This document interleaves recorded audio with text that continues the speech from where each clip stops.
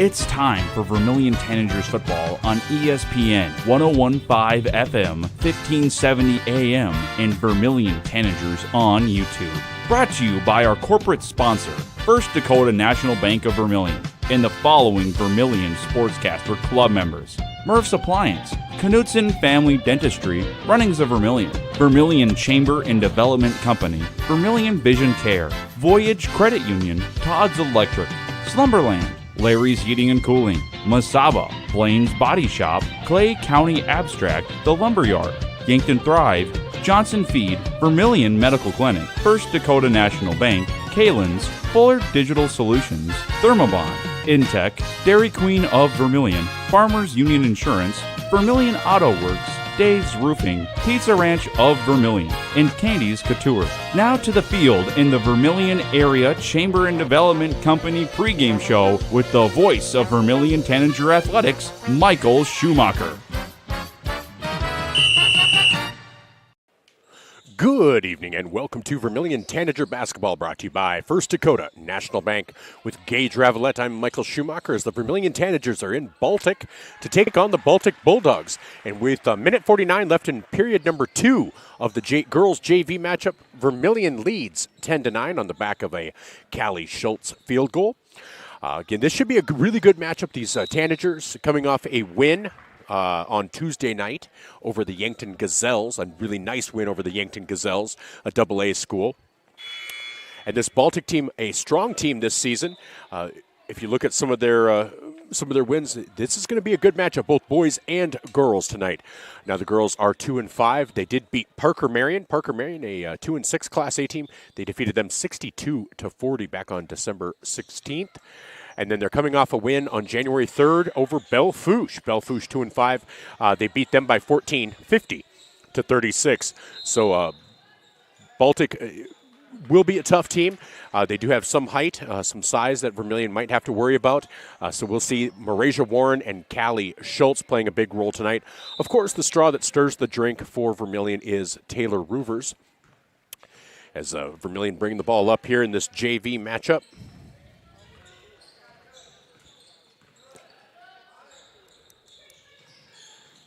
As Tessa Nelson gets it down to Callie Schultz on the block. Schultz backs her opponent down and cannot connect on the layup. Rebound to Baltic as they're moving left to right here.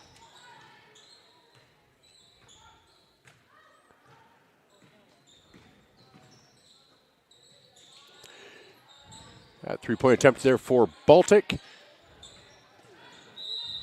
No good.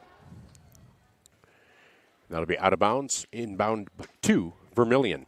So right now with 48.8 seconds to go in quarter number 2, Vermillion JV leads Baltic by a score of 10-9. Checking out is Tessa Nelson. You have Haley Stanek out there along with Callie Schultz. Caitlin Dreesen along with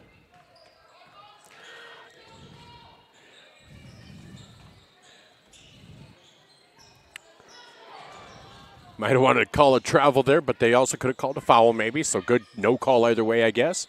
As Vermillion is unable to connect, and Baltic coming the other way with 23.5 seconds to go. Shot clock is off here in this JV matchup, and that is knocked away with now 16 seconds to go.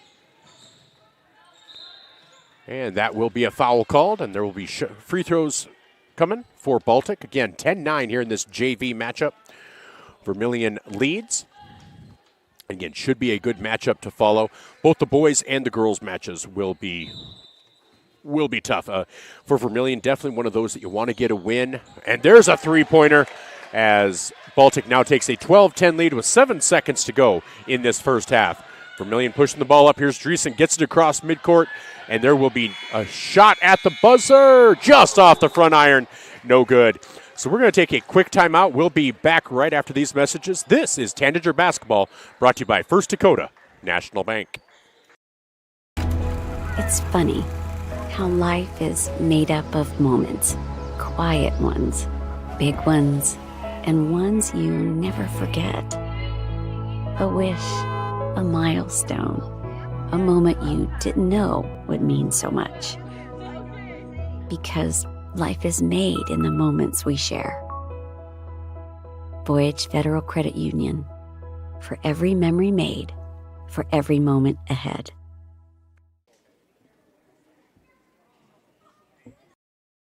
Candice Couture is your complete women's lingerie shop. Bras, underwear, PJs, loungewear, swimwear, sports bras, activewear, and much, much more. Small to 3 extra large and over 200 different sizes of bras. AA to O cup bands 28 to 56 in store. Candice Couture, 17 West Main Street.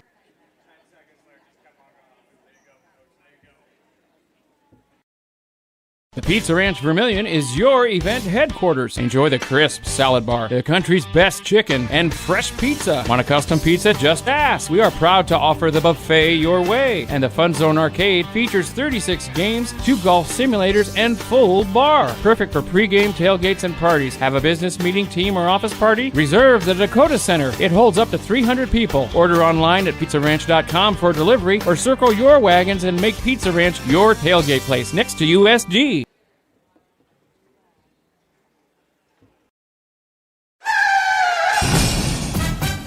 In a situation like this, the first thing you do, of course, is make sure everybody's okay. And then you're thinking, you better call your insurance person. No, just call Justin. At Vermillion Auto Works, you see Justin handles all the insurance claims and gives free quotes. Not everybody does the free quote thing anymore, you know. So call Justin at Vermillion Auto Works. He'll take care of the situation. Carrying WeatherTech, Rough Country, and Tuxedo. Vermillion Auto Works.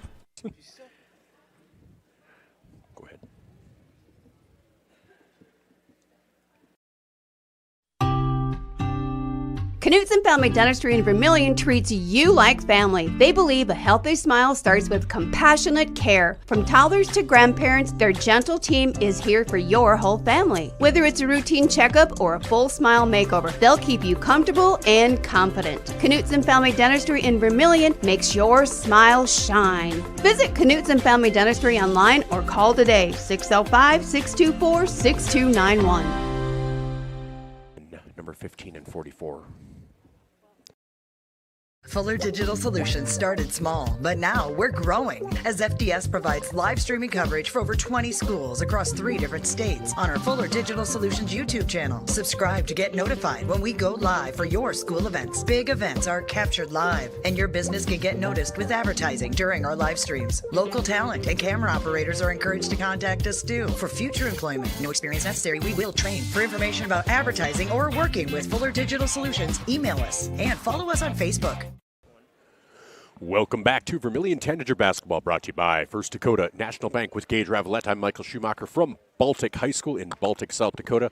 A fairly new gymnasium. I believe this is the second year of existence. We walked in the one door and walked through, and it's a really nice facility. And then we're hearing basketballs bounce, and we thought, oh yeah, well that was the old gym. That was the middle school gym, so then we had to continue walking, and you can definitely tell this is the newer of the two facilities, but it's really nice, I believe. I think it's one of the nicer, especially Class A schools I've been to. Yeah, I didn't realize the school was that big. We parked on the complete opposite side of this place that we needed to. We had to walk through all those things. I bet most people thought we were going to class. It almost felt like we walked in through the school, but we're finally here in the gym, and yes, you're right. It is pretty nice. Well, for you, maybe. For me, they're thinking I'm like that Steve Buscemi meme. Well, hello, fellow students. I like to think of myself young at heart, but nobody's confusing me for going to class. Yeah, that's probably right. Well, now you could have fought that one a little bit harder, but principal, AD, anybody. Exactly. And so we're here at the half where in JV action, Vermillion trails 12-10. Leading scorer for Vermillion is Callie Schultz. Now, she will not play in the second half. She and Tessa Nelson, obviously prime players in the rotation for varsity. And so they will be down in the locker room already after this half. So they will not play in the second half. Also for Vermillion, you have Dylan Wagner with 2 points and Tessa Nelson with 2. For Baltic, their leading scorer is number 40, Ellie Kvali, 5'7" forward, freshman. She has 5 points. There's 3 points for Kaylee Simmonsma, a 5'4" sophomore guard. Then 2 points each. 2 points each for both Hannah Heckman, a 5'7" sophomore forward, and Marley Lambert, a 5'6", freshman guard. So we get ready for quarter number 3.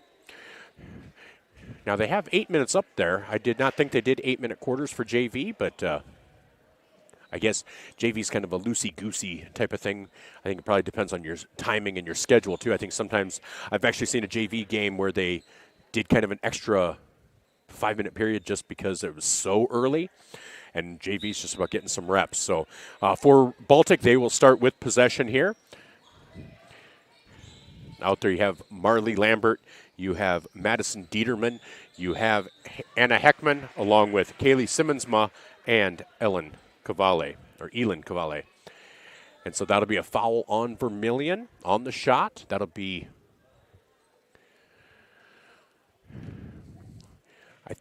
21. Dylan Wagner, that is Dylan's second. They still had Callie's up there from the first half, her last foul.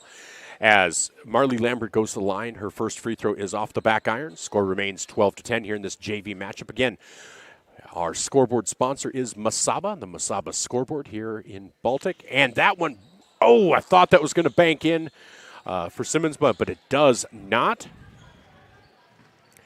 So rebound to Vermillion.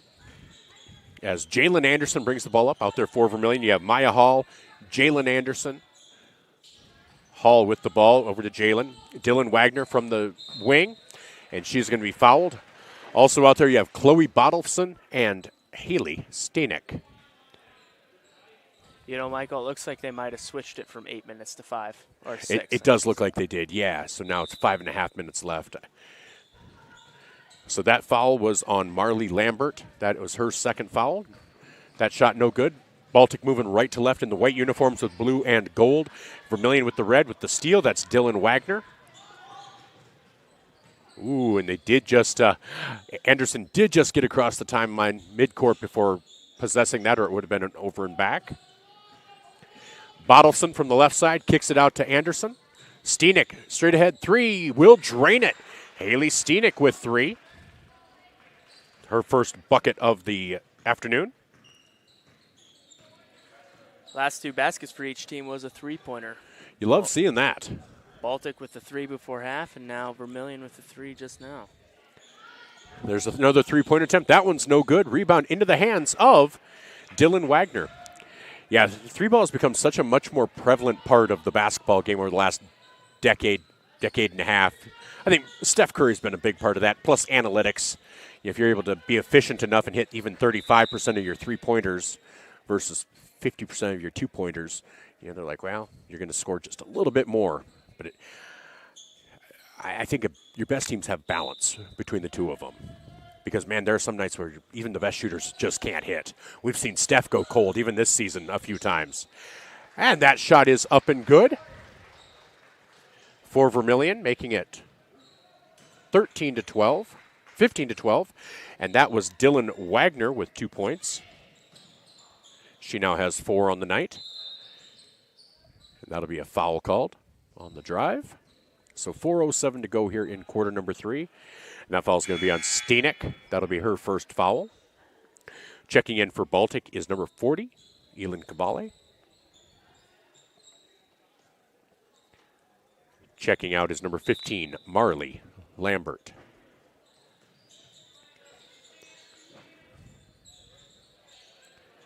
Here's Anna Heckman.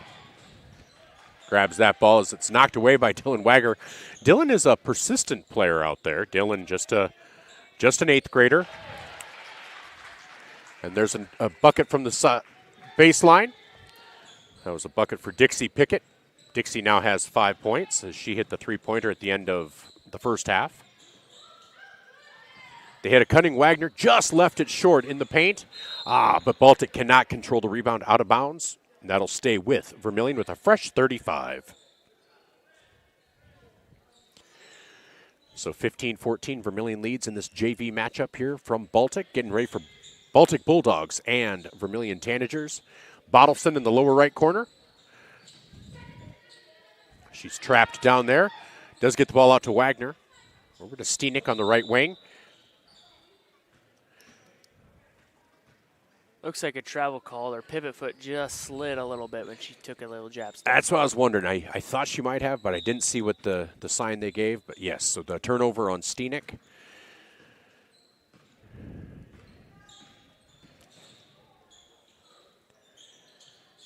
As it's Dieterman, Cavalli.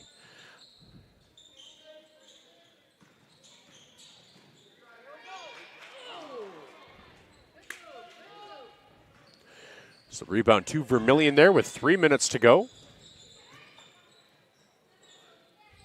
As Maya Hall with the ball at the top of the key, gets it over to Wagner. Bottleson on the right wing now. And that'll be knocked out of bounds by Baltic. So checking in for Vermillion now, you have Claire Dreesen as well as Katie Sorensen. Checking out Jalen Anderson and Dylan Wagner, it looks like. So here's Dreesen with the ball. Brings it back around to the top of the key. Gets it over to Sorensen. Gets it to Hall. Hall loses control, driving into the paint. And that ball is on the floor, recovered by Baltic. As here comes Madison Dieterman. Dieterman from the free throw line does not connect. That'll be saved there by Anna Heckman, but that'll be a jump ball. And that will go back to Vermillion with 2:24 to go in quarter number 3. Vermillion leads 15-14 of this JV action. Again, a bit of an early start. Again, I was telling Gage, I looked in 3 different spots and I got 3 different start times for varsity. So we got here early because we're like, well, if it's the earliest one, I'd like to be there. You know, I'd rather be early than late. And here's a steal by Heckman. Heckman driving into the paint. Nice job by Wagner to track that down. And Dylan's one of those, when I was up in Groton, she came up and helped me because my cameraman got sick, so he didn't make the trip with me. So she came up and helped me. But, you know, I broadcast softball last year, but when they're wearing a helmet and their goggles and all of that, they look far different than when I see them, you know, in normal clothes and out of context. Stranger sneaking up on you, I bet. Yes. Yes, it was like, what the heck? And then they know you, and you're like, and you are? But you try to be nice about it because you're like, am I supposed to know this person? So Bottleson out to Wagner, left it just short from 3. Heckman with the rebound for Baltic. Things are getting hectic down there. Nice job by Dieterman. Kicks it out to Cavalli. Cavalli for 3, and she hits. So Elin Cavalli with 3 now. That gives her 8 points of the 17 for Baltic. They have now taken that 17-15 lead. Both teams have scored 5 points this quarter. Here's Dreesen. Thought about the 3 from the top of the key.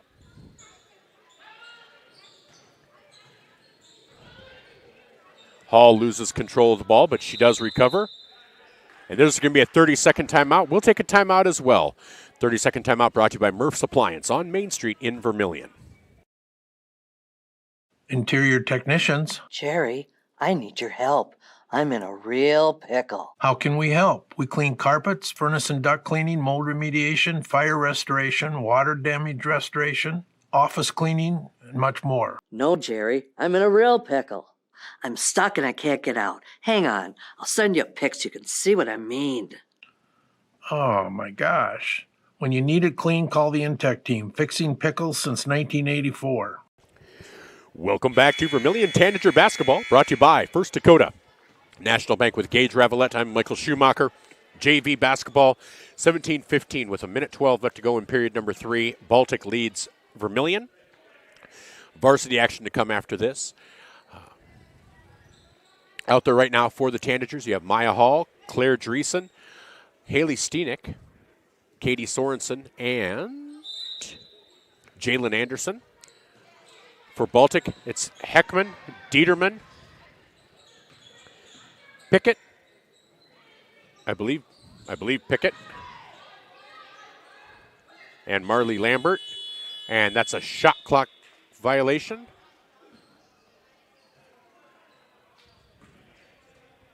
I don't think the girls realize that the shot clock doesn't reset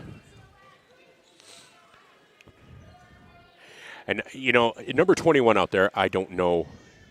There's two of them, and so I don't know if it's Pickett or Simmonsma, so I apologize if it's one and not the other. They're both about the same height, and I don't know them, so I apologize. As Anna Heckman goes in, right-hander, just off the back iron. Nice job by Steenick to grab that, and I think we'll have a jump ball. No. Oh, no, they're going to call a foul on 21. Okay.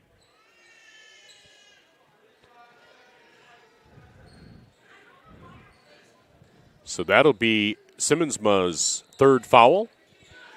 As Dreesen is trapped, gets it out to Sorensen, and that is stolen away by Anna Heckman. Nice defense there. Nice press by Baltic's JV. And that'll be out of bounds, though, off of Baltic, off the missed shot. So nice press there by Baltic. Really had Vermillion confused. And Heckman was able to step in front of a pass. And they're continuing that press here as Anderson gets it into Katie Sorensen. Sorensen picks up her dribble, trapped a little bit as they need to get it across. And here's Steenick, gets it across midcourt.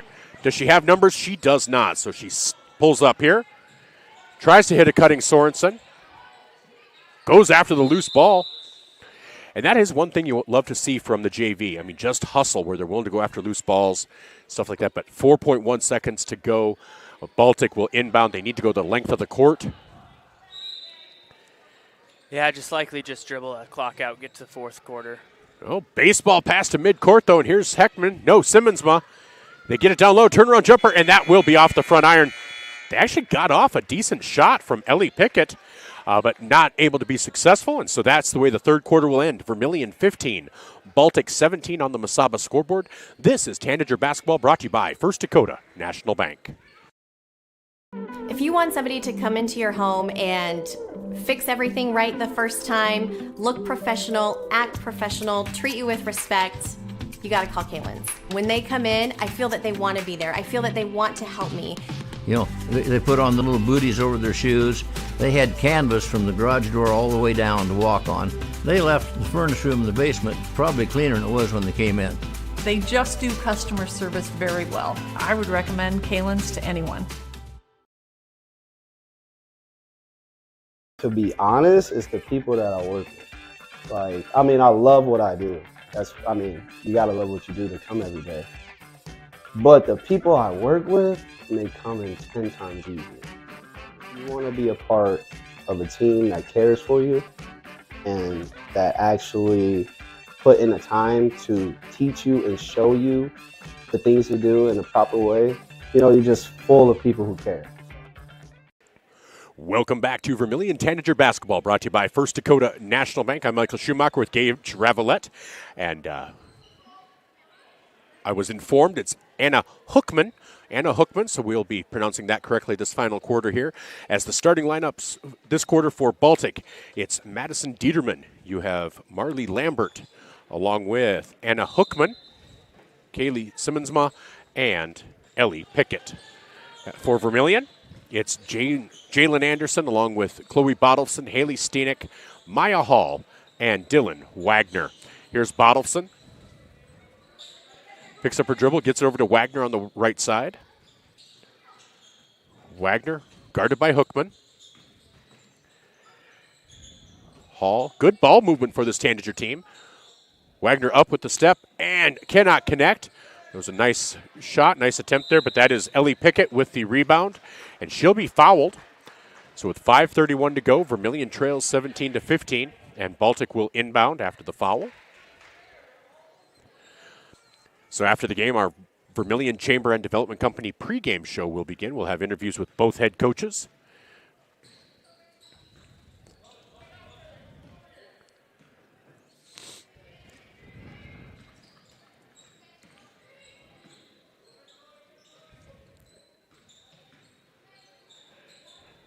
All right, so here's Madison Dieterman.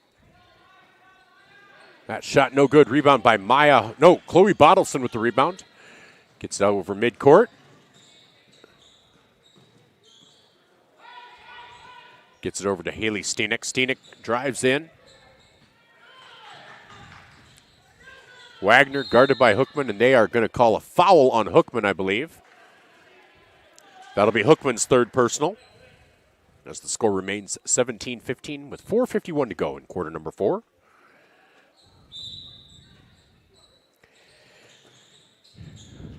Again, Tessa Nelson and Callie Schultz both went to the locker room at halftime. They're both prominent members of that rotation for the Tanagers at the varsity level, but they do like getting them the 2 quarters of action here. So Bottleson in the lower left corner, and she is going to be fouled by Marley Lambert.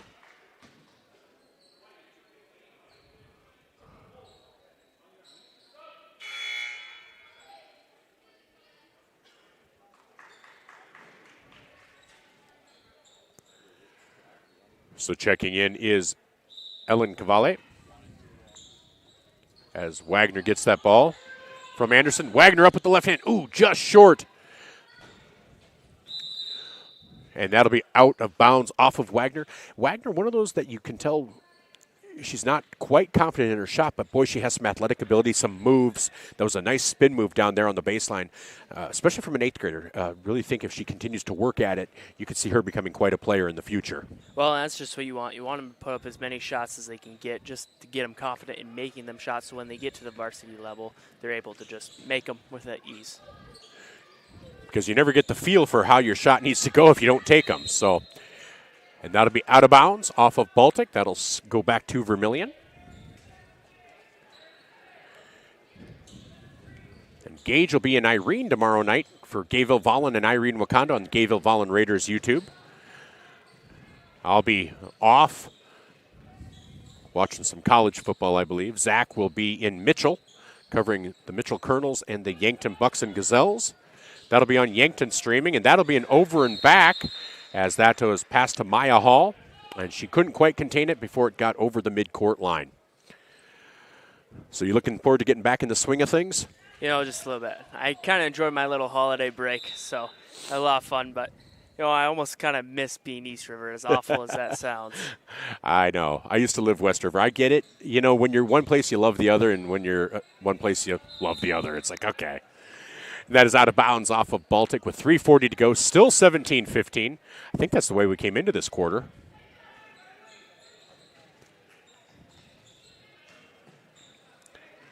So here's Jalen Anderson going down the left side, gets it to the top of the key, picks it up, gets it over to Hall. Hall into the paint, kicks it out to Bottleson. Bottleson drives the baseline, and they're going to call a foul on the floor on 4-0. Yep. That'll be on Cavalli. That'll be her second. So Vermillion will inbound. It'll be Jalen Anderson along the baseline. Gets it into Wagner. Wagner back to Anderson. Anderson thought about the 3. Goes in. Little jumper in the paint. Oh, it rolls in and out. Rebound into the Bulldogs as Dieterman brings the ball up.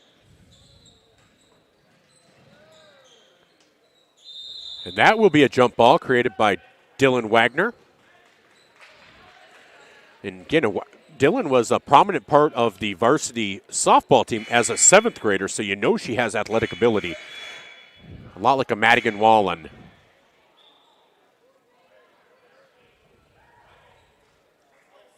Oh, they're saying it's white ball. Yep, because Vermillion started possession this quarter.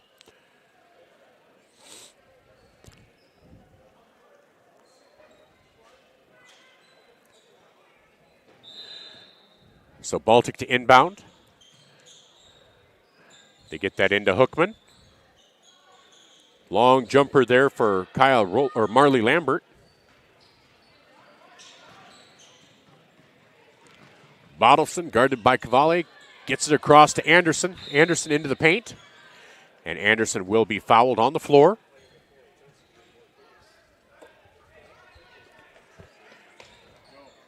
As that foul is on Hookman. That is Hookman's 4th personal. People starting to filter in now as Anderson gets it up top to Haley Steenek. 2:49 to go here in quarter number 4 of this JV matchup. As Wagner tries to get it down low, that is intercepted by Cavalli. And that'll be another jump ball.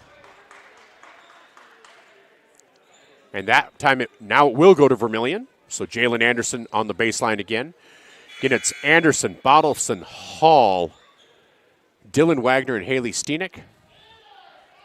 Coming in now for Ellie Pickett is Madison Dieterman, along with Anna Hookman out there, Ellen Cavale, Marley Lambert, and Kaylee Simmonsma.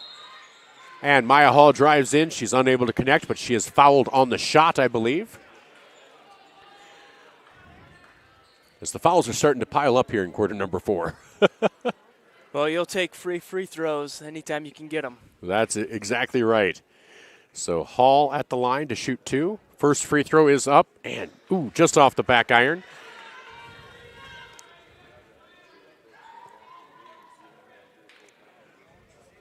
So no score as of yet in this quarter. Still remains 17-15. Hall's second free throw is up and good. 17-16. Vermillion within 1 with 2.5 minutes to go.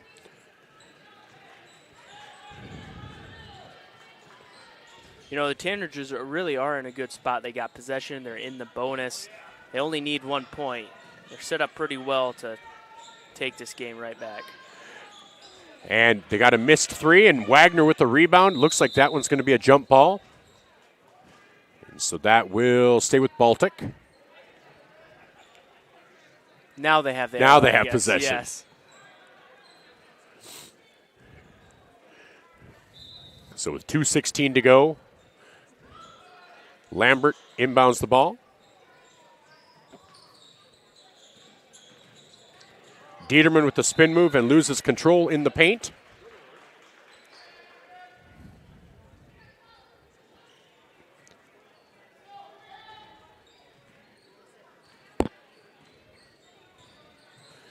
So here's Jalen Anderson. Over to Wagner, down low. Bottleson kicks it out to Steenek.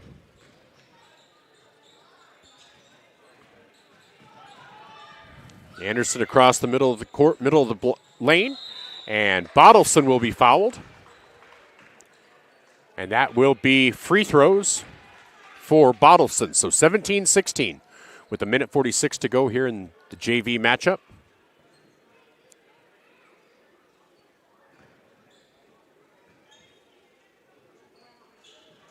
First free throw from Bottleson is good. We now have a tie game with 1:46 to go.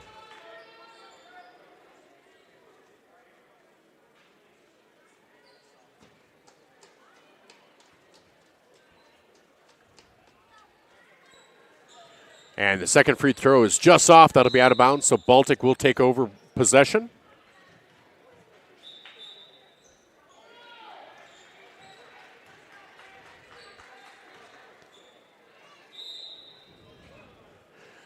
So with 1:46 to go, Baltic bringing the ball up. It's Madison Dieterman bringing it across midcourt.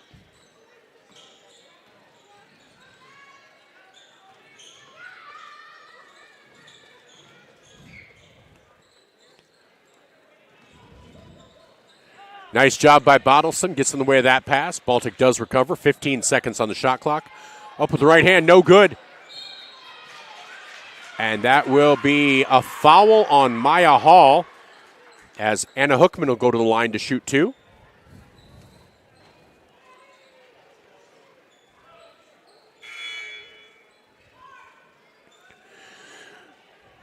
So on the Masaba scoreboard, we're tied at 17 with 1:20 to go. This is Tanager Basketball, brought to you by First Dakota National Bank. Again, we'll have the Vermillion Chamber and Development Company pregame show following this game as we get ready for some JV action. And Madison Dieterman dribbles off her foot. That'll be out of bounds. So with 1:16 to go, it's tied at 17, and Vermillion will inbound the ball. Kind of feels like next team to score wins, it feels like, the way things are going right now. As here's Jalen Anderson, gets it across to Wagner. Wagner hits a cutting Anderson. Anderson loses control in the paint, though. They try to get it back, and that will be a foul on Anderson.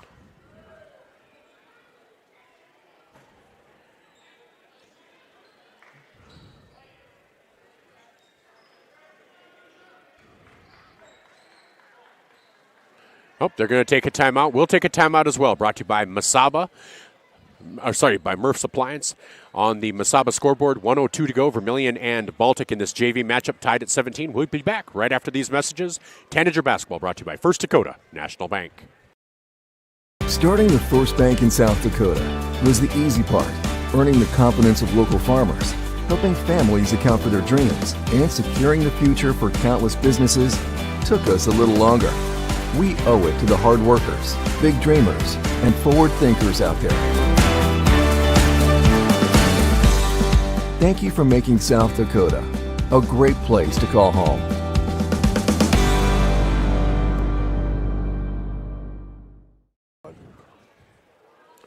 Welcome back to Vermillion Tanager basketball, brought to you by First Dakota National Bank.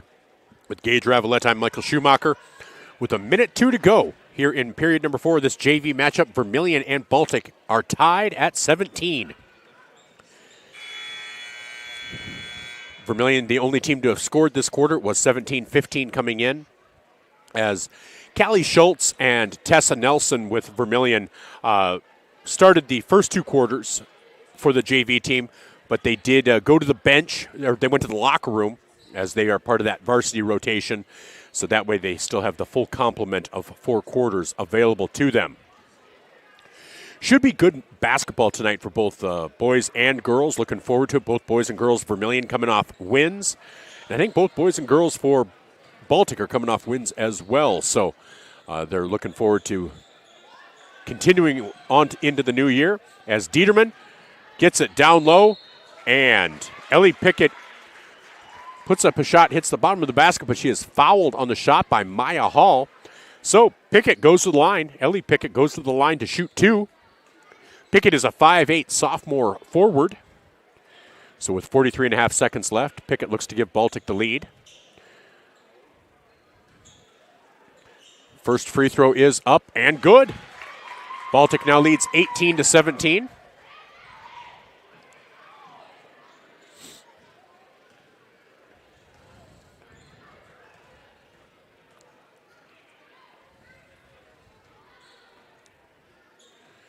And second free throw rims out and about, and that will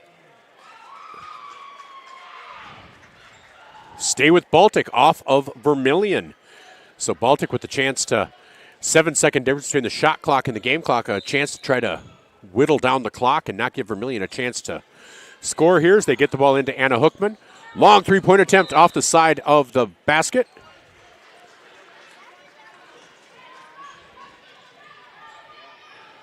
So Vermillion will inbound. Chloe Bottleson along the baseline gets it over to Jalen Anderson. Trying to bring the ball up. Guarded closely by Dieterman. But Anderson gets it across midcourt, across the timeline. Here's Wagner. And they're going to call a foul on Hookman. Now, that's a problem for 2 reasons for Hookman. That's her 5th, I believe. So she's now fouled out. She's the one of the leading players for this Baltic JV team. And Dylan Wagner goes to the line to shoot 2 free throws with 22.7 seconds to go. And I know the wins and losses at the JV level, don't affect anything, but it's always nice to get that victory. Yeah, all she has to do is make one, just at least force overtime. But, like you said, wins do kind of matter in the hearts of the players at least. They do. And first one, off the back iron. So this one to try to tie it up. And free throws, just like at the varsity level, always important. So Wagner's second free throw coming up here. That one will roll in. So Dylan Wagner has tied it up at 18. They get it ahead to Ellie Pickett. Pickett across the court. And that is down to Kaylee Simmonsma, and that'll be out of bounds off of Baltic. That'll go to Vermillion. No. Oh, they called a foul. I'm sorry. I thought they were pointing in the possession arrow. So not a bonus yet, though, for Baltic, as they do take a quick timeout. Baltic does for the inbound play. So we'll take a quick 30-second timeout as well, brought to you by Murph's Appliance on Main Street in Vermillion. Truckers, commercial fleet, car owners, when you need a DOT inspection, you need a battery, oil change, diagnostic, or specialized tire service for farm, auto, and heavy equipment, JFI will get your vehicle repaired and washed and back on the road. JFI proudly supports Vermillion Tanagers, the community of Vermillion, in business for nearly 100 years for a reason. JFI is the best, and that's no lie. JFI 1218 Compton Court, Vermillion. Welcome back to Vermillion Tanager Basketball, brought to you by First Dakota National Bank. 15.1 seconds remaining in this JV matchup. Tied at 18. Baltic called a timeout. They have the ball. They will have possession here as we get ready for the girls and boys matchups coming up with the varsity. Should be good ones. The Vermillion Tanager girls team that we saw against Yankton felt more like the Tanager girls that we saw being so dominant against Ponca and Sergeant Bluff Luton. Less like the team that came out. I don't know if they were flat against Groton. Rusty, they hadn't played in almost 2 weeks, whereas Groton had just played on Tuesday. You know, Groton had that perfect balance of shaking off the rust, but having the rest of 4 days. So as Baltic gets this ball in, gets it into Pickett. Pickett in the corner, over to Cavalli. Cavalli, dribbles that out of bounds. So 9.7 seconds to go. Tied up here. Vermillion with the ball.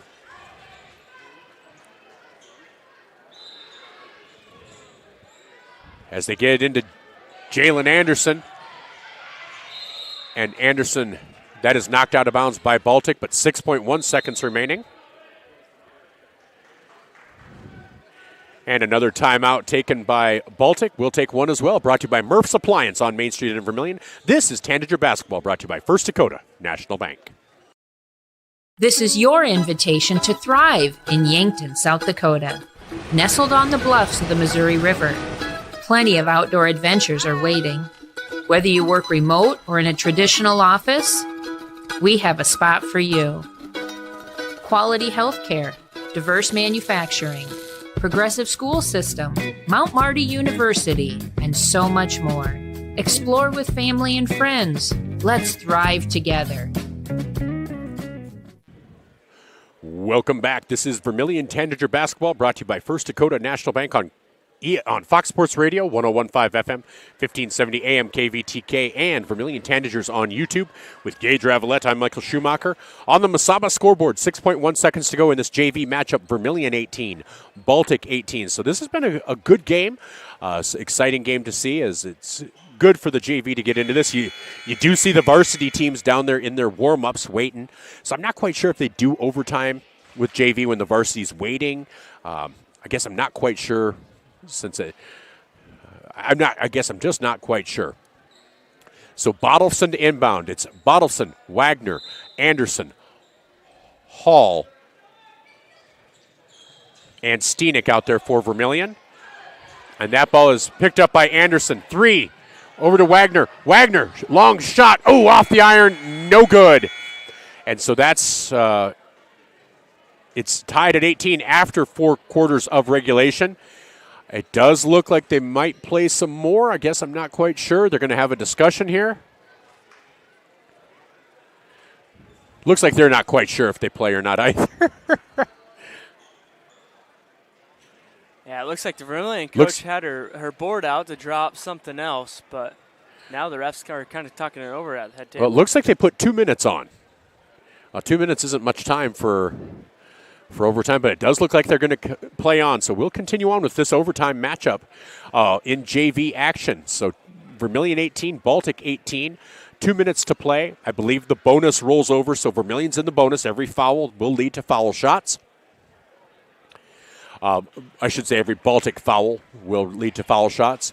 I can't quite see how many fouls Vermillion has committed as a team. It's behind the shot clock there. So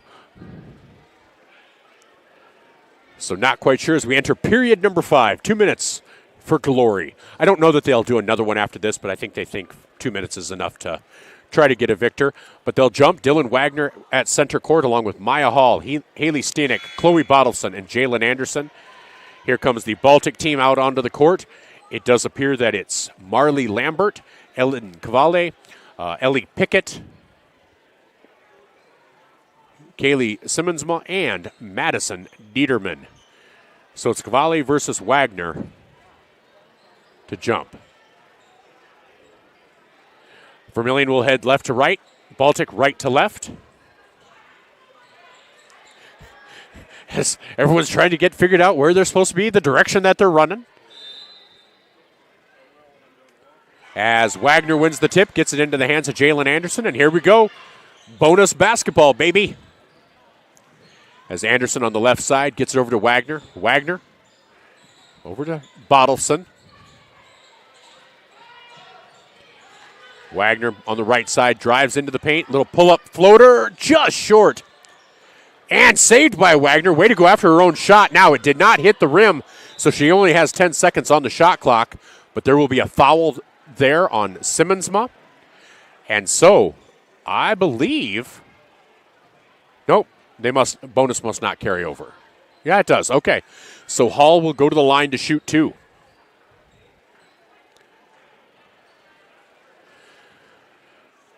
So 1:33 to go. Vermillion trying to take the lead here. And Hall can't get that first one to fall.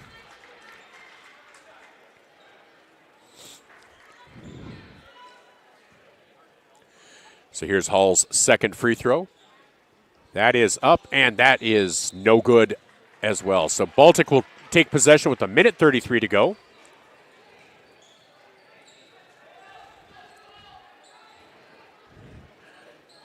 So who do you think wins tonight? Ole Miss or Miami?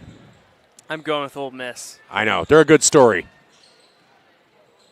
Having a backup coach, or I shouldn't say backup, but interim coach. Yeah. You win your first one against the powerhouse, Georgia.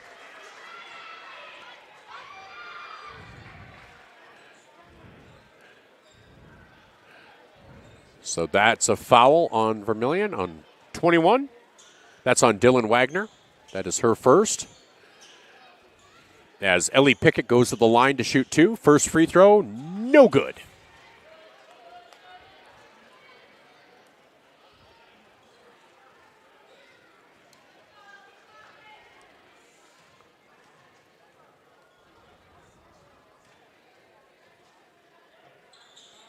Second free throw is up and good. Baltic has a 19-18 lead with 1:17 to go here in overtime. Jalen Anderson brings the ball up on the left side. Out of bounds off of Baltic, so Vermillion will inbound with 30 seconds to go on the shot clock.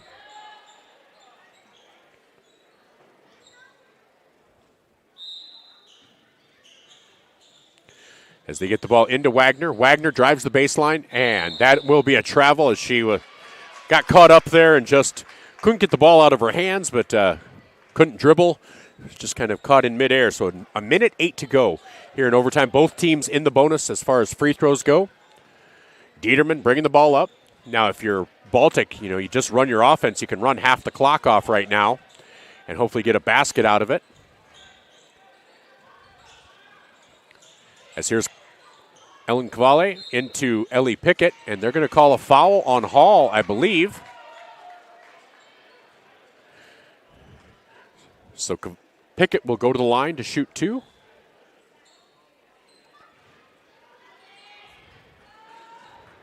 So with 50 seconds to go in overtime, Vermillion JV trails 19-18 to the Baltic Bulldogs.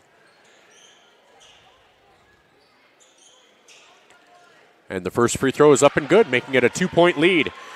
One thing to note for Vermillion especially, a lot of 8th graders, when you start looking at Claire Dreesen, Maya Hall, Tessa Nelson, Dylan Wagner, Nora Murlum, Jalen Anderson, Bryn Richardson, a lot of 8th graders playing on this JV team. So a lot of youth getting some good experience here. And she makes both, making it a 3-point lead with 50.3 seconds to go, 21-18.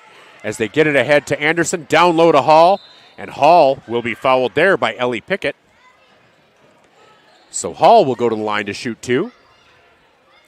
And again, we will have our varsity matchup, our Vermillion Chamber and Development Company pregame show right after this game ends, which we will feature interviews with both Coach John Brooks and Sam Muston of Baltic and Vermillion. And Hall, boy, she's just having trouble hitting anything from the free throw line.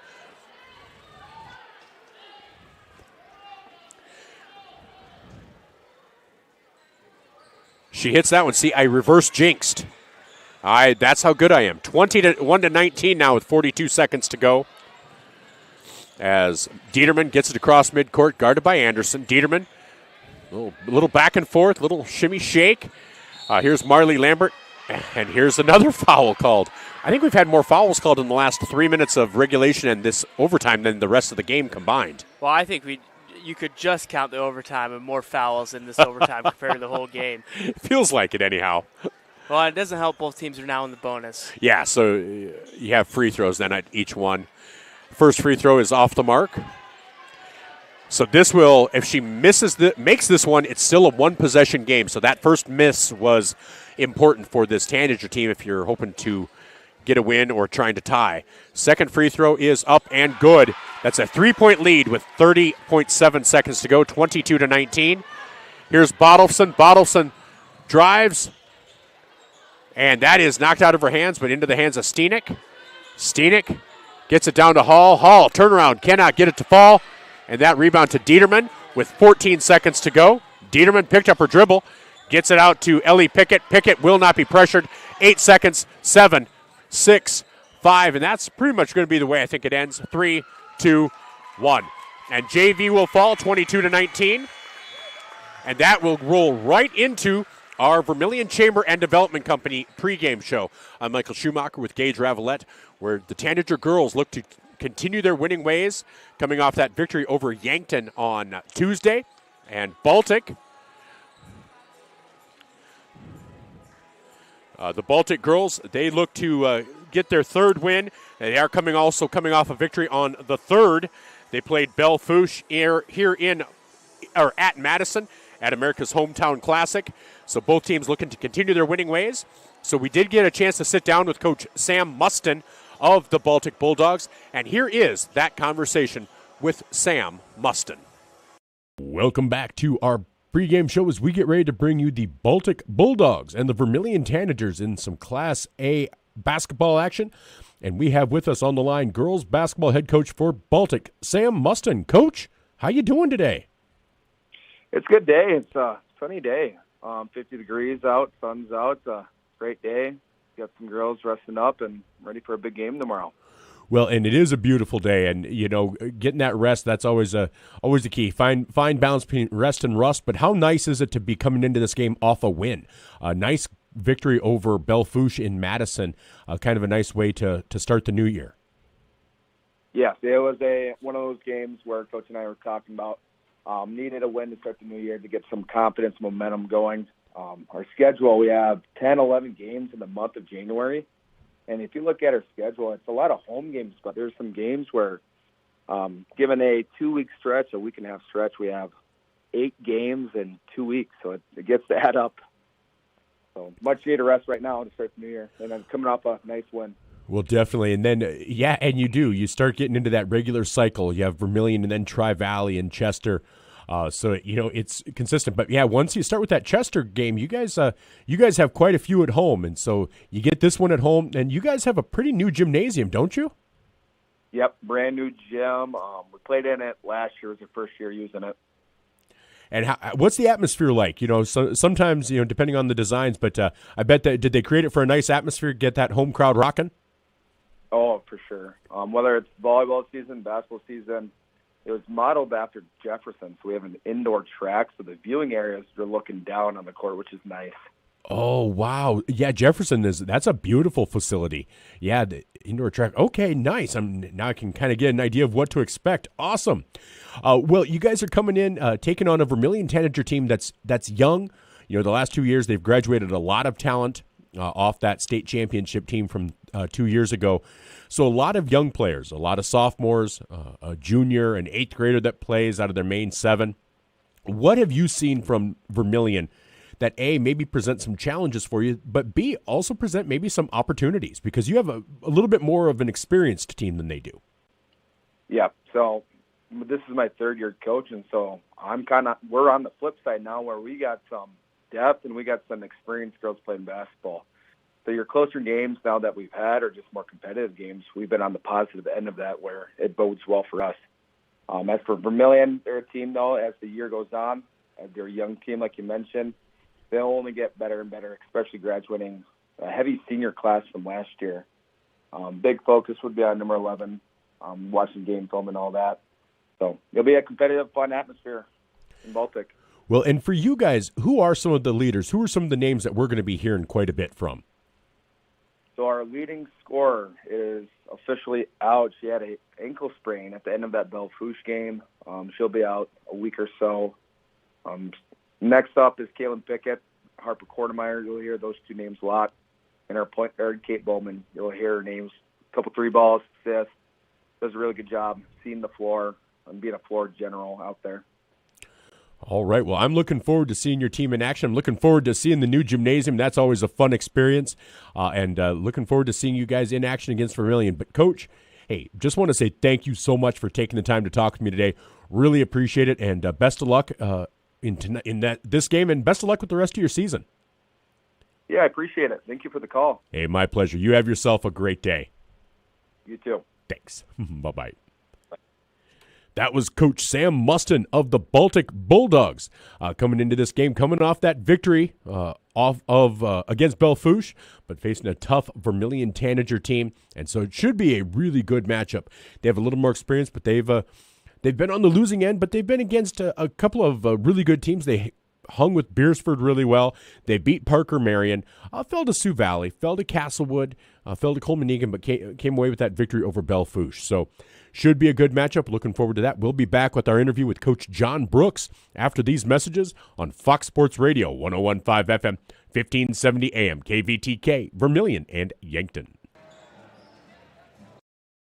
Get the finest wood in the neighborhood, down at the lumberyard. But it's not just wood at the lumberyard. With a wide variety of quality building materials, the folks at the lumberyard can help you with all of your project needs. Whether it be paint, siding, cabinets, windows, or of course lumber, the lumberyard is ready to help. The best wood in the neighborhood at the lumberyard, 1000 West Cherry Street in Vermillion.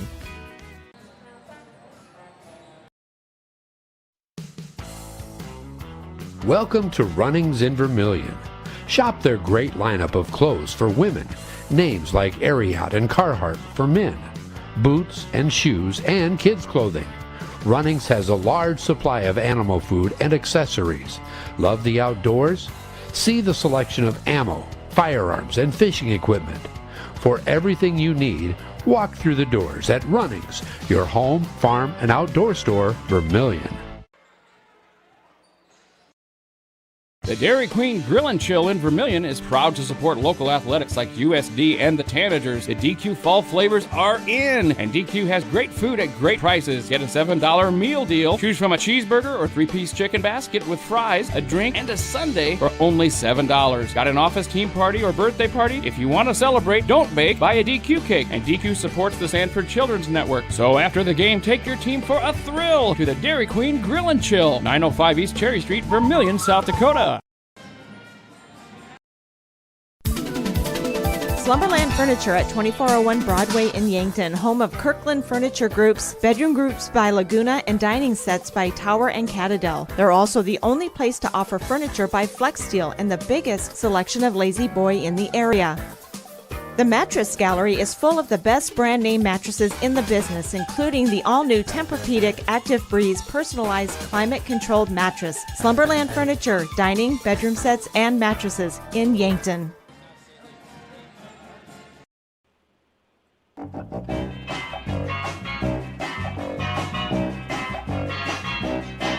In the middle of the earth. Welcome back as we get ready to bring you some Vermillion Tanager basketball as they are in Baltic to take on the Baltic Bulldogs. And it's Baltic Bulldogs, so we played Bilbo Baggins, double Bs. And we're talking some Tanager girls basketball with Coach John Brooks. Coach, how you feeling today? Doing well, Michael. Thanks. Well, and it always feels good coming off a really nice victory. You guys took on a double A team in Yankton that has a lot of talent, a lot of good guard play, whether you're looking at Eden Wolfgram, September Rao, Nora Kraski, just a lot of talent. And it felt like both offensively and defensively, you guys played a really nice game, a really nice bounce back from that Groton area game. Yeah, really happy with the way our girls played. Yankton they get after you with their guards, and they have really good guard play. They're strong, they're fast. I thought they defended really well, but our girls made some good adjustments, and we kind of told our girls before the game, we need kids to impact the game, and I thought we had a lot of kids impact the game in different ways, and that's what we're kind of looking for here moving forward. Well, and it's kind of been the story of the season. Taylor does her thing, and that's you love to see that. But, man, you had some other girls stepping up in different ways, and just kind of talk about what that means to this team as you guys move on, because it wasn't just Taylor. Taylor was distributing. Taylor was scoring, but, you had Tessa hitting. You had Lexi Hansen really kind of had, I think, her best game of the season, whether it was just the way she was playing, her outside shooting, anything like that. But just kind of talk about the impact and what that means to you guys. Early in the season, the first couple of games, we did really put the ball in Taylor's hands and trying to, kind of ease these kids into varsity basketball. And now these last couple of games, we're trying to turn more kids loose and not put so much pressure on Taylor, get the ball in other kids' hands, allow them to start making some plays as they become more comfortable. And we're starting to see that now, and we're looking for that more balance on offense and not relying so heavily on Taylor. And I thought Callie and Malaysia had big games for us underneath the hoop, rebounding the basketball, and we had some nice finishes down there. Like you said, Lexi's really coming on here the last couple of games, been in double figures the last 2 games, which we need out of her. And I thought Izzy really impacted the game defensively. Had a lot, she's so fast, so quick, gets her hands on everything. And then, Tessa and Shay are still out there shooting the basketball. They're good shooters where we need them. So I think everybody's starting to get more and more comfortable, and it's just it's a process, and we're getting better with it. Well, and you mentioned, too, that I wanted to mention Malaysia and Callie, just because the focus is so much on the guard play, and that's important. But obviously you're going to be playing some teams that have some bigger bodies, down low in the post.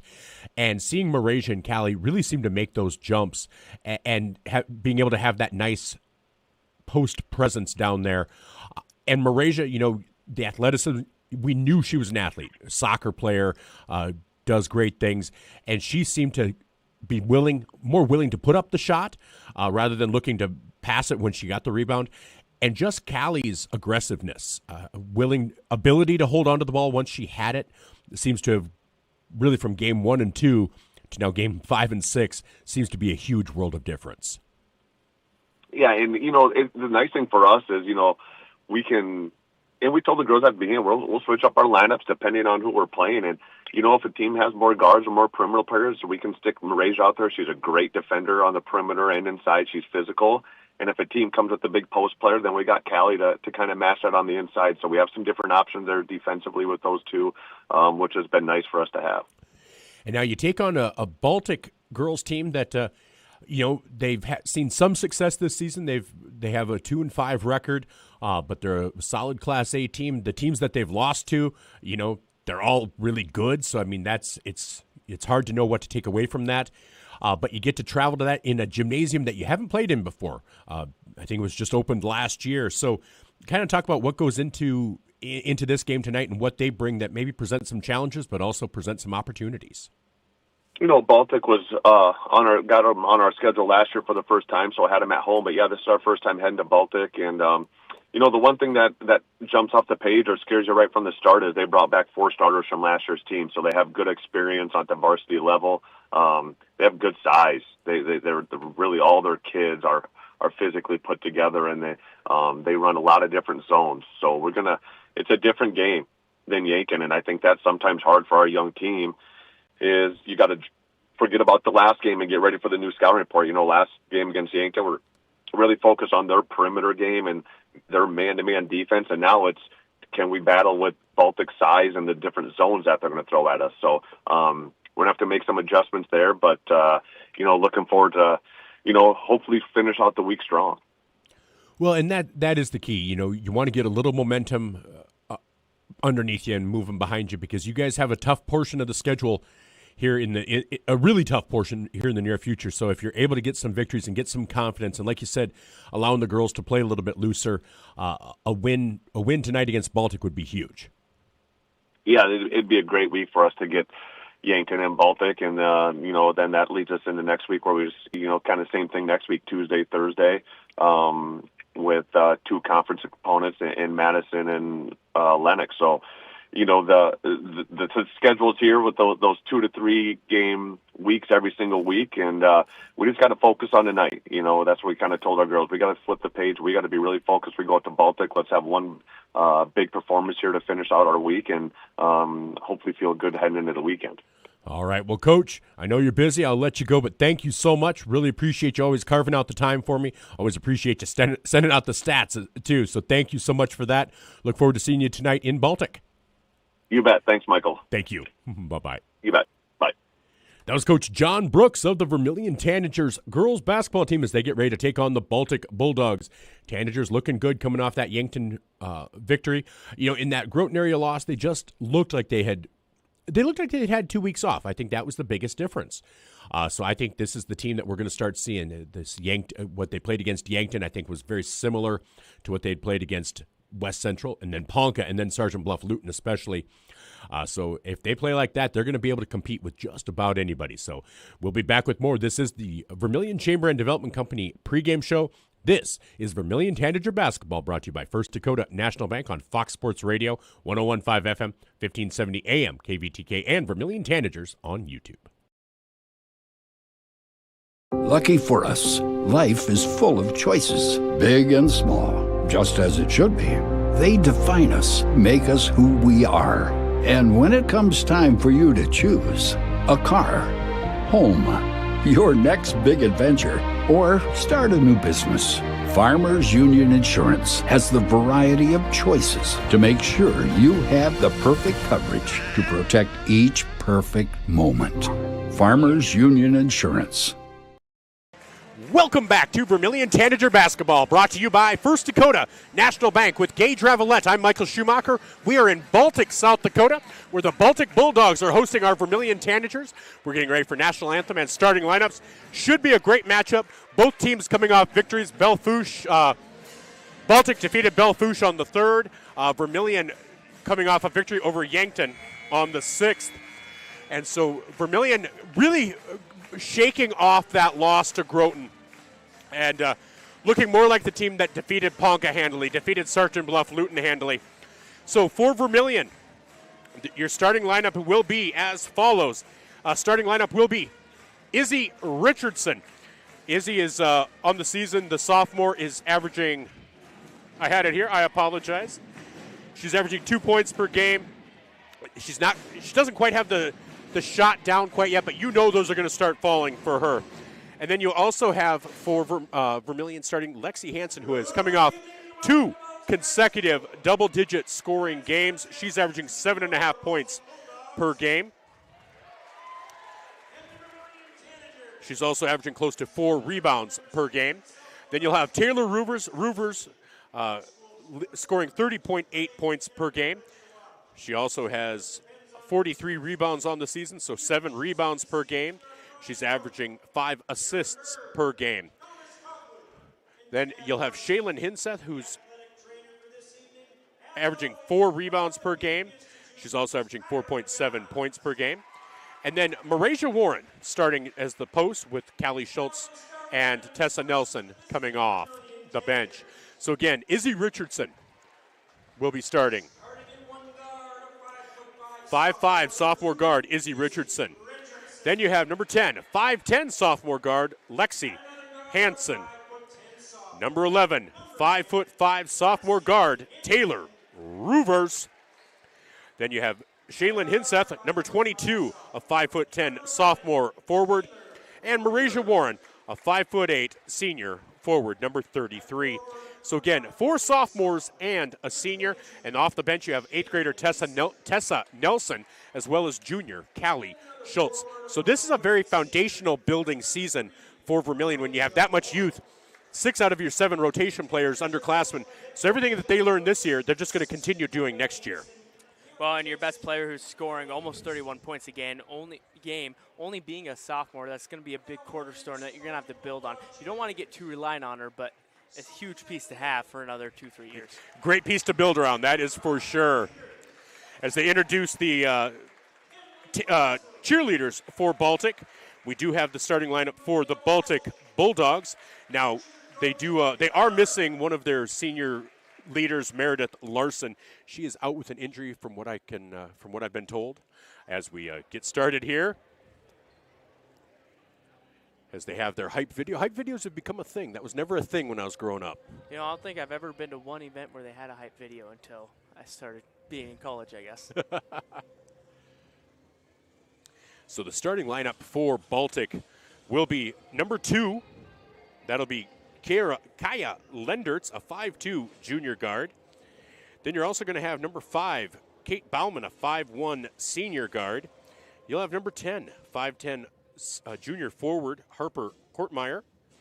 Then you also have number 12, 5'8 senior forward, Caitlin Pickett. And number 14, 5'5 senior guard, Sadie Holt. So again, Vermillion probably with the advantage tonight, but Baltic, they coming off that victory over Belle-Fourche, feeling really, really good. Baltic will be in white tonight with the blue numbers and letters with gold trim. Vermillion in all red with white letters and numbers with black trim and black pinstriping. So that will be your uniforms for tonight as they get ready to bring you the starting lineups for the Baltic Bulldogs.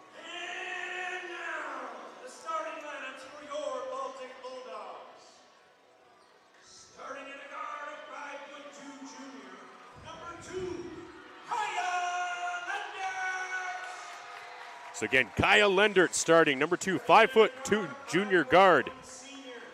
5'1", 5'1" senior guard. Number 5, Kate Bowman.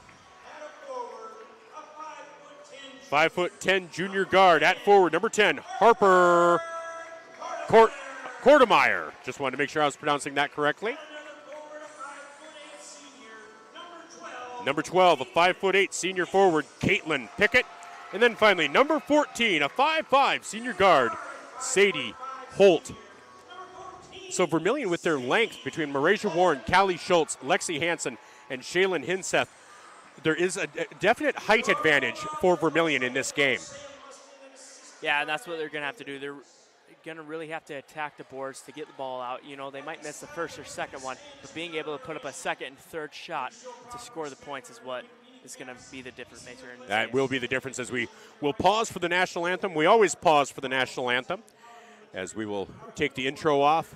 And again, want to thank the veterans in my life, my daughter Leela, serving in the National Guard in North Carolina, as the pep band from Baltic will play the national anthem.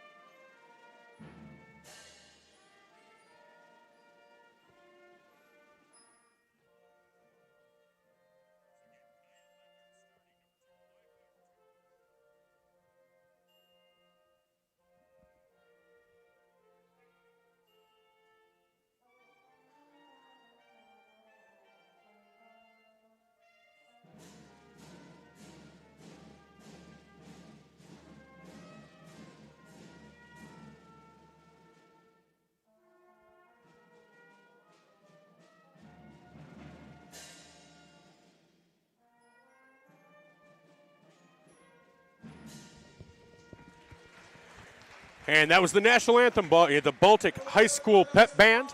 Again, I always want to thank the veterans in my life. My daughter, Leela Schumacher, serving the National Guard in North Carolina. My dad, Gary Schumacher, who served in the Vietnam era in the Army. My uncle, Leroy Schumacher, who served in the Army during the Korean War era.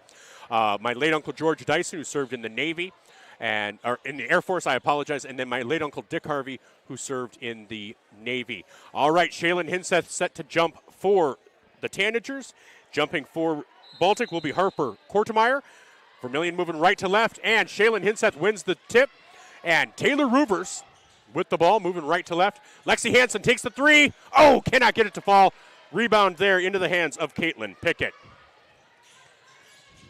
Pickett over to Kortemeyer. Kortemeyer just inside the three-point line. Kicks it across, skip pass there. And that is off, recovered by Taylor Ruvers. So steal by Ruvers, gets it into Lexi Hansen. Back to Ruvers at the top of the key.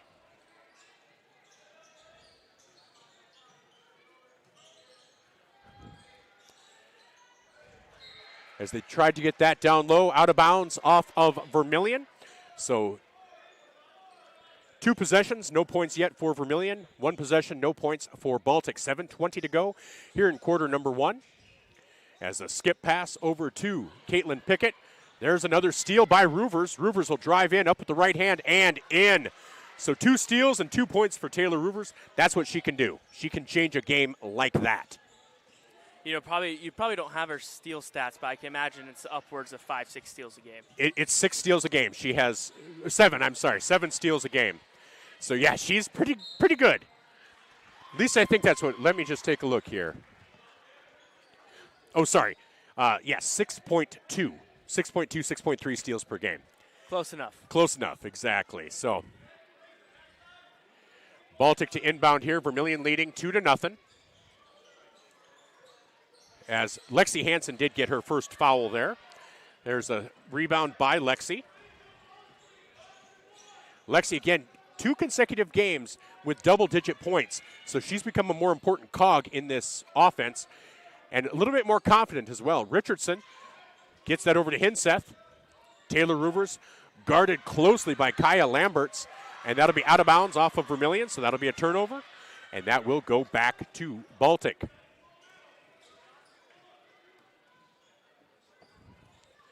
So Ruvers obviously getting a lot of attention. It'll be important for other Tanagers to get into the groove early on.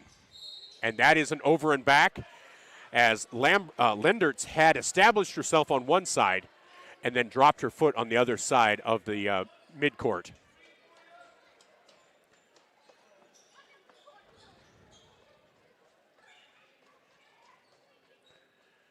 As there was some debris on the court there that got picked up. So inbounding will be Izzy Richardson. Gets it to Taylor Ruvers. Ruvers for 3, just off the back iron. And that is a rebound there by Lendertz.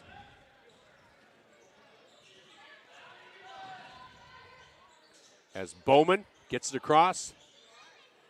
They get it down low to Pickett.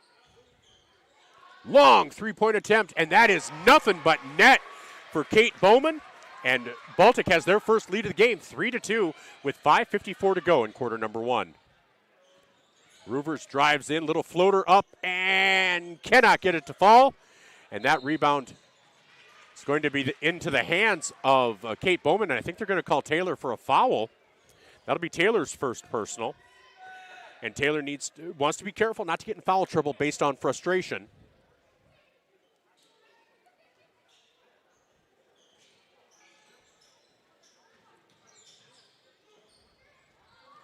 And there's a steal by Richardson.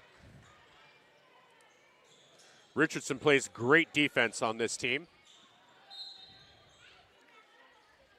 As Richardson averages a steal and a half per game. And now that's going to be a foul on Sadie Holt. That'll be her first personal. First team foul for Baltic.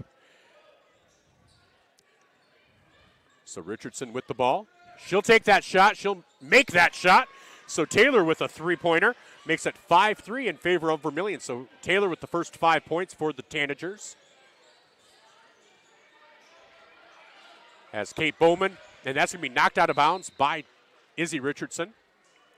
But high pressure defense by Vermillion really keeps them from getting it across the timeline in a timely fashion. And so here is Kate Bowman. They get it in. That layup, no good. Hinseth knocks it into the hands of Lendertz. Nice job by Malaysia to knock that out of the hands of Kortemeyer. And so that'll be an inbound by Baltic with 3 minutes gone. 5-3. It's been a pretty frenetic pace, but a few missed shots, but a lot of great defense on both sides. Yeah, and just kind of 2 big-time shots from the 3-point line for each team as we begin quarter 1. And Kortemeyer sends that up. Malaysia Warren comes down with the rebound, though. As Roovers gets it across to Hinseth. Hinseth for three. Can't hit that, but Malaysia with another rebound. And Malaysia, an all-stater in soccer, who will play, I think, going to Augustana. I'm not quite sure. I'll need to double check. Hinseth will take that three. No good, as that rebound falls down to Kortemeyer. Here's Kortemeyer into the paint, and Kortemeyer will be fouled by Lexi Hansen. And I believe that'll be Lexi's second personal. Yes, that will be Lexi's second, team's third. And so Tessa Nelson will come in for Lexi Hansen here with 4:25 to go in quarter number one, as Lexi has two quick fouls here in the first 3.5 minutes of play. First free throw is no good for Harper Kortemeyer. You could argue that's a good foul. She missed one. Now she has to earn just even 1 point. Exactly. And sometimes those are worth it. You just hate to see her have 2 fouls already, and she misses both. But rebound to Caitlin Pickett. So here's Bowman. Gets it over to Lendertz. Back up top to Bowman. Skip pass over to Holt. And Richardson with the steal, deflected by Malaysia Warren. As Roovers will bring the ball up. Vermillion leads 5-3 halfway through this first quarter.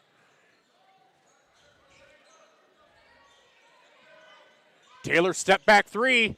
Cannot get it to fall, but Nelson with the rebound. And she will be fouled.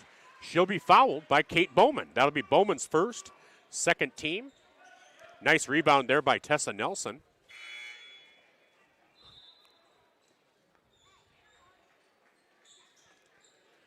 So Roovers along the baseline to inbound.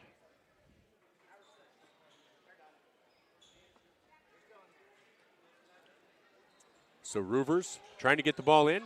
Good defense by Baltic, out to Richardson at the top of the key. And here's Roovers as he drives to her left. Roovers into the paint, little floater up and no good. Rebound into the hands of Caitlin Pickett. And that's going to be a foul on Richardson, I believe.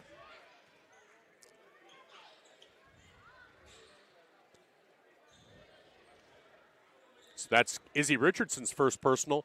Fourth team foul of the quarter, just 4.5 minutes into this game. So with Vermillion only really having a 7-player rotation, foul trouble isn't a great thing for them. Nice steal there by Malaysia, but she did step out of bounds, so that'll go back to Baltic.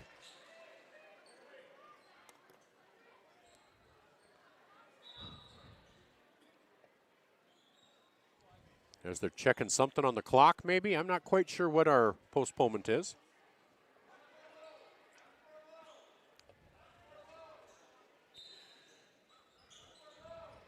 So Kortemeyer gets the ball into Bowman. That ball bounces off of Malaysia's foot and into the hands of Baltic. As having checked in for Baltic is Braylee Parmalee, a 5'6" senior guard. As it does appear Sadie Holt checked out.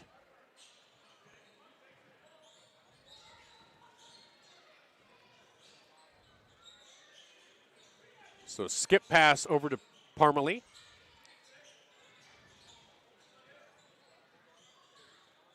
Here's Lendertz with the ball. Good ball movement by this. Wow, they are calling this tight. That is Taylor's second personal now. Wow, that I didn't see a lot there for a foul. I've seen more contact not called already tonight. You know, a little soft, but we probably didn't get to see all of it up here in the. Now we know exactly what they're going to call, though. I think because every official's different. They read that contact differently, and so that is the 5th team foul as Parmalee goes to the line to shoot 2. Now, thankfully for Vermillion, their Baltic has missed all 3 free throws so far. So it's a 5-3 score here with 2:57 to go in quarter number 1 on the Mesaba scoreboard. And they do hit their first free throw. Parmalee does. And Baltic wants to take a timeout. Coach Muston takes a timeout, brought to you by Murph's Appliance on Main Street in Vermillion. On the Mesaba scoreboard, Vermillion 5, Baltic 4 with 2:57 to go. This is Tanager Basketball, brought to you by First Dakota National Bank. Clay County Abstract and Title Company has a complex job that boils down to something very simple: helping you purchase your dream with confidence. When investing in a new home, a new site for your business, or piece of property, you want peace of mind that the property is truly yours. Clay County Abstract and Title Company has been doing just that since 1946. Clay County Abstract and Title Company, proud supporters of Vermillion activities and proud to be a part of your dreams come true. Welcome back to Vermillion Tanager Basketball, brought to you by First Dakota National Bank. With 2:57 to go here in quarter number one, Vermillion leads Baltic by a score of 5-4. Vermillion, a little bit of foul trouble. Lexi Hansen and Taylor Ruvers, the two leading scorers on this team, each have 2 fouls right now. Lexi on the bench, Taylor Ruvers still out there.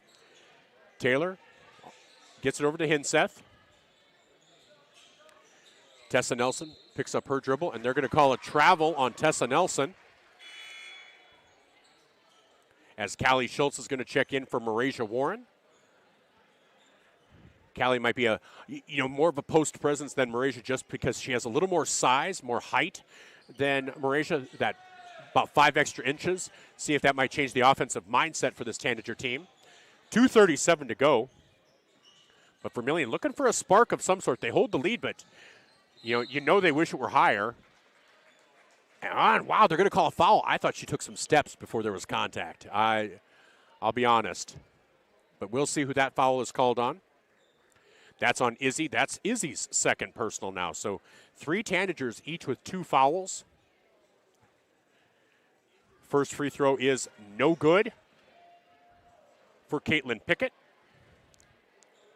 So again, 1 for 5 now from the line for Baltic.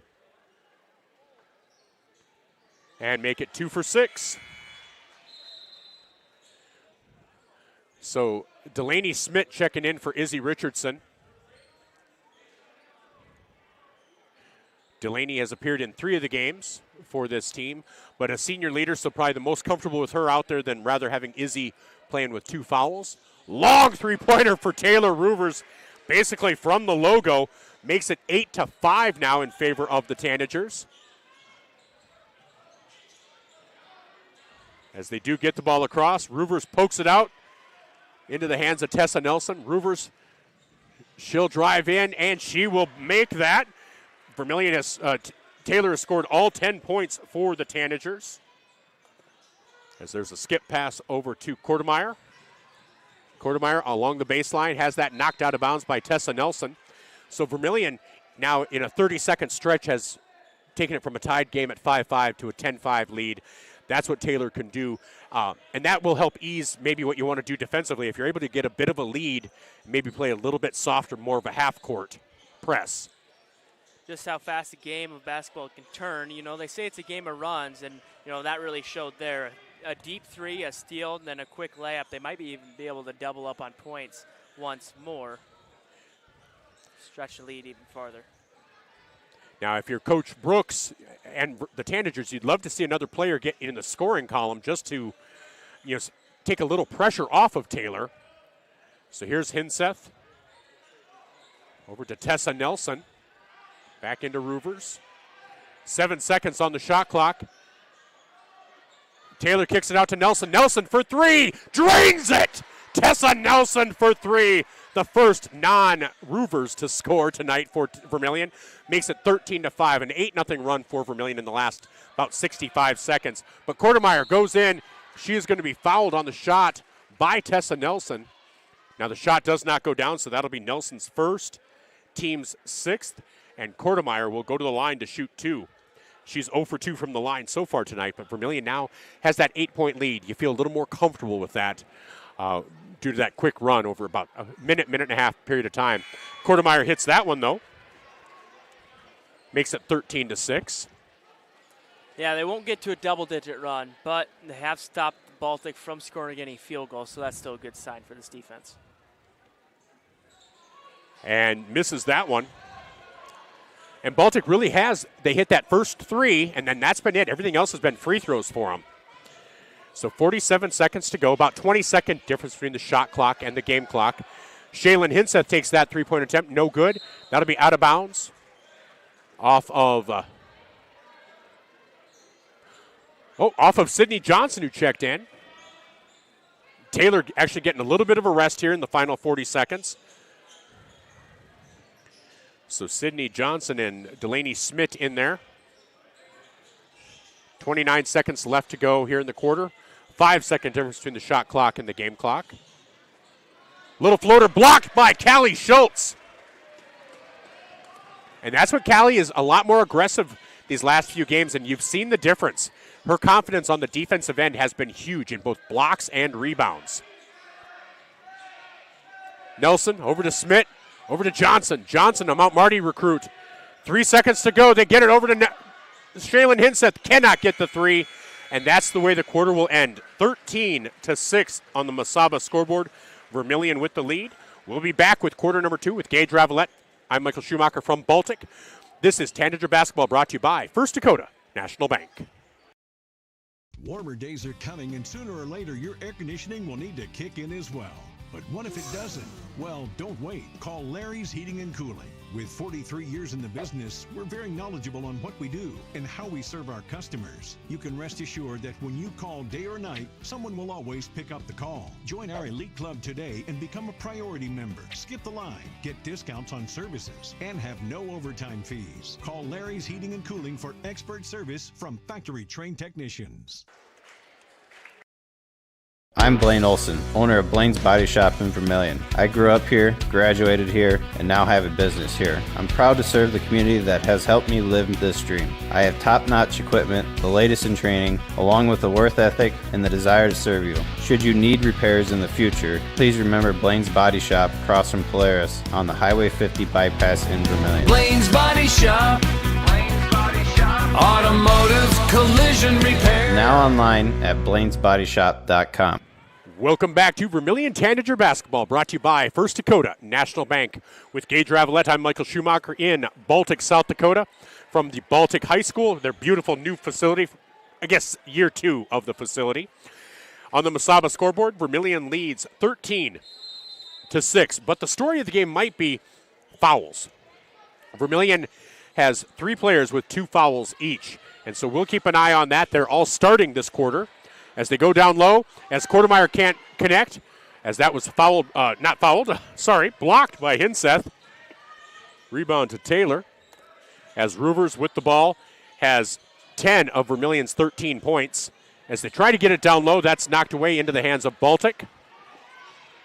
Not the way Coach Brooks wanted to start. Bowman, who has the only shot made from the field for Baltic, has the ball. As they try to get it down low, there's Richardson with the steal. That's her 3rd steal of the night already. Roovers for 3, drains it from the top of the key. Roovers with 13 points on the evening. Hey, Gage, I don't know if you know, but Taylor's pretty good. You know, I've only watched about a quarter and a half of play. Yeah, she is pretty good. Hinseth with the steal, but she took a step trying to avoid the Baltic defender. But, when you start looking and you see that you have 4 sophomores out there, it feels like a great foundation. It feels like what Vermillion had a few years ago when it was Brooke and Casey and Madigan and Maya with Janaea and Chandler. As Quartermeyer goes up and cannot connect, but Marasia Warren with the rebound, creating the foul on Baltic. So that foul is going to be on number 14, Sadie Holt. That's her 2nd personal. So that'll bring in Braylee Parmalee. She'll come in for Holt. As Izzy Richardson will inbound to Taylor.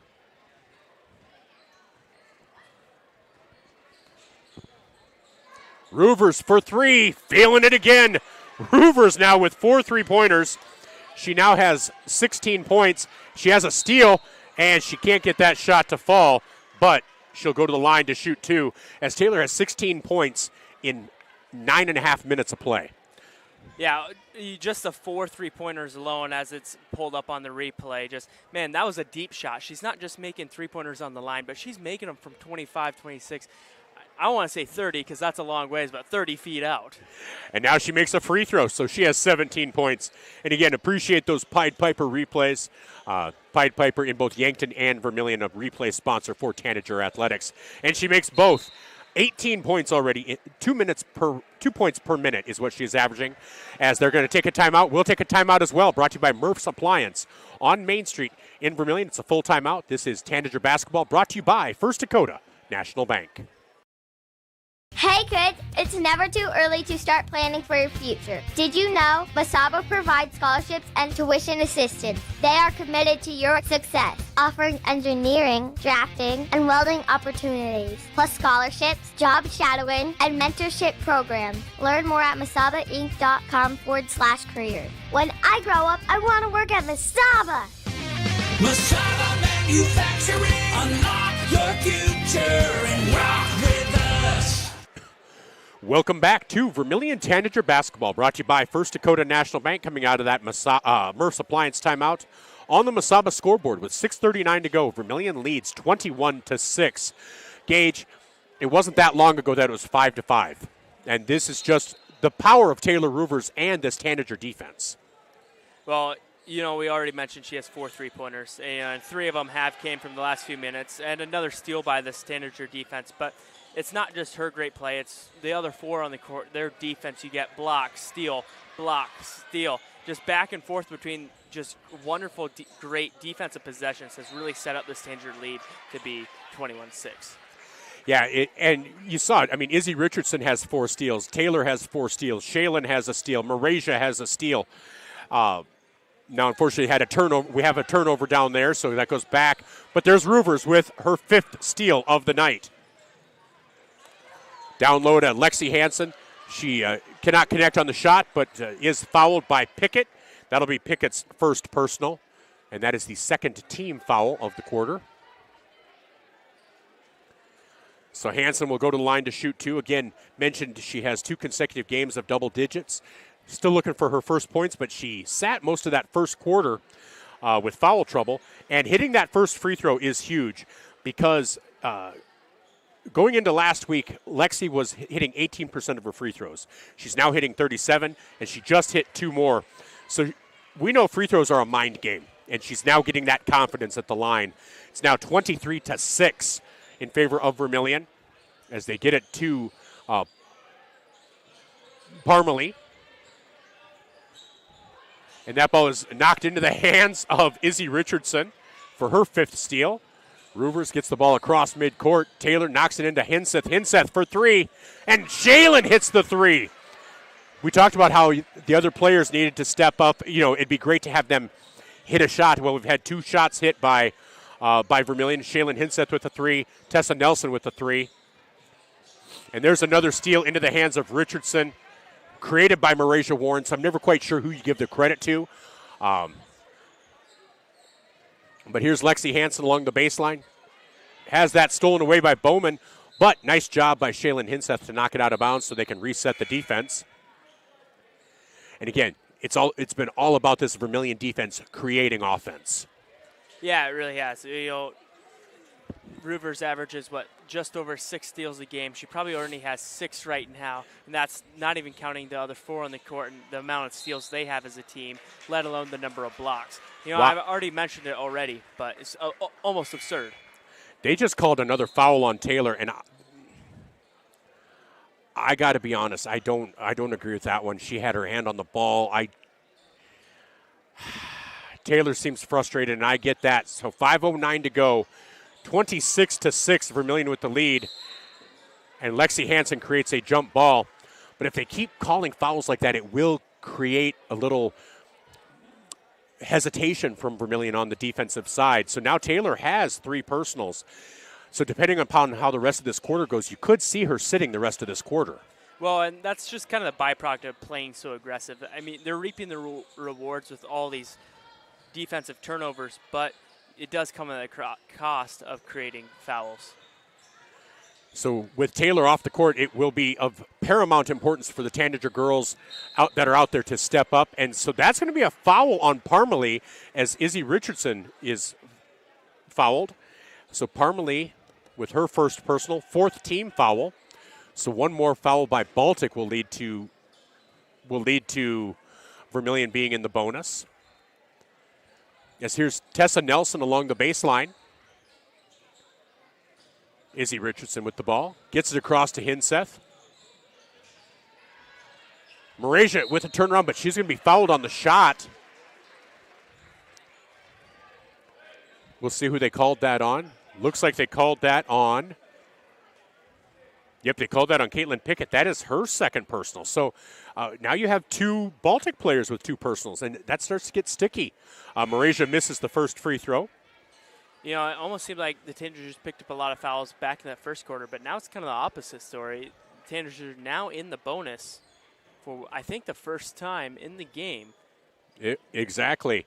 Oh, and Marasia is off the mark on both of her free throws. So still 26-6 in favor of the Tanagers here with 4:39 to go in quarter number 2. Vermillion's defense has held Baltic scoreless this quarter. I don't even know that Baltic's really had too many shot opportunities.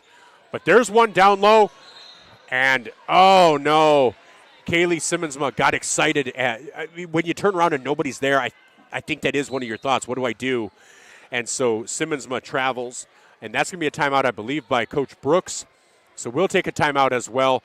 This timeout brought to you by Murph's Appliance on Main Street in Vermillion. On the Mesaba scoreboard, Vermillion leads 26-6. This is Tanager Basketball, brought to you by First Dakota National Bank. Todd's Electric, your full-service electrical contracting company. Todd's Electric services residential, commercial, agricultural, and industrial customers. From the simplest service call to the most complex design build project, Todd's Electric has the expertise to do it right. Call Todd's Electric for all your electrical needs. Todd's Electric, helping you control all things electric. Except for lightning. Todd's Electric. Go Tanagers!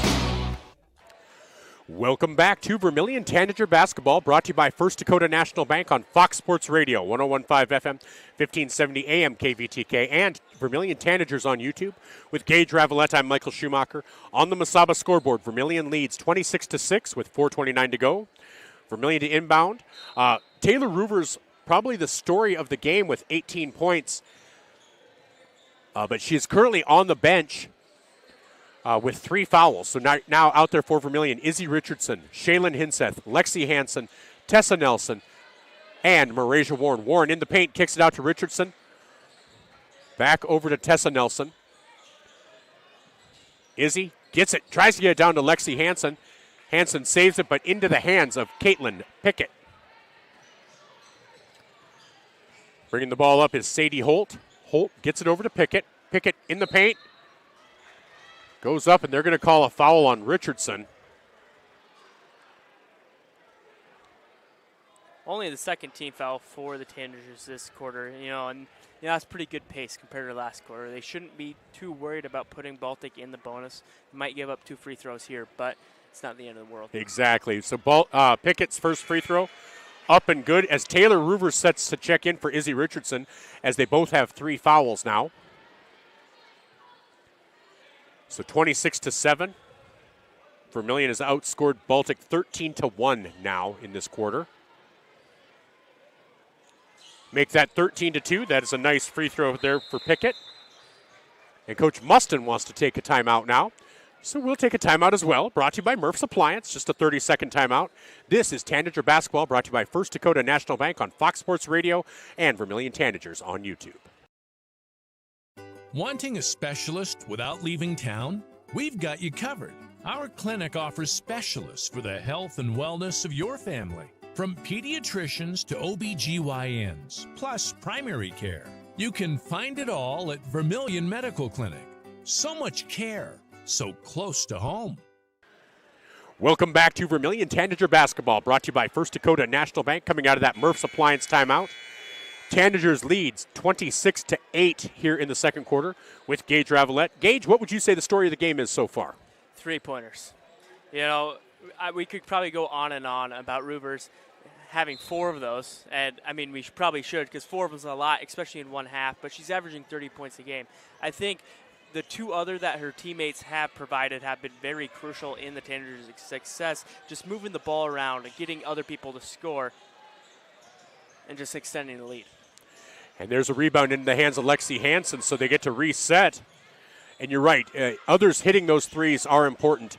as Hansen gets another rebound. Roovers. Lexi Hansen will take the three, and she'll drain it. That's her first three-pointer of the night. She has 5 points now on the evening, as Vermillion now leads 29-8, their biggest lead of the game.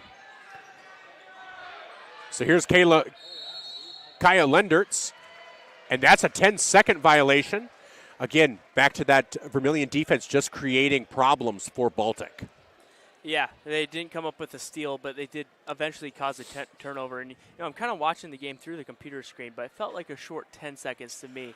It did. It felt quick, I'll be honest. Because normally you can kind of get that sense that it's been 10 seconds, and I did not have that. They get it to Warren on the block. She has it knocked out of her hands. Onto the court, into the hands of Baltic, as it's Harper Quartermeyer, and that's stolen away by Roovers. Roovers up at the right hand. Can't get it to fall, but gets her own rebound. Up at the right hand and in.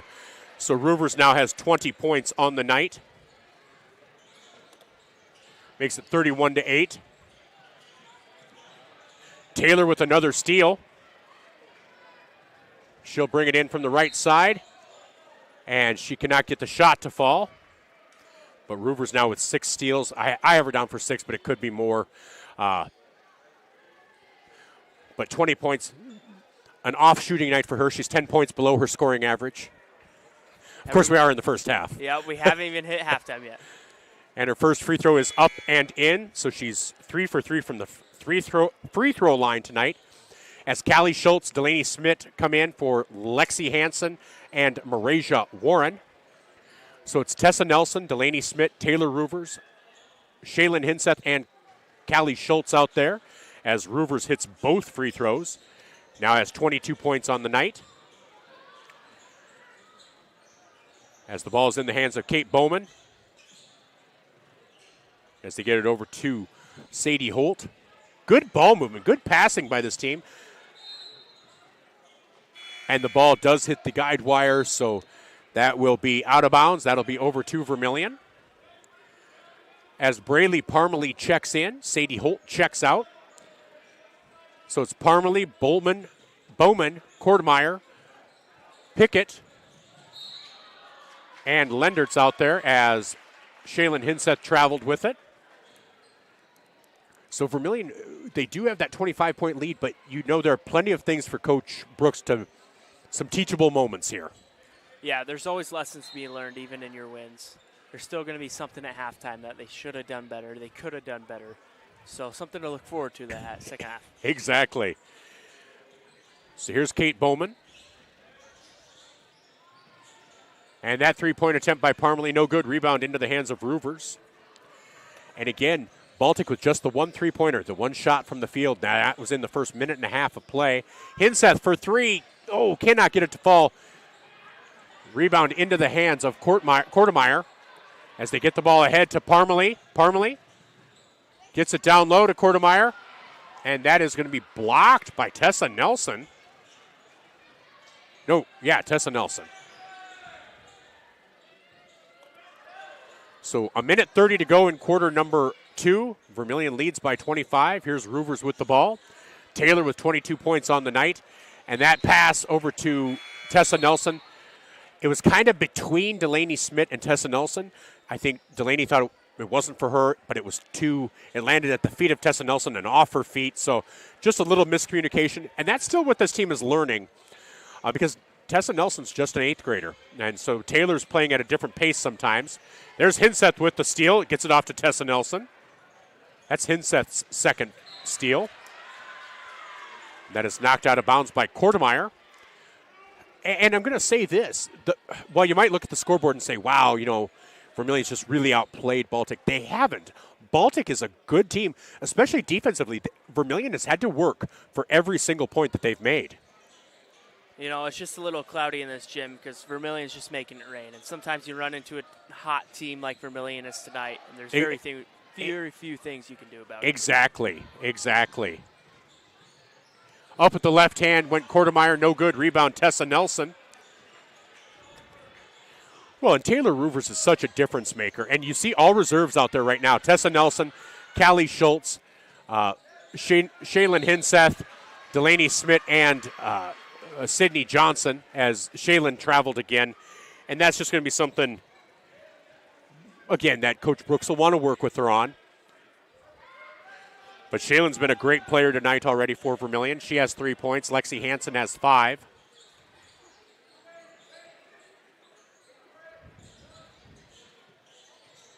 As Parmalee for 3. No good, but that is going to be out of bounds off of Baltic.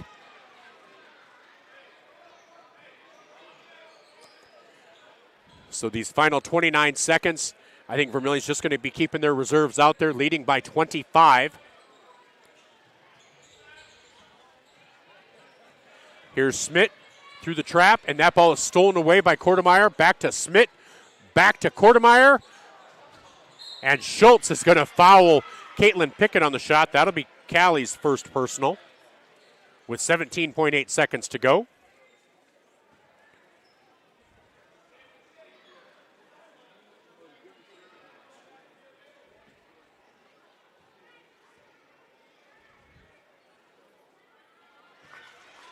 And Pickett hits her 4th consecutive free throw. 4 consecutive free throws. Is that a announcer's curse if she misses this one then? Yeah, I think so. She hasn't missed since her first one. Yeah, see, that's good. She's too good for an announcer's curse. She is 5 for 6 from the field line tonight. So she has 5 of Baltic's 10 points.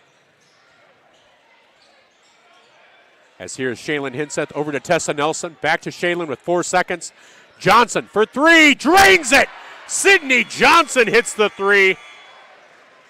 And that makes it 36-10 in favor of Vermillion. They outscored Baltic 23-4 in that second quarter.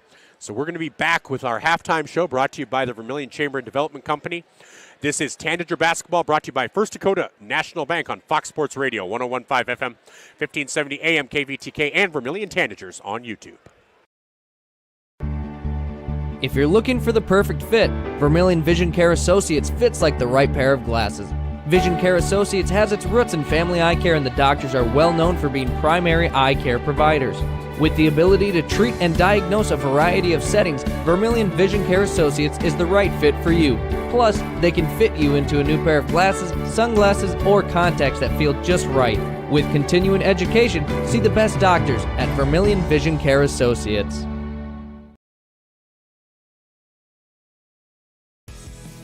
Welcome to Wall of Fame, where style meets customization, specializing in crafting custom clothing and print shirts. We ensure every stitch and every print is of the highest quality, so you get the best clothes every time. We're here for all your promotion needs, and the best part, our process is seamless. Simply share your designs with us and we'll handle the rest. Get custom clothes for the best price. Wall of Fame.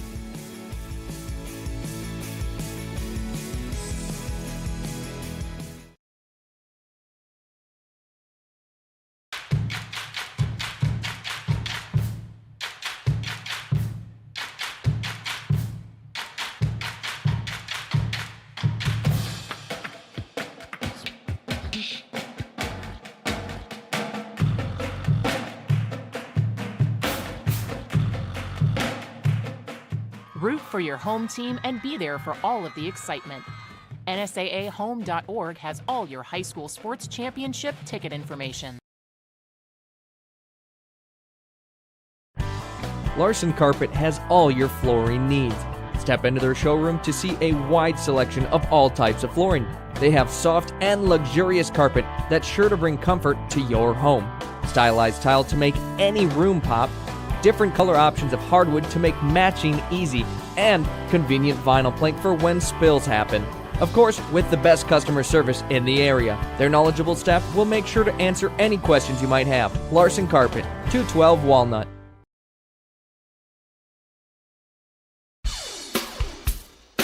When you need top-notch appliances that last, trust the experts at Murph's Appliance. From washers and dryers to refrigerators, they have all the trusted brands to keep your home running smoothly. At Murph's, you'll find Maytag appliances built for durability and service you can count on. Whether it's a new oven or a repair, they're there for you every step of the way. Stop on down to Murph's Appliance, your local Maytag dealer in Vermillion.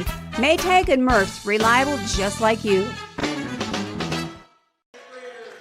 Welcome back to Vermillion Tanager Basketball, brought to you by First Dakota National Bank on Fox Sports Radio, 101.5 FM, 1570 AM, KVTK, and Vermillion Tanagers on YouTube with Gage Ravellette. I'm Michael Schumacher. At the half, Vermillion leads on the Mesaba scoreboard, 36-10. Leading scorer for Vermillion, Taylor Roovers with 22. But Lexi Hansen has 5. Shaylin Hinseth hit a 3. Tessa Nelson hit a 3. Sydney Johnson hit a 3. And those are important shots just because it takes a little bit of pressure off of Taylor, especially with her being in foul trouble with 3 fouls. She and Izzy Richardson both have 3 fouls, so that'll be something we want to keep an eye on in this second half. For Baltic, they hit a 3-pointer to start the game in the first 90 seconds, and they have not hit a shot from the field since then. All the 7 other points have all been from the free throw line. So their leading scorer right now is Caitlin Pickett with 5 points, 5 of 6 from the free throw line. They also have Kate Bowman with 3 points. She hit that 3-pointer from the field. And then 1 point each for Harper Kortemeyer and Braley Parmalee. So the story of the game, I think there's 2 stories. The defense of Vermillion, I have Taylor with 6 steals, Izzy Richardson with 6 steals, Marasia Warren with 1, Shaylin Hinseth with 2. You know, you're looking at probably 13, 14, 15 steals already in the first half. That's not even allowing Baltic to get a shot off. And that's creating a little bit more panic, I think, when Baltic tries to bring the ball up. But then on the other side, Taylor being so hot from the outside, but then those other Tanagers being able to hit. What's your take on that first half? You know, I kind of talked to you about it a little bit off air. And, you know, the Tanagers haven't made a basket inside the arc other than Roovers, who's maybe made 1 or 2. I don't have the stat sheet in front of me, of course, but it's really been everything behind the arc. They're getting open looks, they're getting easy looks, and it's turning into points, allowing them to just run up the score, and continue on these long runs. And, you know, another thing you mentioned, 15 steals in the first half.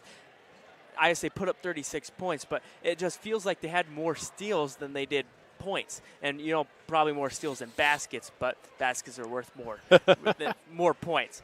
Another thing is, I don't know if you have blocks written down, but I bet the number of blocks is just as high as the number of steals. If they're not getting a steal before Baltic gets into the offensive zone, they're getting a block underneath the baskets, which is shutting down this Bulldogs here in the first half. Well, and it is. That's that big presence down there. We talked about Marasia Warren and Callie Schultz beforehand, but also Lexi Hansen and Shaylin Hinseth.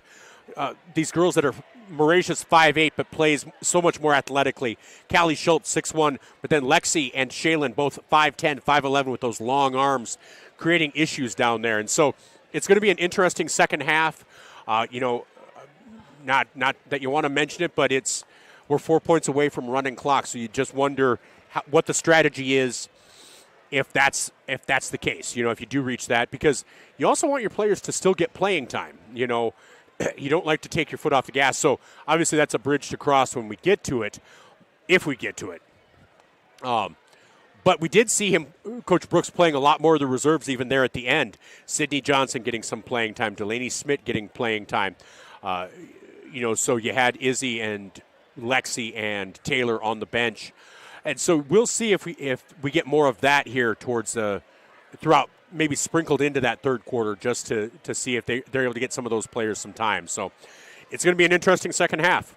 So we'll take a quick break. We'll come back. We'll take a look around the state. Other action going on tonight as it's Class A basketball from Baltic. This is Tanager Basketball, brought to you by First Dakota National Bank. When it comes to protecting your home, trust the experts at Dave's Roofing, the elite roofing company based in Elk Point, South Dakota. Dave's Roofing delivers a commitment to quality and service that extends from installation to repair and replacement of residential and commercial roofing projects. Done right with no mess left behind. Don't wait until the next storm hits. Call Dave's Roofing today for your free estimate. Experienced, quality, reliable. It's funny how life is made up of moments, quiet ones, big ones, and ones you never forget. A wish, a milestone, a moment you didn't know would mean so much. Because life is made in the moments we share. Voyage Federal Credit Union. For every memory made, for every moment ahead. Welcome back to Vermillion Tanager Basketball, brought to you by First Dakota National Bank. From Baltic, South Dakota, I'm Michael Schumacher alongside Gage Ravellette. Where at the half, Vermillion girls lead Baltic by a score of 36-10. Let's look elsewhere around the state in Class AA. The only score update we have is Harrisburg and Pierre. They are tied at 6 with 5 minutes to go in the first. In Class A, Mobridge Pollock leads Miller 20-10. Crow Creek over Chamberlain 12-8. Hamlin leads Teashpa Zena 31-2 after one quarter. Florence Henry leads Wilmot 26-4 in the first half. Hanson leads Viborg Hurley 17-9. Clark-Lou Lake leads Groton Area 18-12. Beersford leads Chester 16-13. Parkston leads Parker Marion 10-7. Del Rapids leads Canton 29-23. And those are the only score updates in Class A. And then in Class B girls, Freeman leads Bridgewater Emory at the half 38-15. Again, Florence Henry and Hamlin both leading. Dubrook area over Iroquois Lake Preston at the half 38-5. Ethan leads Avon at the half 28-27. Warner leads Ipswich 23-15. Lyman leads Gregory 38-9. And those are the only score updates we have so far in Class B action. Now let's just take a look if there's any boys action going on. Garrettson in Class B leads Canastota 34-22. Del Rapids St. Mary leads Esteline Hendricks 8-7. And Warner leads Ipswich 23-15 in Class B. In Class A, again, Garrettson leading Canastota 34-22 at the half. So those are the only score updates in South Dakota basketball. In Nebraska basketball, let's see if there's anything going on there. As these games were a little bit earlier, the Vermillion games, so not enough going on or too much going on that way right now in other games. But in Nebraska, Pierce leads Aquinas Catholic 27-26. Laurel Concord Coleridge leads Cedar Catholic 14-9. And we are back with the second half. This is Tanager Basketball, brought to you by First Dakota National Bank. So we start off. Baltic with possession, takes the three, and that's a three-pointer for Kaya Lendertz. That's the way they started off the first half as well. So it's 36-13. Taylor Roovers gets it over to Shaylin. Down low to Lexi Hansen, up and in with the left hand. That's the first bucket, non-three-point bucket for anyone other than Taylor. And so it's 38-13 now in favor of Vermillion. And there's a lay-in for Sadie Holt. Holt with the first non-three-pointer for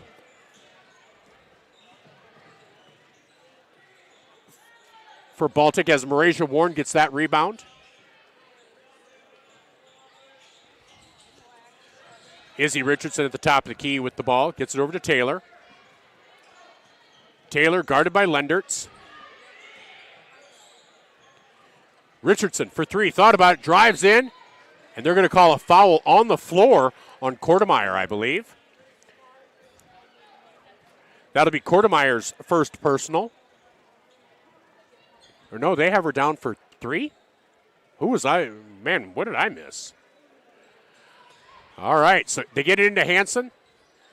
Over to Roovers. Roovers for three, cannot hit. That'll be out of bounds off of Lexi. So a minute 12 in, and it is 38-15.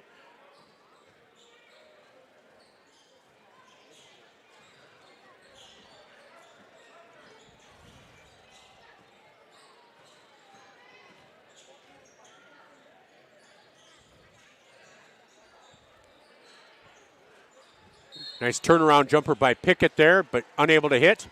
And there's going to be a foul. And that'll be on Kortemeyer. That's going to be her fourth now. So Kortemeyer will check out. Braylee Parmalee will check in. So Kortemeyer now with 4 fouls. As Vermillion will inbound, they get it to Taylor here.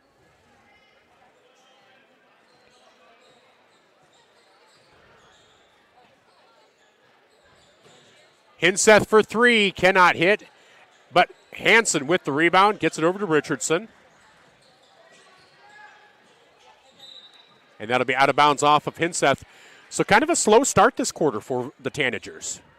You know, just kind of the momentum from that last quarter kind of just faded while they're in timeout. It's just going to take a minute. They'll pick it back up, and the Tanagers will be rolling once again. I have that feeling, too, as Kate Bowman gets over on the left side. Here's Lendertz back to Bowman. They get it down low. Open shot and in for Caitlin Pickett. So Vermillion, they have outscored Vermillion 7-2 this quarter as Roovers gets it out to Hinseth. Over to Hansen. Hansen for three. Cannot get it to fall. And those were shots that were falling in the first quarter. Those are just little things that you try to get back. As that's going to be a foul on Parmalee. That'll be her first. As that pass from Hansen to Richardson is off the mark. So yeah, just a little bit off, just a little bit off center, a little off kilter beginning this third quarter. Again, you like to think that they're going to probably win, but you want to have teachable moments, and these are some of those. As Parmalee gets it down low to Pickett, and Pickett is fouled on the floor. Will that be on Hansen?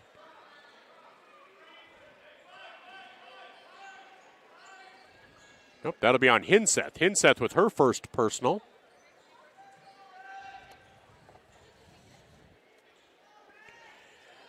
As Bowman will inbound the ball for Baltic. Parmalee has it knocked away by Richardson.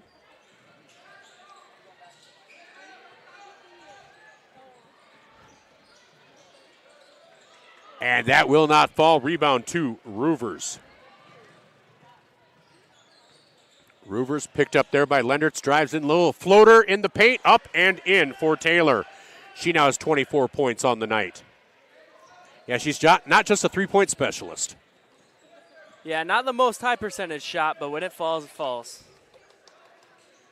Yeah, she's pretty good. Long three by Bowman. No good. Rebound to Marasia.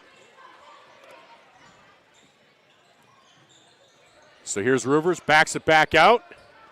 Roovers will take that long three. She's feeling it again. That's her fifth three-pointer. Gives her 27 points on the night.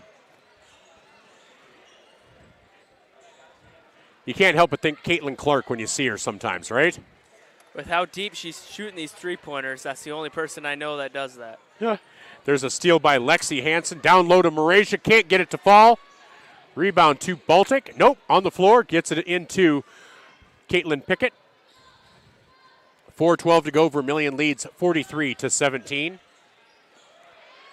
They get it down low to Pickett, who can't get it to fall. Rebound to Taylor Roovers.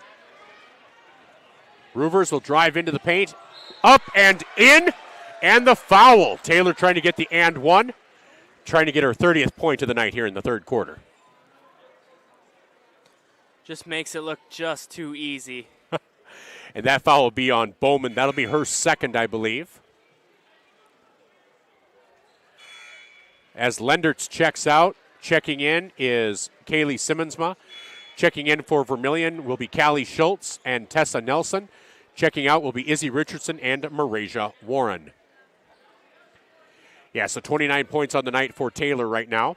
And again, this free throw trying to make it 30 for her. Just a little bit below her average. And she gets it to fall. So Taylor now has around 30, making it 46-17 in favor of the Tanagers. Bowman over to Parmalee. They kick it out to Holt. Holt for three. Nope, long two. Long two-pointer for Holt. It's her second bucket of the night. Makes it 46-19. Taylor will take a long three. Ooh, just a little short. Rebound Hinseth. Out to Hansen. Hinseth will take, that is a three for Hinseth.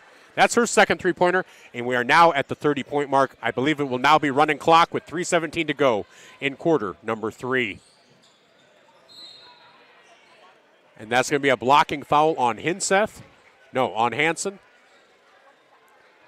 No, on Tessa Nelson. Okay, I'm just going to say, Tessa Nelson, Shaylin Hinseth, and Lexi Hansen all have very similar looks with their hair and everything, so I apologize. I don't mean to sound like a dolt sometimes.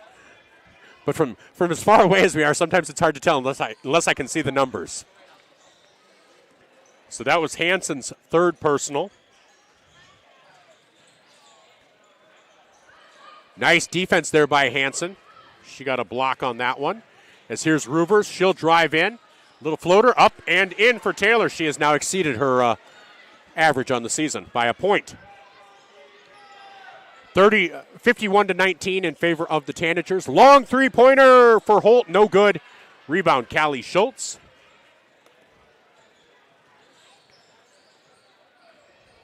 And here's Roovers. Hinseth for three, cannot hit. Rebound into the hands of Caitlin Pickett.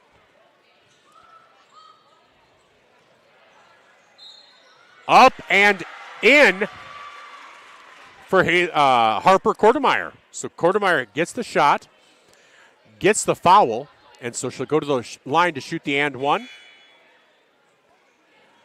As Delaney Smith and Sydney Johnson come in for Vermillion, checking in for Lexi Hansen and Shaylin Hinseth.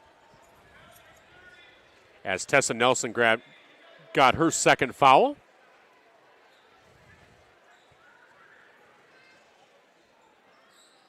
And that free throw is no good. Rebound into the hands of Tessa Nelson. So Taylor Roovers brings the ball up. Skip pass to Johnson. She thought about the three. Gets it over to Smith. Back over to Taylor. Taylor out to Johnson. Johnson for three. Cannot hit. Roovers with the rebound. Little turnaround jumper. Up and in for Taylor. I have her for 7 rebounds, 34 points. And that shot baseline no good. Rebound into the hands of Tessa Nelson. Checking in for Baltic is Madison Dieterman, as well as Anna Hookman. Checking in for Simmonsma and Kortemeyer. So with the clock running, you might see more substitutions. We might not see Taylor at all in the fourth quarter, or some of the other starters as well. Here's Delaney Smith, gets it down low to Schultz. Schultz up, cannot get it to fall. Rebound to Braley Parmalee.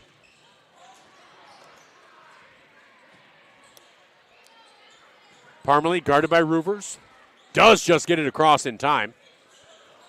11-second difference between the shot clock and the game clock.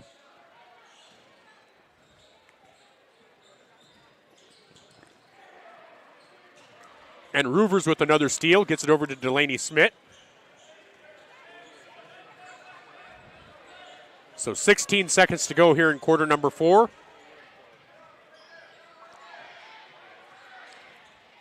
Seven, 6, Taylor gets it out to Johnson. Johnson for three, cannot hit. Callie Schultz with the rebound as they call a jump ball, and that's the way the quarter will end.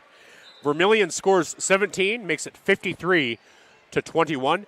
Baltic did score 11. They'd more than doubled their score that they had at halftime, but Vermillion with that 32-point lead. We'll be back with quarter number 4. This is Tanager Basketball, brought to you by First Dakota National Bank. Candice Couture is your complete women's lingerie shop.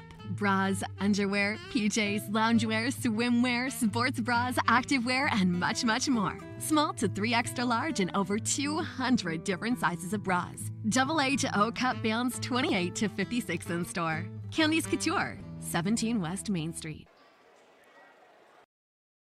The Pizza Ranch Vermillion is your event headquarters. Enjoy the crisp salad bar, the country's best chicken, and fresh pizza. Want a custom pizza? Just ask. We are proud to offer the buffet your way. And the Fun Zone Arcade features 36 games, 2 golf simulators, and full bar. Perfect for pregame tailgates and parties. Have a business meeting, team, or office party? Reserve the Dakota Center. It holds up to 300 people. Order online at pizzaranch.com for delivery, or circle your wagons and make Pizza Ranch your tailgate place next to USG. Welcome back to Vermillion Tanagers Basketball, brought to you by First Dakota National Bank. With Gage Ravellette, I'm Michael Schumacher. And Vermillion leads 53-21 on the Mesaba scoreboard. Gage, how do you think this fourth quarter, how long do you think the starters will stay out there for Vermillion?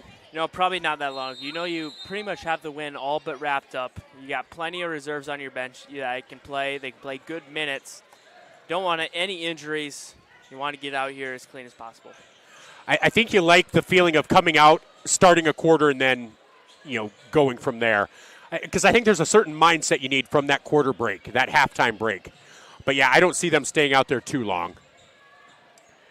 Lexi tries to get it down to Morasia. That'll be out of bounds off of Harper Quartermeyer.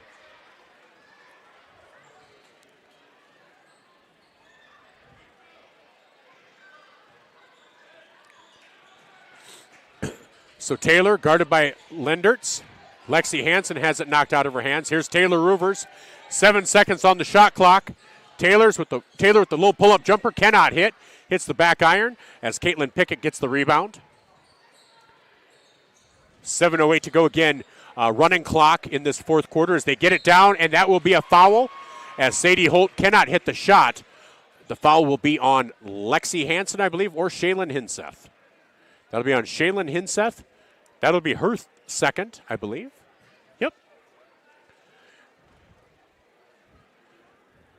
So Sadie Holt to the line to shoot 2. Misses her first. She has 4 points tonight. Leading scorer for Baltic is number 12, Caitlin Pickett with 7.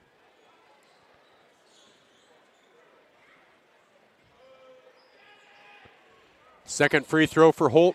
Rolls in and out as well. Looks like there was a lane violation by Vermillion, so Holt gets a third free throw attempt.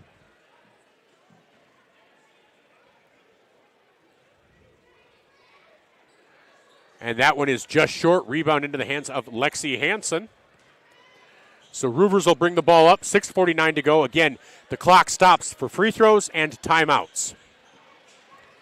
Roovers tries to get it down low to Hansen through her legs. Long throw-ahead pass for Baltic. And that'll be a foul on the shot as Holt will go to the line again. And I believe that will be on Hinseth again.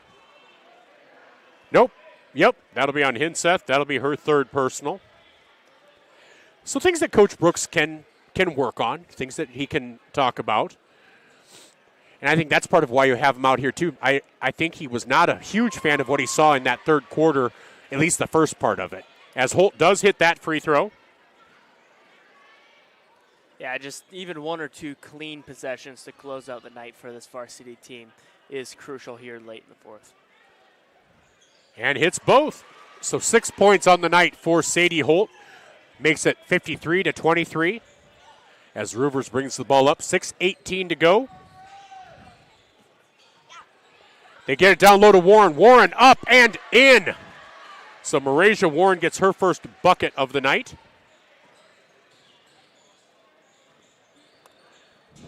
(55-23), Vermillion with the lead. As Izzy Richardson is the only starter not to have scored yet for Vermillion. But, man, she's made her impact in other ways.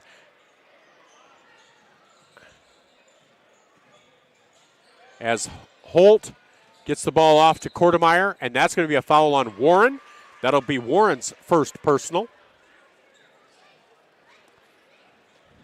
As the clock does continue to run. Because it stops not for fouls, but for free throws. They get the ball out up top to Harper Quartermeyer.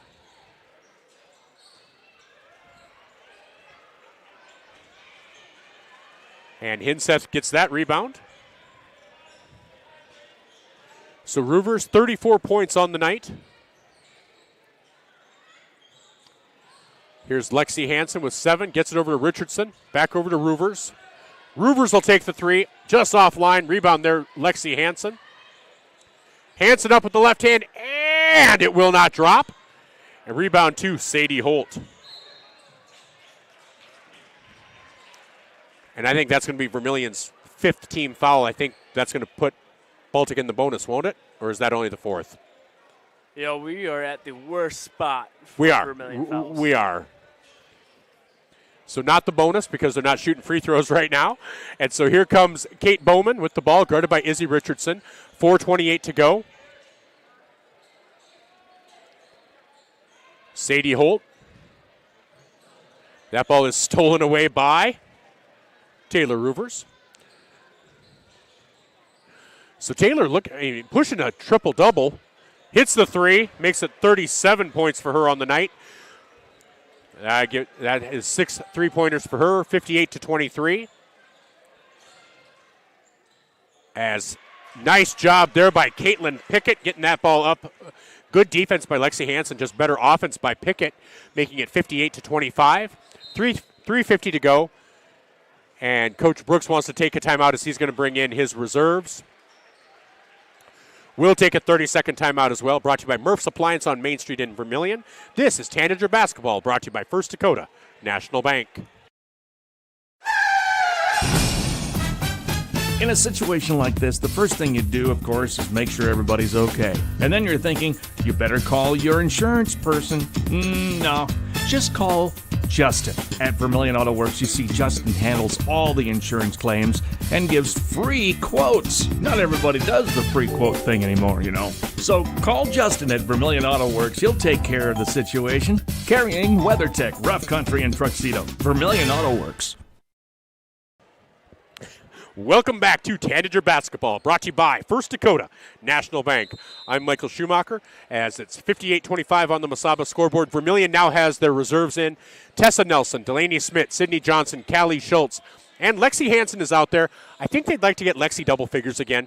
She's at 7 points, and she hasn't been able to play a ton tonight because she's been in some foul trouble. So with the game in hand, I think that's why Lexi is still out there. 5 seconds on the shot clock. Up with the left hand for Lexi, and she's going to be fouled by Anna Hookman. That'll be Hookman's first personal, as Baltic also has reserves out there. You have Madison Dieterman, Anna Hookman, Braylee Parmalee, I believe it's Ellie Pickett, and Kaylee Simmonsma. So Lexi missed the first. Did she miss the first or make it? Okay. And she makes that one. So she's made all of her free throws tonight. That is such a great sign for Lexi, as she now has 9 points. Lexi checks out, and Chloe Bottleson checks in. So Lexi Hansen leaves with 9 points. But, man, you love that she hit all of her free throws. That is going to be such a confidence booster for her going forward. You know, Michael, when you asked that, I don't know why I didn't just answer you. I have a headset. I could have just told you. I looked over and just gave you a thumbs up. I know. I was like, okay. That's okay, man. That's okay. I know you're used to working with Zach, and he loves having all the attention and all the glory, so I'm not like Zach. And if Zach's listening, I'm totally joking, man. A little fight in the office tomorrow. So checking in is Reagan Porter, a 5'3" freshman guard for this Baltic team. Checking in for Braylee Parmalee. So it's now all reserves out there for Baltic, all reserves out there for Vermillion. 2:25 to go. Vermillion with a 35-point lead, 60-25. As Hookman with the little hook there, no good. But rebound into Baltic, and that shot is good. Let's see who made that one. I did not see who made it. And that is Hookman. Hookman with the field goal makes it 60-27. Here's Tessa Nelson, the 8th grader. Gets it over to Smith. Smith for 3. Just off the back iron. Rebound into the hands of Kaylee Simmonsma. So 1:46 to go. So Vermillion will move to 4-3 on the season.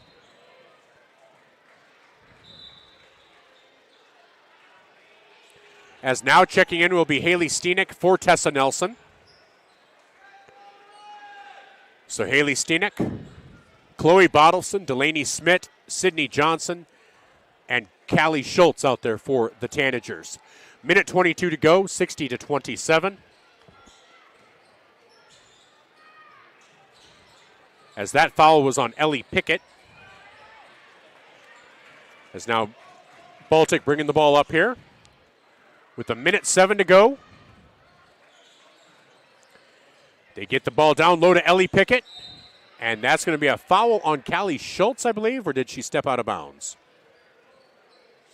They're going to call it on Callie. Nope. Yeah, call it on Callie. And so free throws for Ellie Pickett as they stop the clock at 44.5 seconds.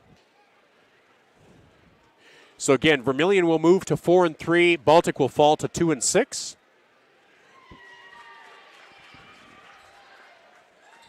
as Pickett hits the first free throw to make it 60-28.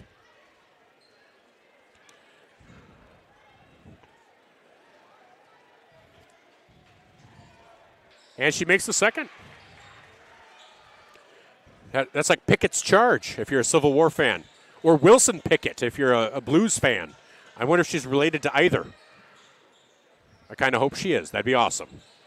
All right, there's a steal by Anna Hookman. Oh, Smith cannot connect. But there's going to be a foul. And that clock will continue to run. Now, were either of those a reference that you got with George Pickett or Wilson Pickett? No, not at all. I'm just going to let you roll, Michael. Most people do, and they just shake their head and worry.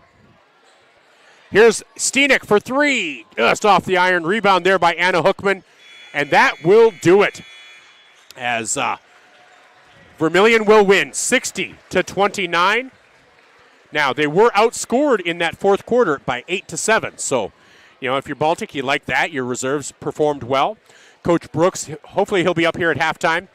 And we'll talk a little bit about this game. But we will take a quick break. We'll come back with interviews with both Coach Langner and Coach Drake as we get ready for the Vermillion varsity boys. We'll be back in 1 minute. Knutson Family Dentistry in Vermillion treats you like family. They believe a healthy smile starts with compassionate care. From toddlers to grandparents, their gentle team is here for your whole family. Whether it's a routine checkup or a full smile makeover, they'll keep you comfortable and confident. Knutson Family Dentistry in Vermillion makes your smile shine. Visit Knutson Family Dentistry online or call today, 605-624-6291.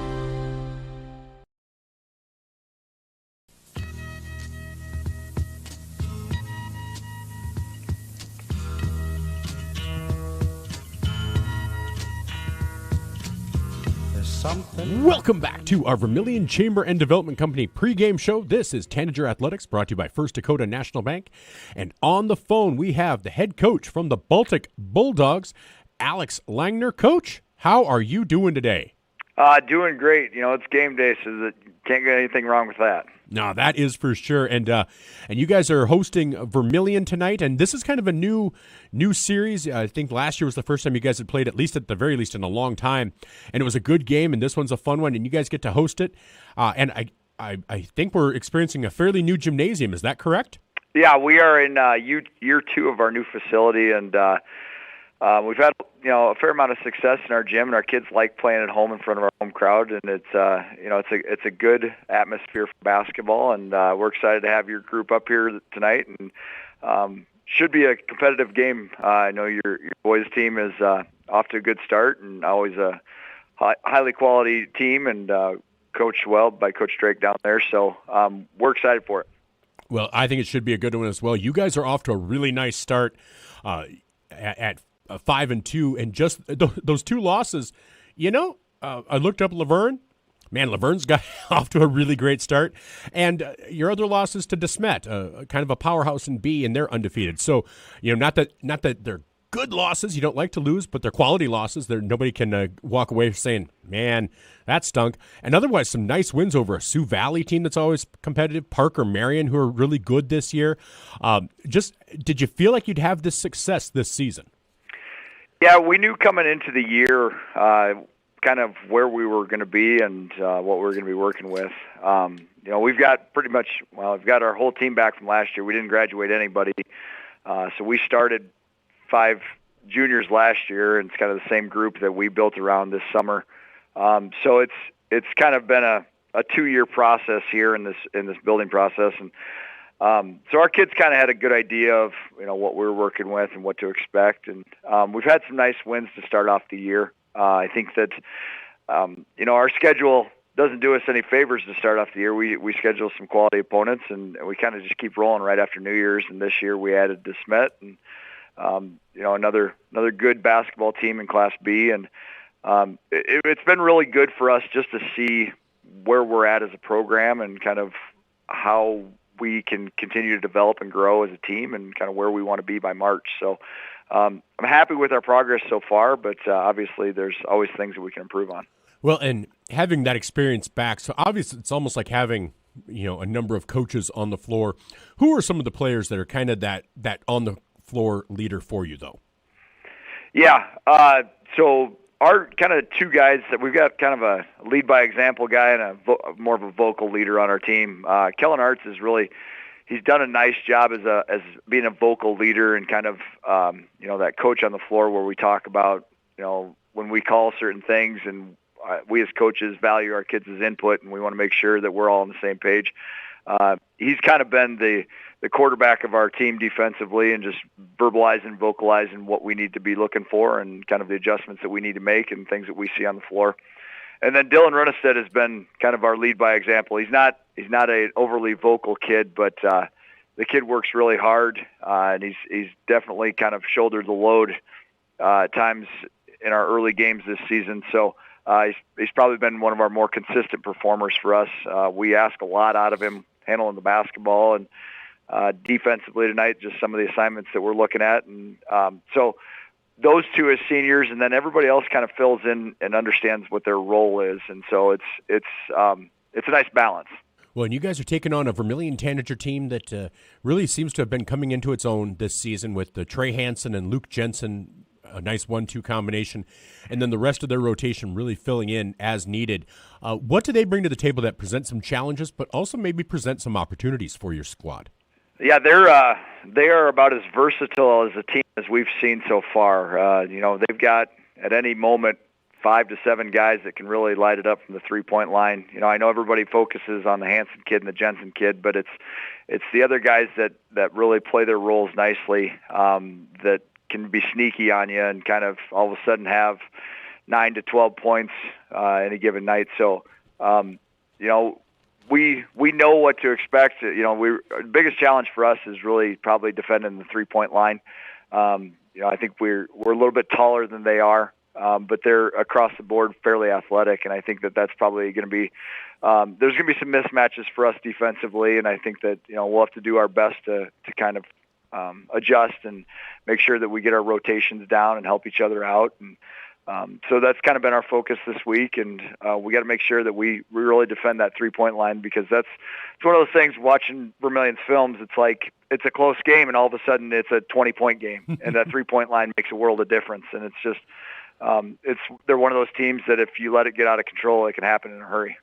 Well, I think that's exactly right. But, man, looking forward to seeing your team in action. I think it's going to be a fun matchup. Coach, thank you so much for taking the time to talk to me today. Really appreciate it. Looking forward to seeing your team, seeing the gym, and you have yourself a good night. Good luck tonight, and good luck with the rest of the season. All right, we appreciate your coverage. Hey, thank you so much.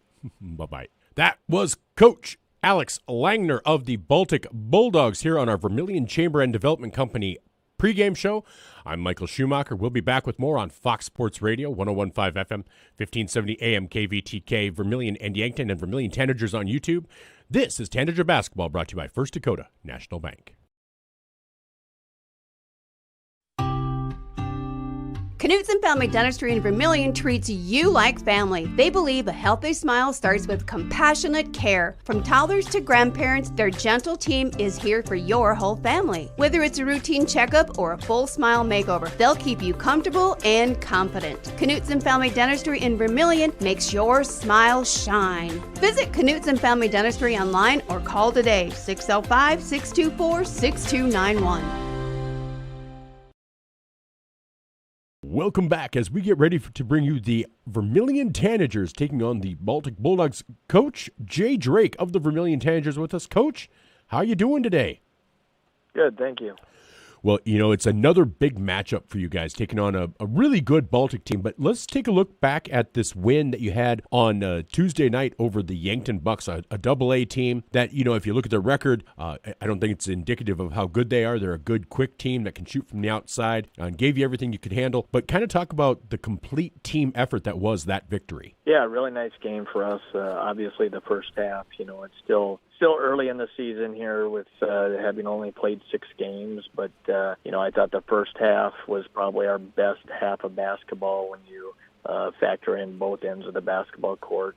Obviously, I thought our spacing and our ball movement was very good on the offensive end. And with all that, you still have to knock down shots. And we had good looks, and we knocked shots down. And then kind of carried over on the defensive end, too. I think Yankton missed a couple of shots that they normally would make. But the other side of that is I thought we really did a good job rotating our rotations defensively and just our closeouts and made things hard on them. So we were really pleased with the first half.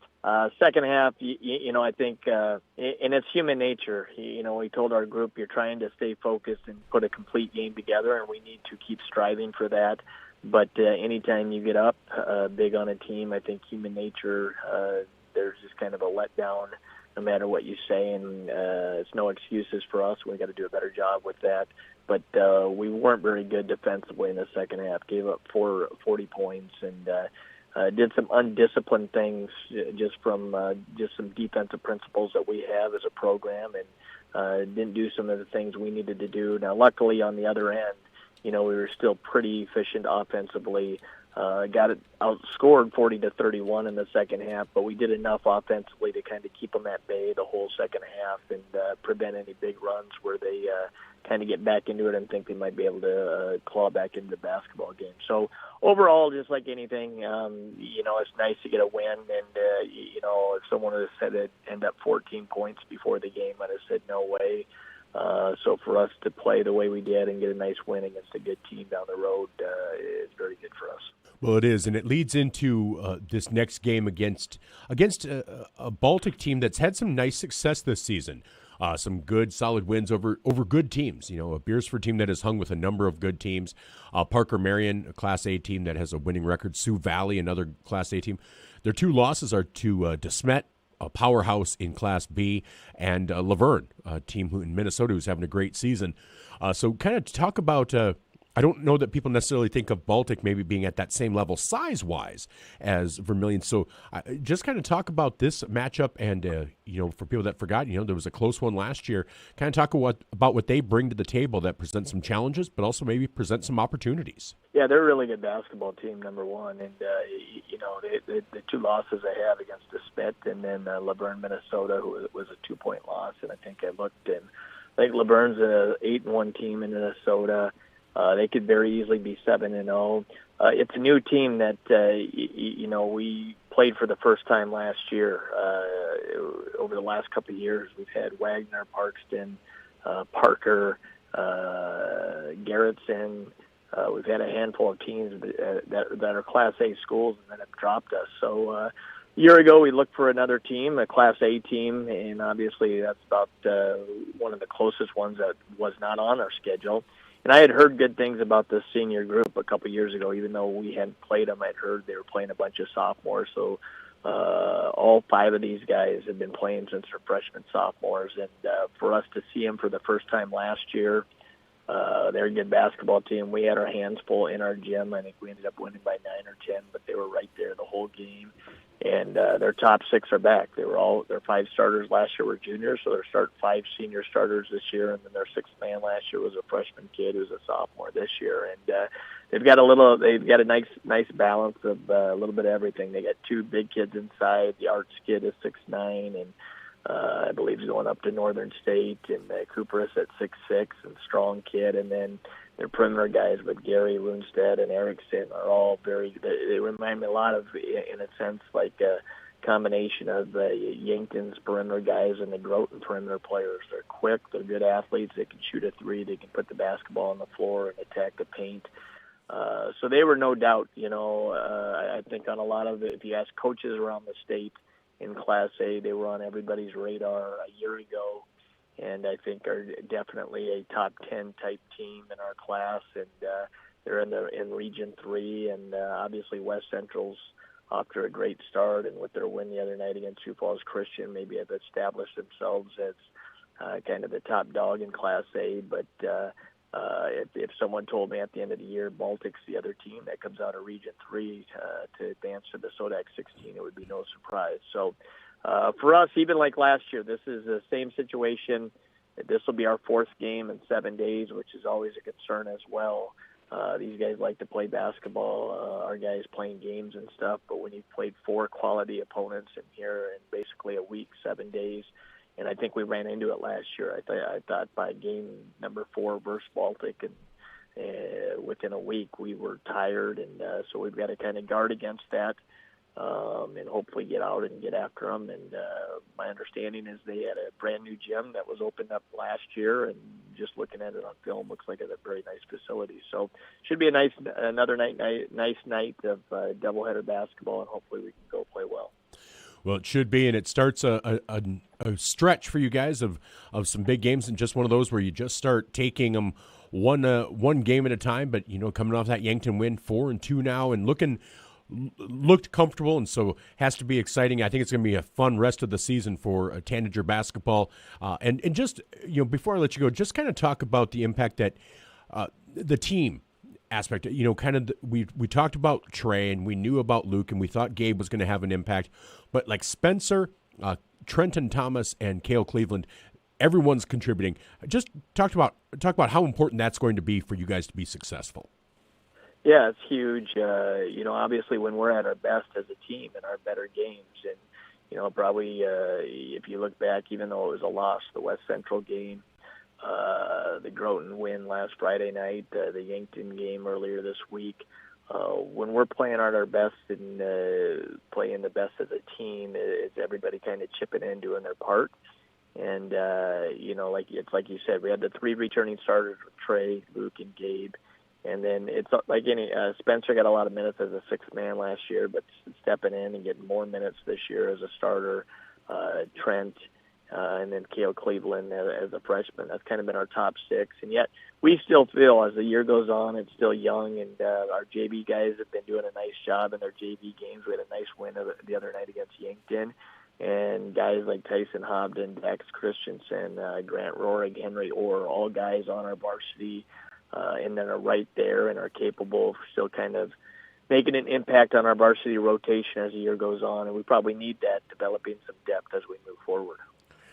Well, I think it's going to be fun, and some depth would be great, but I think it's going to be fun to see you guys in action. Coach, taking on Baltic, this will be a fun one. Thanks so much for the time. Really appreciate it, and best of luck. All right. Thanks a lot, Michael. Thank you. Bye-bye. Yep, thanks.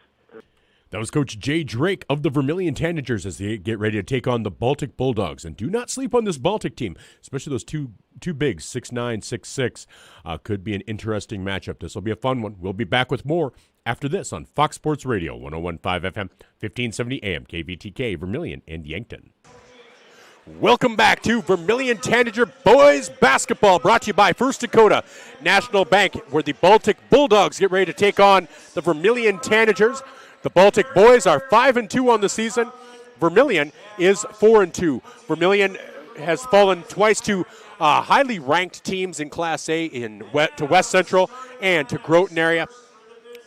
Baltic has lost to 2 really solid teams as well, as they lost to De Smet, an undefeated Class B team, as well as to Laverne, a highly ranked team out of Minnesota. So we're getting ready for the starting lineups here. So starting for Vermillion, at number 13, a 5'10", junior guard, Spencer Blanchette. Spencer averaging 5.7 points per game, 1.5 assists, and 2.3 rebounds. Then we have number 21, Trenton Thomas. Thomas is a 5'11" senior guard. He's averaging 8.5 points per game and 3.3 rebounds. Then we have number 30, Luke Jensen. Luke Jensen, a 6'5" junior forward, averaging 16.7 points per game, also averaging 5 rebounds. Then we have Gabe Larson, a 6-foot senior guard, averaging 5.7 points per game and 5.7 rebounds per game. And then Trey Hansen, senior guard, 6'4" senior guard, averaging 23.3 points per game, 7.5 rebounds per game, 5.3 assists per game, and 4.5 steals per game. Trey Hansen, one of the top players in Class A, in fact, in all of South Dakota basketball. And now let's get ready to introduce the Baltic Bulldogs.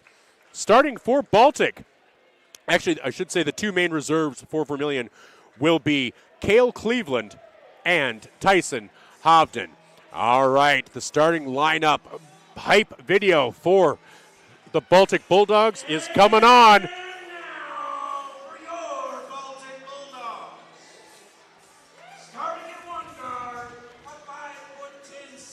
So starting at guard, number 0, 5'10", senior Cooper Gary, kind of like noon high. My old people are going to get that reference. Gage doesn't get it, and that's okay. You know, Michael, it's your world. I'm just living in it. Next up, 6' senior guard, number 1, Dylan Runestad. Then, number 3, 6'1", senior guard, Ben Erickson. Also, number 24, 6'9", senior forward, Kellen Arts. And then finally, 6'6", senior forward, number 35, Trevor Cooperis. So, starting for Baltic, it's Cooper Gary, Dylan Runestad, Ben Erickson, Kellen Arts, and Trevor Cooperis. See, the noon high reference was to the movie High Noon, starring Gary Cooper. So that's why I reversed it. Cooper Gary, Gary Cooper, High Noon, Noon High. I'm only following along part ways, Michael. All right, so Trey Hansen to jump for Vermillion, Kellen Arts to jump for Baltic. Arts with a 5-foot advantage, but Hansen with the quickness gets up there first. And so Vermillion moving right to left in their red uniforms with black numbers and white trim and white letters with black trim. Baltic in their white uniforms with blue letters and numbers and gold trim. And Luke Jensen with the 18-footer gets the scoring off for Vermillion. 2-0 Tanagers, 20 seconds in. Just a quick little ISO play, comes away with a basket. Easiest play in basketball. That's exactly right. And you feel free to chime in anytime like that. Thank you. So here's Runestad. Gets it over and knocked out of bounds off. Whoa, that's off of Ben Erickson. So a quick turnover created by Trey Hansen. Now Trey's not going to get a steal for that, but he did help create a turnover. So Hansen bringing the ball up again, averaging 23.3 points per game. Now, didn't have his best game against Yankton, but Luke Jensen had 27 points. That helped a little bit.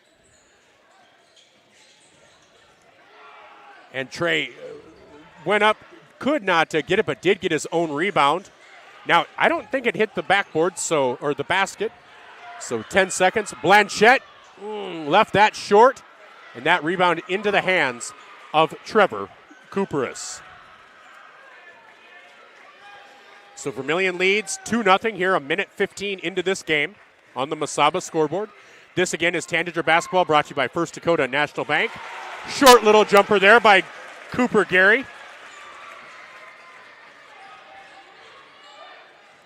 Giving him 2 points. Trey gets it off to Trenton Thomas. Trenton for 3, no good. Rebound there by Ben Erickson. They get it down low to Cooperis. Cooperis up and in, and they're going to call a foul on Blanchette, I believe, as Cooperis will go to the line to shoot the and one.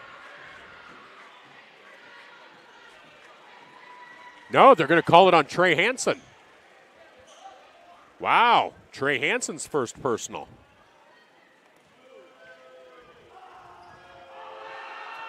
Cooperis free throw up and good, and Baltic has the lead here with 6:18 to go in quarter number 1.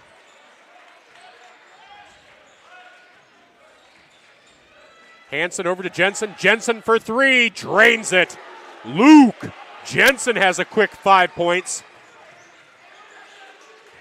And that's the key. If somebody gets too focused on Trey Hansen, Luke Jensen will hurt him. And Luke will be open. They get it down low to Cooperis on the block. Up and cannot get it to fall, but gets his own rebound and putback. As it's now 7-5 in favor of Baltic. As Hansen's blocked. Down low, but gets his own rebound. And is fouled on the shot, so Hansen will go to the line to shoot 2. as Baltic is out to a 7-5 lead with 5:35 to go here in quarter number 1.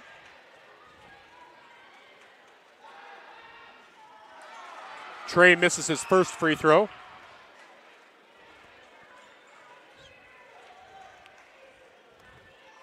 You know, a lot different pace in that girls' game, Michael. I feel like we're going to see a lot of points this game. I think we are as well. Trey Hansen on the board now with his first free throw. He's a 78% free throw shooter. He's 1 for 2 tonight as they get that ball into Kellen Arts. Get across the timeline. Cooper Gary over to Runestad.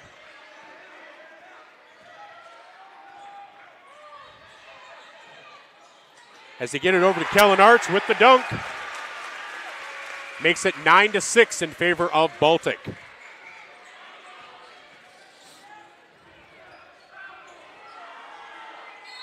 As Trey Hansen is fouled on the shot.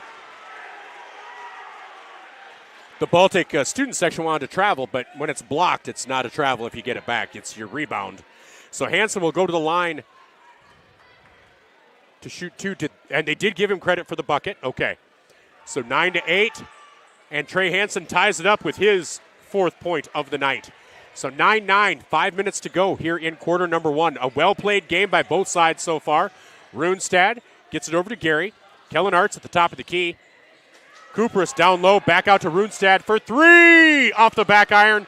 But Arts with the rebound. And Cooper Gary for 3, no good. Rebound into the hands of Gabe Larson. Larson guarded there by Erickson. Trey Hansen picked up by Runestad. Jensen down low to Blanchette, up and in. Nice bucket by Blanchette. Nice pass by Luke Jensen. 11-9, Vermillion with the lead. As Runestad loses control but picks it back up.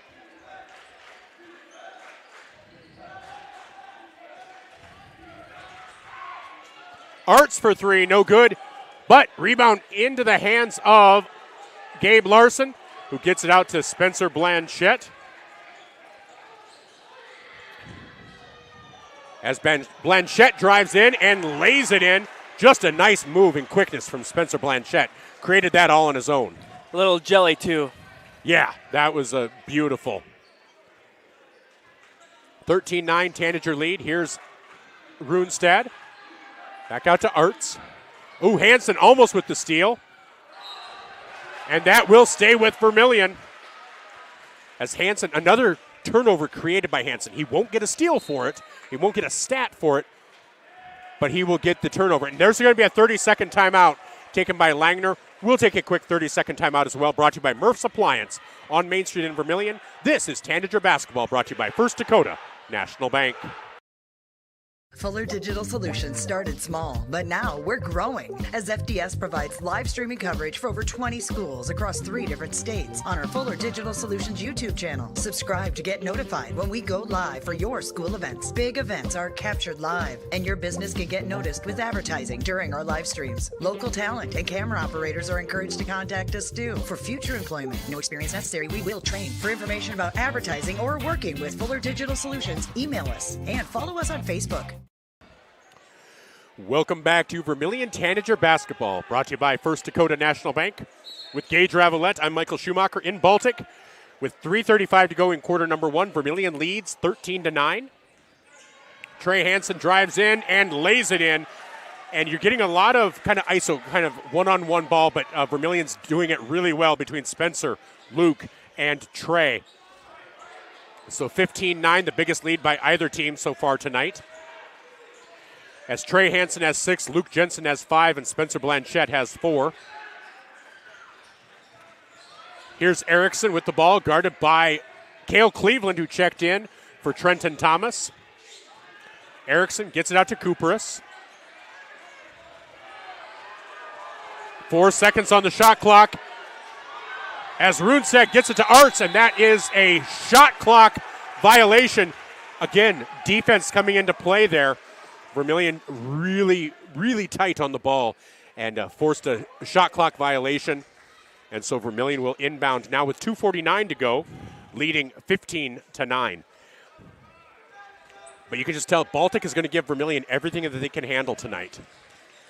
Yeah, I think Baltic needs to space the floor a little bit more to find a few more passes to get the ball around an easy basket.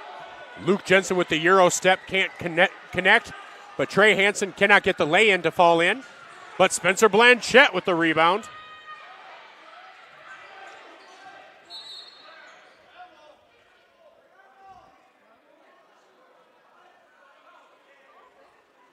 I think, is there a shot clock issue? You know, it looked like it was going to be a travel or some kind of foul right away. That's what I thought.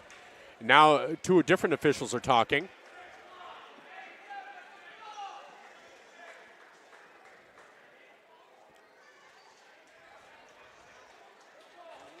So Vermillion to inbound, I'm not quite sure. But Vermillion gets it in. It's Gabe Larson on the block. Cannot connect. Rebound to Cooperus.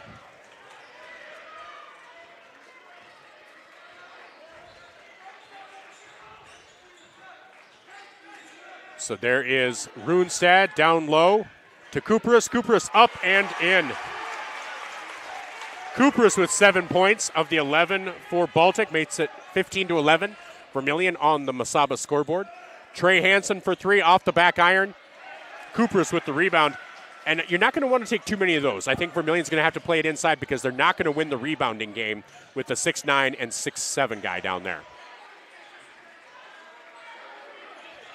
As they get it down low, Trey Hansen will create the jump ball. Well, and just to touch on that point, Michael, yeah, they have 2 guys over 6'5 compared to the Tanagers roster where nobody's even 6'5. Baltic's going to have to find a way to force it down low more to get them EC baskets and take advantage of size advantage if they want to even just take this lead back.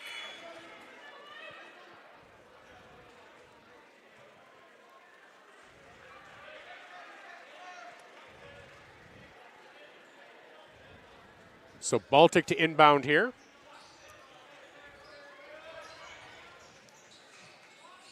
Nice job by Cleveland to create that turnover. Cleveland into the paint, up with the left hand, and he's going to be fouled by Ben Erickson. So a minute 29 to go. Vermillion 15, Baltic 11. It's been a hectic, very physical game. Yeah, not only has it been physical, but it's been a lot of, as I stumble on my words, but it's been a lot of ISO ball. There hasn't been too much ball movement. It's really kind of guys getting to the moves they have in their bag, just getting to the rim, and they've done a really excellent job at it. And Cleveland hits that first one, making it 16-11. But yeah, a lot of ISO, and second free throw in for Cleveland as well. So now a 6-point lead for the Tanagers on the Masaba scoreboard. Again, this is Tanager basketball, brought to you by First Dakota National Bank. Dylan Runestad, the 6-foot senior guard, gets it down low to Arts. Arts just off the block, turnaround jumper, cannot connect. Rebound, Trey Hansen. Trey gets it over to Luke. Luke down in the paint, turnaround jumper up with the right hand, and gets it to fall. 19-11, Vermillion now with their biggest lead of the game. Runestad, that senior. And now in there, Brody Aday, a 6'1 senior as well. Lays it in, cannot connect. That was Ben Erickson, another senior. A lot of seniors on this Baltic team. Jensen thought about the 3 from the corner. Cannot get it to hit. And that is Erickson with the rebound. So 33 seconds to go. Erickson up with the right hand, no good. Larson with the rebound.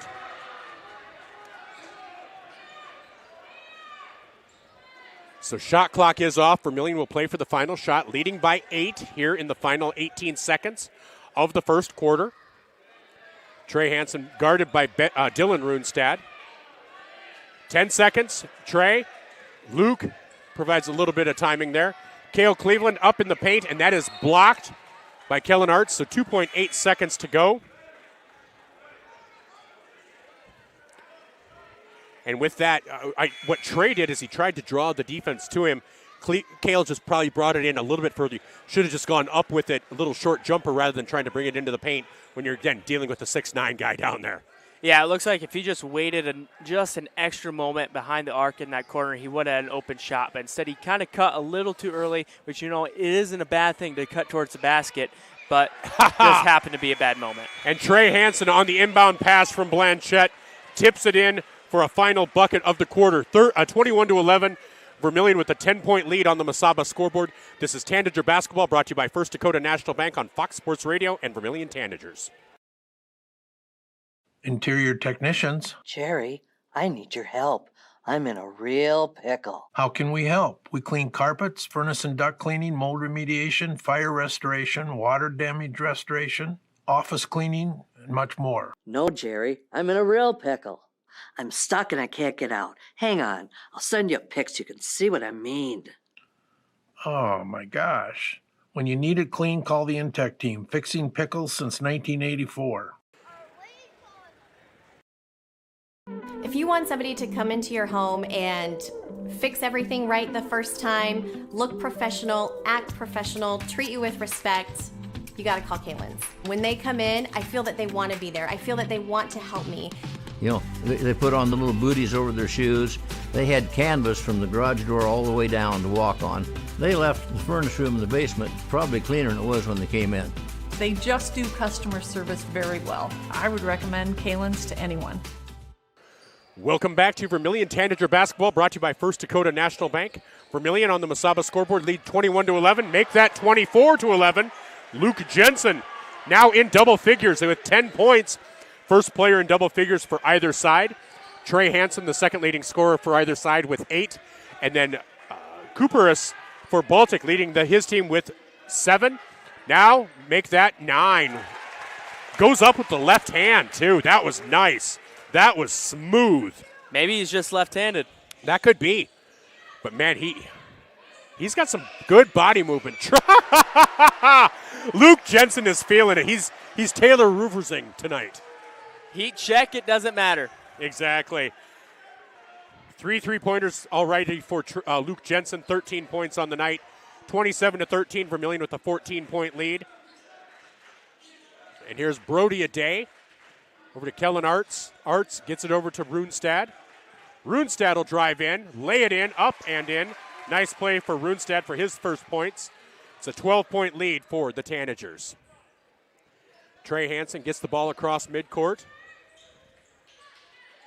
Over to Blanchette in the corner, drives into the paint, spin move, up and off the glass. Spencer with 6 points on the night. He's already met his season average of 5.7. Vermillion back to a 14-point lead. Aday over to Arts. Good ball movement by this Baltic team. Runestad loses it out of bounds, and that was off of Vermillion. As checking in for Baltic will be Ben Erickson and Benjamin Berg. Checking in for Brody Aday and Cooper Gary.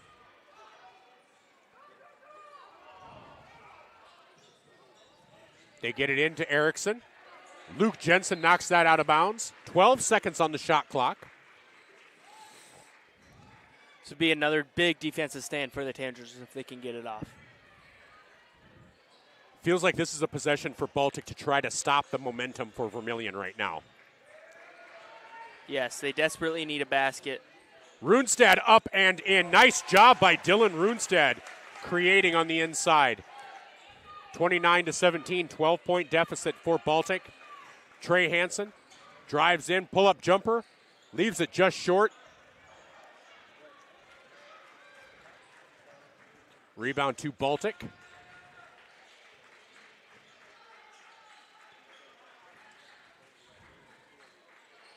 As Benjamin Berg gets it down to Cooperis. Cooperis up and in from the right side.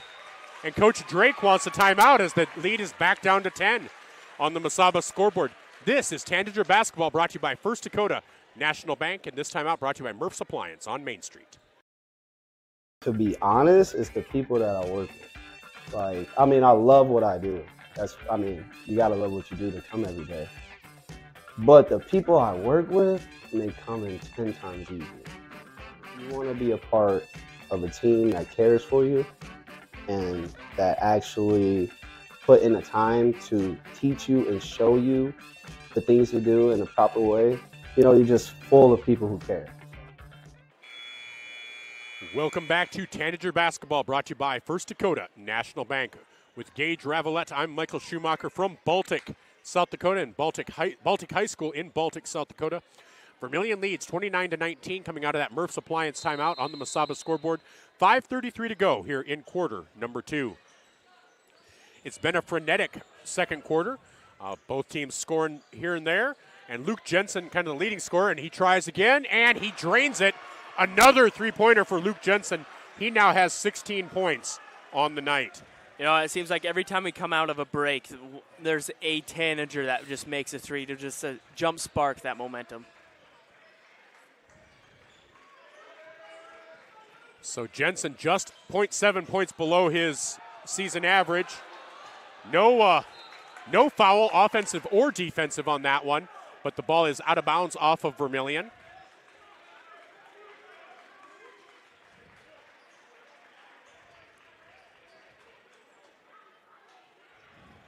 So Runestad gets the ball into Arts.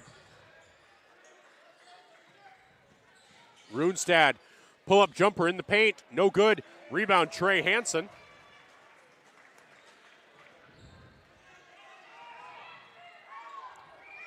Trenton Thomas for three, cannot connect. Ball into the hands of Aday. So again, Vermillion with that 13-point lead. But it feels much closer than 13, I will admit that. 4.5 minutes to go as Runestad gets the ball over to Ben Erickson. Nice defense by Larson to throw it away, throw it ahead. Nice job as that will go out of bounds. Off of Vermillion, that will stay with Baltic, but they'll have to go the length of the court again.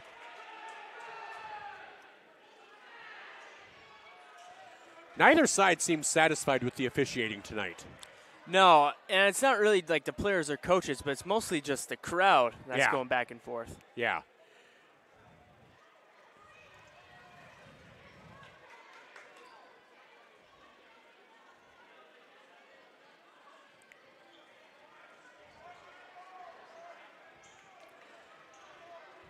So Ben Erickson to inbound the ball.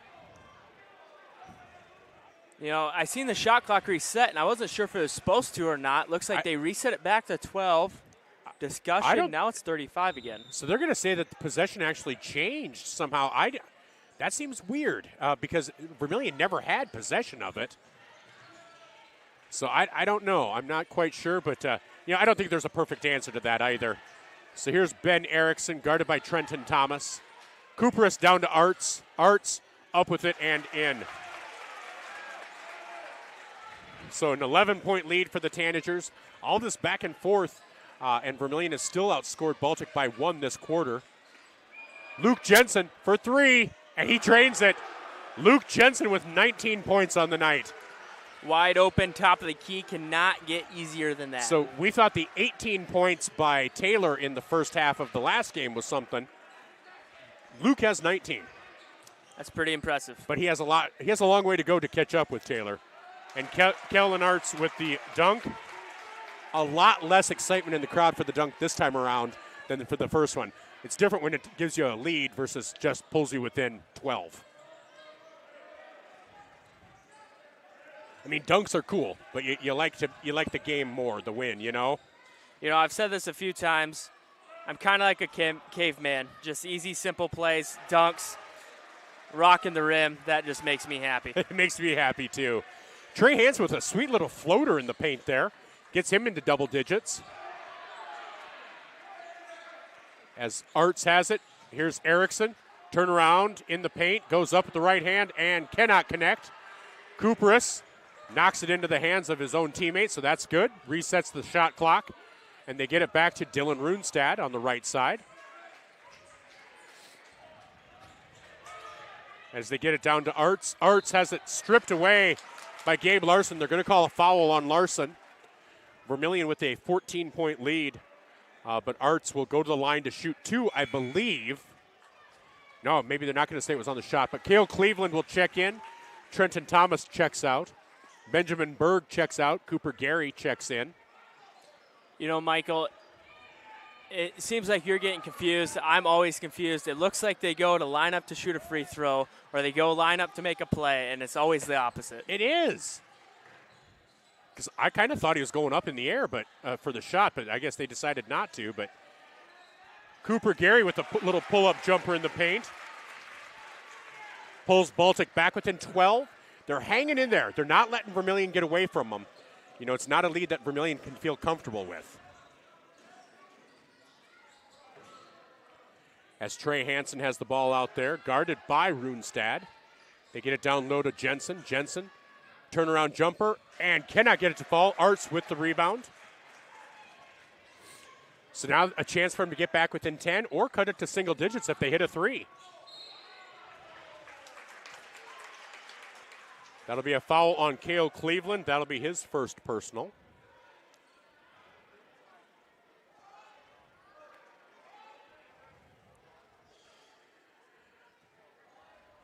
As that foul before was not called on Gabe Larson, it was called on Trey Hansen. So Trey now has two personals.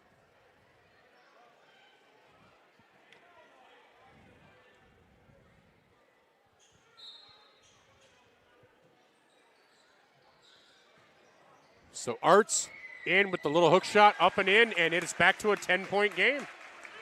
Arts has 8, Cooper's has 11.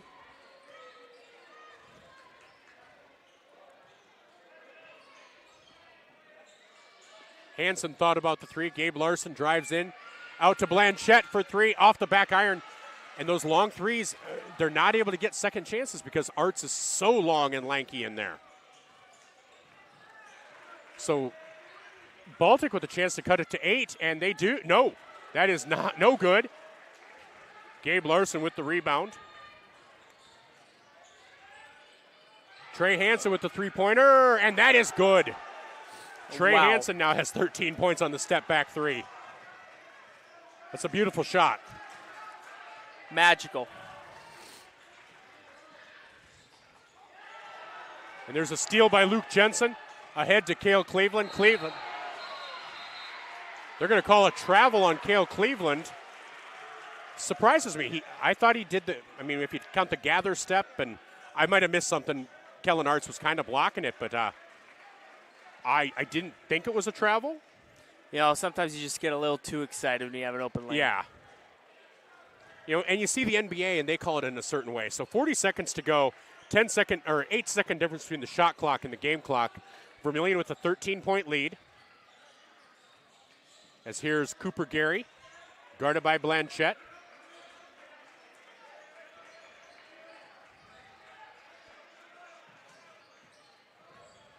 Erickson down to Cooperus. Cooperus up and in. Cooperus with 13 points. 10 seconds to go. Trey Hansen for three. Drains it. Trey Hansen quieted this crowd in a hurry. 14-point lead for Vermillion. Half-court shot, no good for Baltic. So, 43-29. Vermillion, after all of that, still outscored Baltic 22-18. So Vermillion now with that 14-point lead. As they go into the half, we'll be back with our Vermillion Chamber and Development Company halftime show. On the Masaba scoreboard, Vermillion leads 43-29. This is Tanager Basketball, brought to you by First Dakota National Bank. Starting the first bank in South Dakota was the easy part, earning the confidence of local farmers, helping families account for their dreams, and securing the future for countless businesses took us a little longer. We owe it to the hard workers, big dreamers, and forward thinkers out there. Thank you for making South Dakota a great place to call home.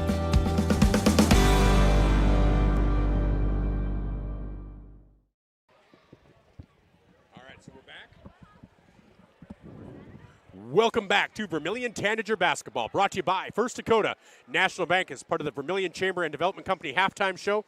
We have Lexi Hansen with us tonight. Lexi, how are you doing? Really good, yep. Well, you know, I'm glad I get a chance to talk to you. You've been having a pretty nice run. Now, you didn't score in double digits tonight. You got close. You got to 9. But it feels like you've turned a corner on your free throws. Do you feel more confident at the line now? Yes, for sure. Yep, I've been just calming down, taking my time. Yeah, well, and free throws are such a psychological thing because you think about it. When you're just out there, everyone contributed. How how nice is that? Because you came in with 9 points. Shaylin hit a couple of threes.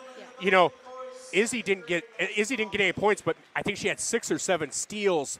You know, is that a mindset you guys have, knowing, okay, you can almost say Taylor's going to get her stuff, but we contribute.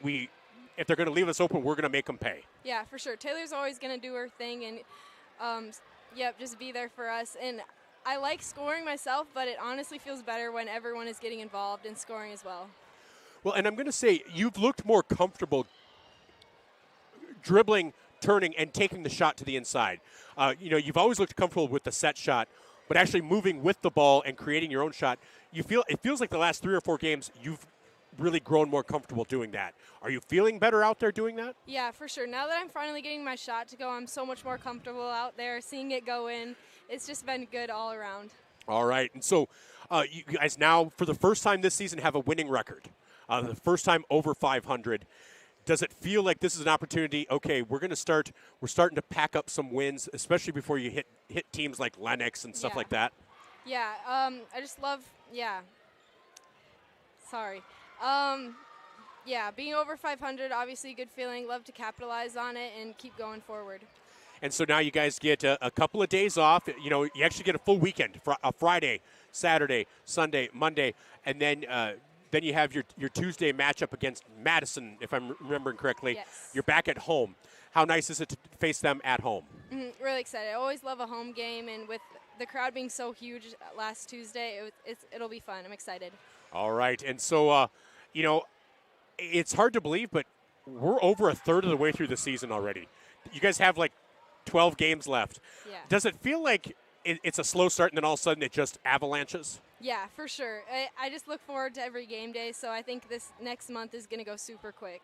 All right. And, you know, as you guys continue, what do you feel you need to do as an individual, and what does the team need to keep working on to maintain this momentum? Because my thing is, against Ponca and Sergeant Bluff Luton, you guys really looked like you'd come together. Then you guys had a two-week layoff, and Groton looked a little more discombobulated. Yeah. But then you came back against Yankton, looked great. They have some athletic guards. You guys shut them down. It felt like these last 2 games have felt more like that Ponca, Sergeant Bluff Luton. Do you guys feel like you're cohesive again? Yeah, the pieces are definitely coming together.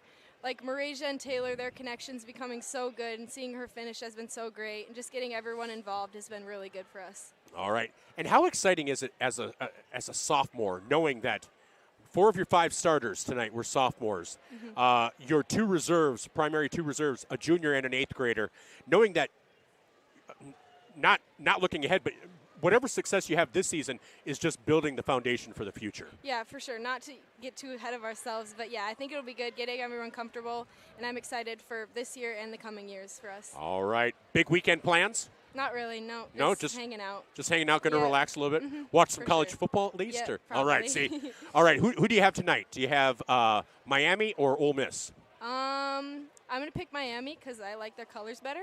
Okay, but okay. I don't watch too much football. No, that's okay. All right, Big Ten, Indiana, Oregon. Oregon. All right. And who's your favorite college basketball women's team?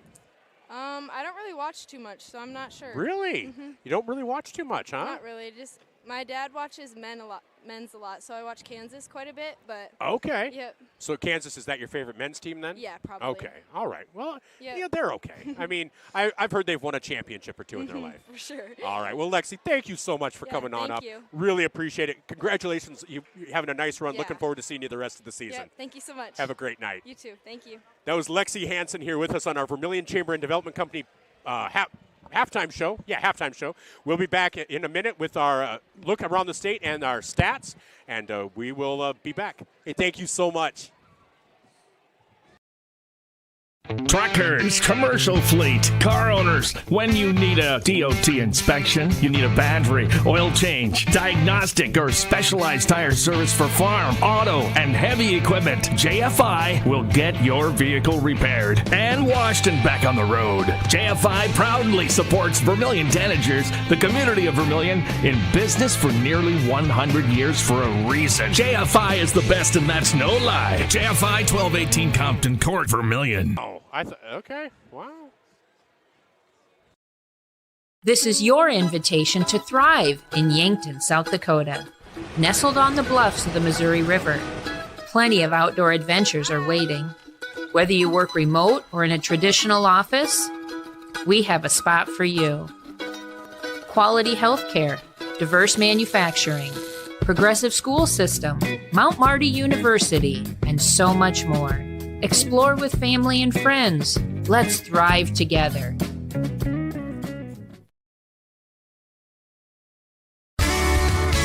Get the finest wood in the neighborhood. Down at the lumberyard. Down at the lumberyard. But it's not just wood at the lumberyard. With a wide variety of quality building materials, the folks at the lumberyard can help you with all of your project needs. Whether it be paint, siding, cabinets, windows, or of course lumber, the lumberyard is ready to help. The best wood in the neighborhood at the lumberyard, 1000 West Cherry Street in Vermillion. Welcome back to Vermillion Tanagers Basketball, brought to you by First Dakota National Bank with Gage Ravellette. I'm Michael Schumacher from Baltic High School in Baltic, South Dakota, where on the Mesaba scoreboard, the Tanagers lead by a score of 43-29. Leading scorer for the Tanagers with 22 is Luke Jensen. Trey Hansen with 13. Spencer Blanchette with 6, and Cale Cleveland with 2. For Baltic, you have Trevor Cooperis with 13. Kellen Arts with 8. 4 for Cooper Gary, and 4 for Dylan Runestad. And I'll tell you, even with a 14-point lead, it feels much closer. Just watching the game, I would not guess that there's a 14-point lead for either side. And I was going to say, what do you think the key was to that first half? But I really just think it was Luke Jensen. Well, I would say similar to the girls, I think it was the defense. I think this defense of this Tanagers boys team, like the girls team, has kind of been relentless. They forced Baltic kind of out of position. All the shots Baltic has taken have been tough, contested shots. If the Bulldogs have made a shot, it's a wonderful shot because they've had to fight through the contest of the Tanagers. And I think that's why it feels so close, because the Tanagers might be making all their baskets. They made quite a few threes, but the Bulldogs have put up a decent amount of shots. All of them have been contested, so not too many of them have went in. Well, and Vermillion's been playing smooth. Neither team really seems to be in their offense right now, though. That first half felt like a lot of pop and shoot type, or iso ball from the three-point line, dribble, drive, penetrate. It doesn't feel like a lot of back and forth with the offenses, and I'm not quite sure if it's because the defenses are so good. For Vermillion, I think they're trying to compensate because they're facing a 6'6" and a 6'9" guy down there, that you're trying to create something different than just ball moving back and forth. And I guess I'm not quite sure, but it's created. We'll see if those offenses gel a little bit more in this second half. Yeah, and that is a good point.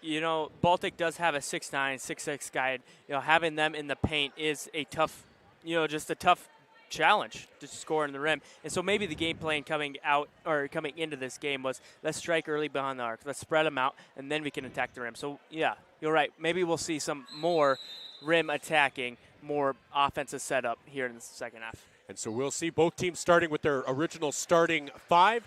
Vermillion with Blanchette, Thomas, Larson, Hansen, Jensen. Baltic with Gary, Runestad, Erickson, Arts, and Cooperis. They get it down to Cooperis, and Cooperis, just left it short. Left it short again. Rebound into the hands of Trey Hansen. Gets it ahead to Luke Jensen. Luke up with the right hand and in. So nice start for Vermillion. Luke Jensen now with 24 points on the night. Michael, free 2 points is cool, but I would love to see a dunk there. I would have dunked it because I never would have dunked it. That's a 10-second violation. That was a fast 10 seconds, if you ask me. Again, that's the second one tonight. One in the girls' game and one in this game. And I was not thinking it was anywhere close to a 10-second violation. I'm not saying it's not. It just didn't feel like it. Yeah, I think they go off the shot clock, or at least that's what I would do. Yeah. So here's we both could just be wrong. We easily could be. Hansen with Trenton Thomas with a short little baseline jumper. That was short. Rebound there to Cooperis. So Vermillion with a 16-point lead, 45-29. Here's Runestad over to Gary. Gary drives in. Little pull-up jumper, fade away. Cannot get it to fall. Rebound to Gabe Larson. Larson no points tonight, but I have him for 6 rebounds already as Trey Hansen loses that out of bounds. That is knocked out of bounds by Baltic. Gabe Larson is one of those players that he's really able to kind of fit in whatever's needed.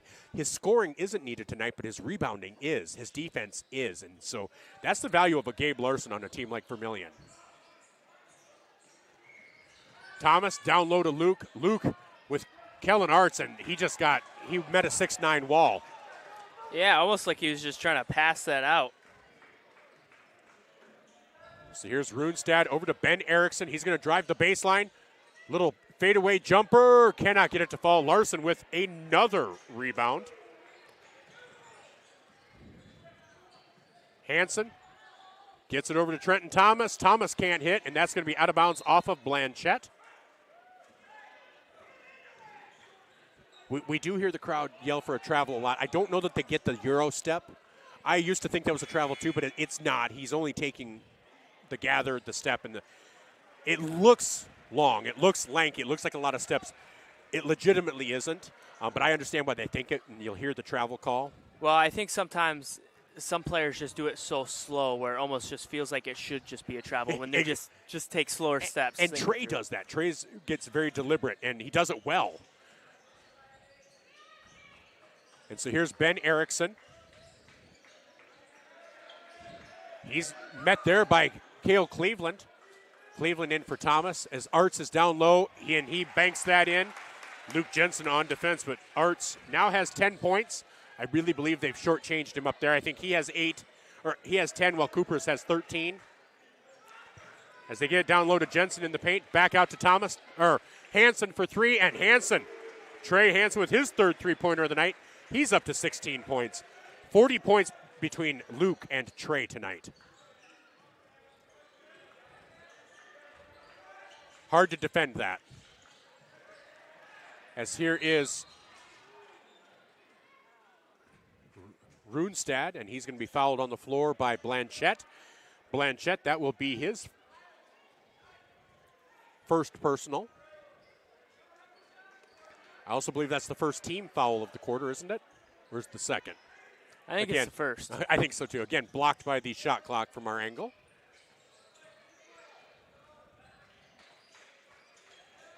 Runestad drives in up with the right hand and in. Runestad has 6 points. And so it's back to a 15-point lead for Vermillion. With 4:57 to go here in quarter number 3. Jensen at the free throw line. Turnaround jumper, and that is a little offline. Rebound by Runestad.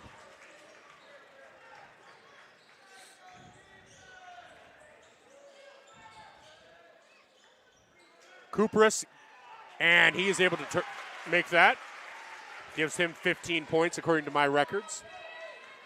So all of a sudden, Baltic has cut that lead that was 14 coming into this quarter down to 13. Hansen, long three, that will rattle in and out. Rebound to Kellen Arts. So Vermillion really needs a stop.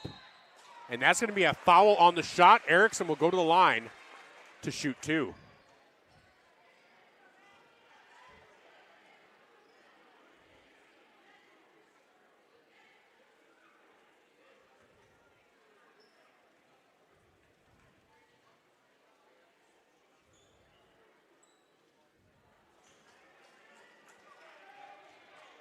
And the first one no good at the line for, I believe that's number 1, Dylan Runestad.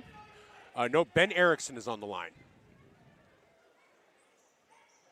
And he missed both. Wow. Boy, you hate to see that when you're behind by 13.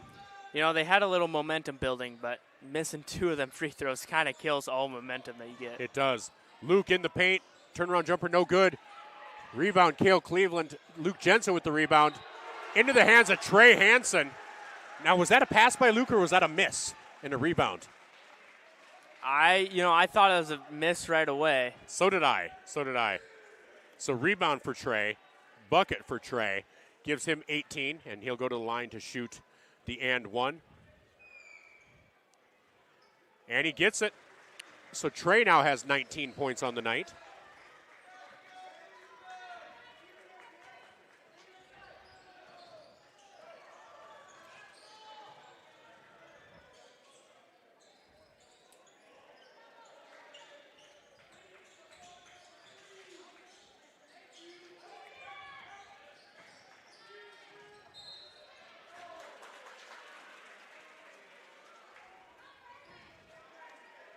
And that's going to be on Cale Cleveland. That'll be his third personal.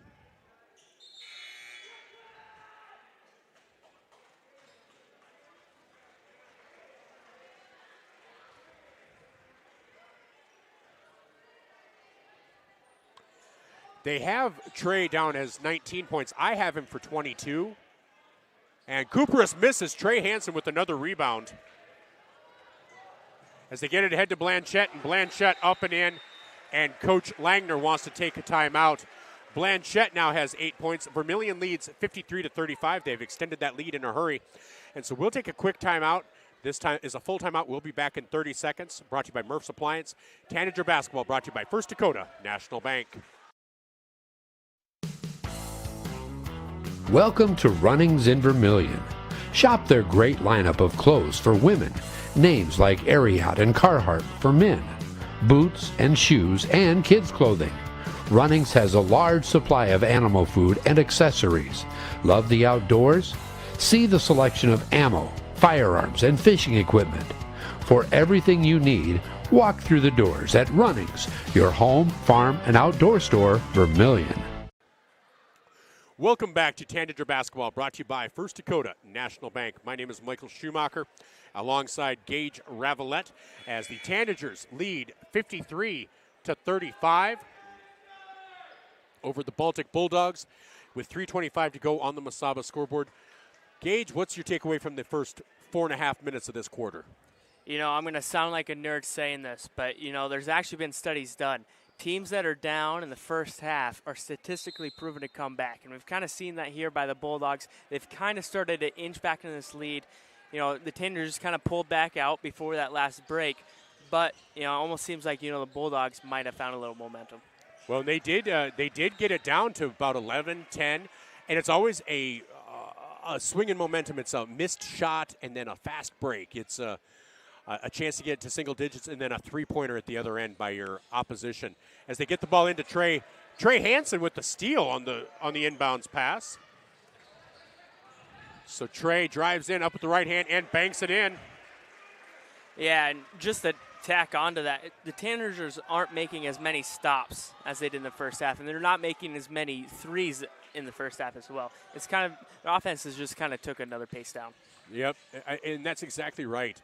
And so here's Ben Erickson, kicks it out to Kellen Arts. Cooper Gary for three, no good. Rebound, Trenton Thomas. Blanchette over to Gabe Larson. Larson for three. Oh, cannot hit. Goes after his own rebound, out of bounds, off of Kellen Arts. No, off of Gabe Larson.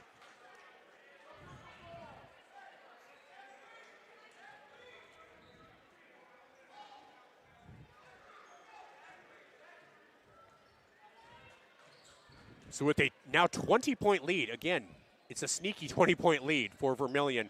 2:20 to go in quarter number 3. Long three-pointer there for Cooper Gary, no good. That'll be out of bounds. And I don't know if I've ever said it, but I hate the airball chant from fans. You're not out there playing. You know what I mean? Well, you know, as a fan, of course your goal is to heckle. I get it. I just And that is a travel by Trey. No Euro step, just a pure travel. Yep.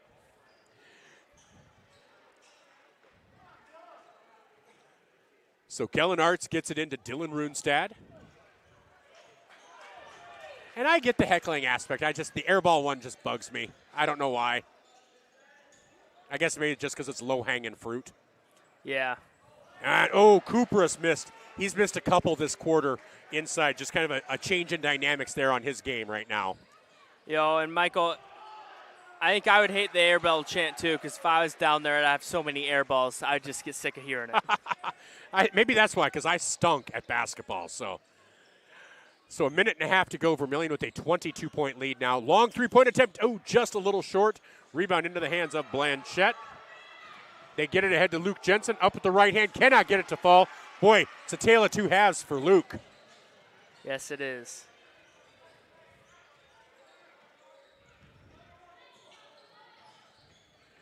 As Runestad gets it over to Erickson. Back over to Runestad. Boy, Blanchette created a little havoc there. Runestad up with the right hand and gets it to fall. He now has 8 points on the night. 55 seconds left to go here in quarter number 3. Trey Hansen, long three, drains it. Not a doubt. No doubt at all.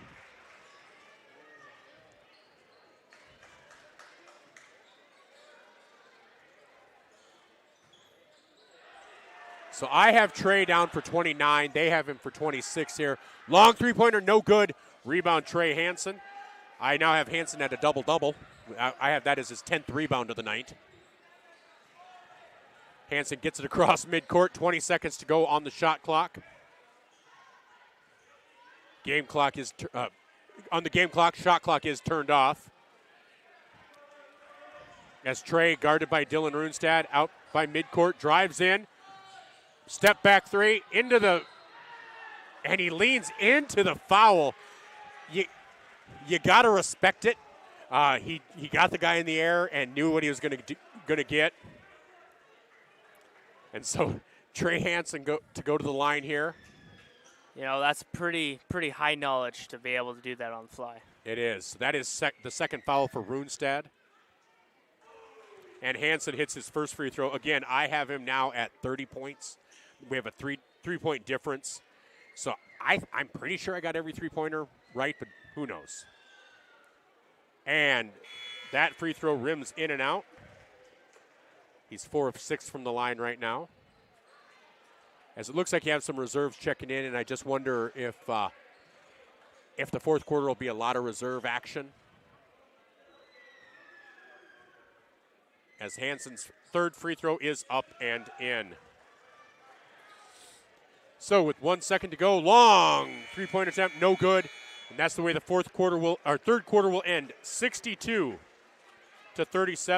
Vermillion outscores Baltic 19-8 in that quarter. We'll be back with the fourth quarter after these messages. This is Vermillion Tanager basketball, brought to you by First Dakota National Bank. The Dairy Queen Grill and Chill in Vermillion is proud to support local athletics like USD and the Tanagers. The DQ Fall flavors are in, and DQ has great food at great prices. Get a $7 meal deal. Choose from a cheeseburger or 3-piece chicken basket with fries, a drink, and a sundae for only $7. Got an office team party or birthday party? If you want to celebrate, don't bake, buy a DQ cake. And DQ supports the Sanford Children's Network. So after the game, take your team for a thrill to the Dairy Queen Grill and Chill, 905 East Cherry Street, Vermillion, South Dakota. Slumberland Furniture at 2401 Broadway in Yankton, home of Kirkland Furniture Groups, bedroom groups by Laguna, and dining sets by Tower and Catadel. They're also the only place to offer furniture by Flex Steel and the biggest selection of Lazy Boy in the area. The Mattress Gallery is full of the best brand name mattresses in the business, including the all-new Tempur-Pedic Active Breeze personalized climate-controlled mattress. Slumberland Furniture, dining, bedroom sets, and mattresses in Yankton. Welcome back to Vermillion Tanager basketball, brought to you by First Dakota National Bank. As we start the fourth quarter, Vermillion leads 62-37 on the Masaba scoreboard. And this second half is just not Luke Jensen's, as that'll be out of bounds.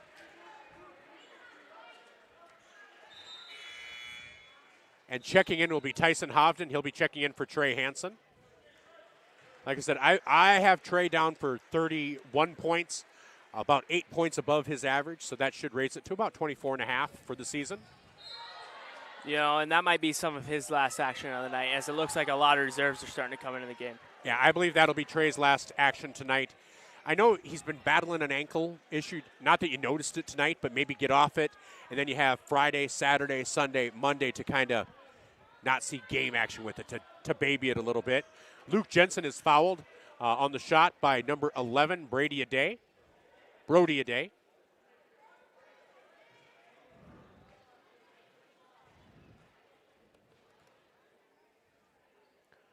Luke's free throw is up and good,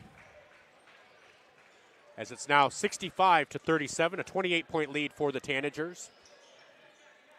If they are able to score 2 more before Baltic, that will create a running clock. As now in is Traylon DeHaven, a 5'10 sophomore for Baltic. And Brady Aday, Benjamin Berg just left that short. Luke Jensen with the rebound. As Blanchette out there. Gabe Larson with the ball, drives in, up with the right hand, and cannot get it to fall. Gabe cannot buy a bucket tonight. He has played so well everywhere else, just cannot get a shot to fall. Well, I'm pretty sure that ball touched every part of the hoop other than the nylon. And I think some parts twice. As here is Brody Ade, and he is unable to connect. That'll be Vermillion's ball. So with 6:45 to go, Vermillion leads 28. As now you see coming in Daxton Christensen, along with Cale Cleveland. Checking in for Luke Jensen and Gabe Larson.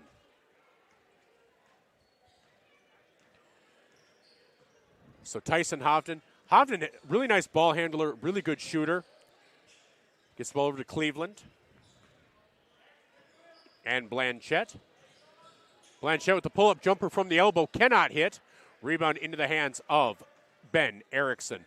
Minute and a half gone here in quarter number 4. And that's Trenton Thomas, I believe, with a block.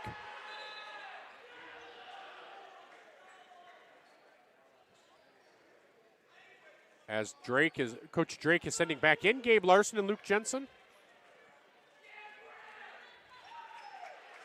You have to almost think that Vermillion would match the size, or try their best, I should say. Well, I guess Baltic is sending back out Cooperus and Arts. I think Coach Drake was willing to put the reserves in as long as maybe he thought they were running reserves the rest of the night, you know?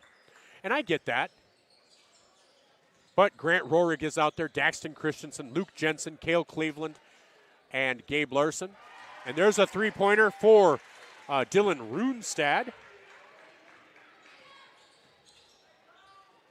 As Runestad now has 11 points on the night. Three-point attempt for Gabe Larson. Cannot get it to fall. Brody Ade with the rebound.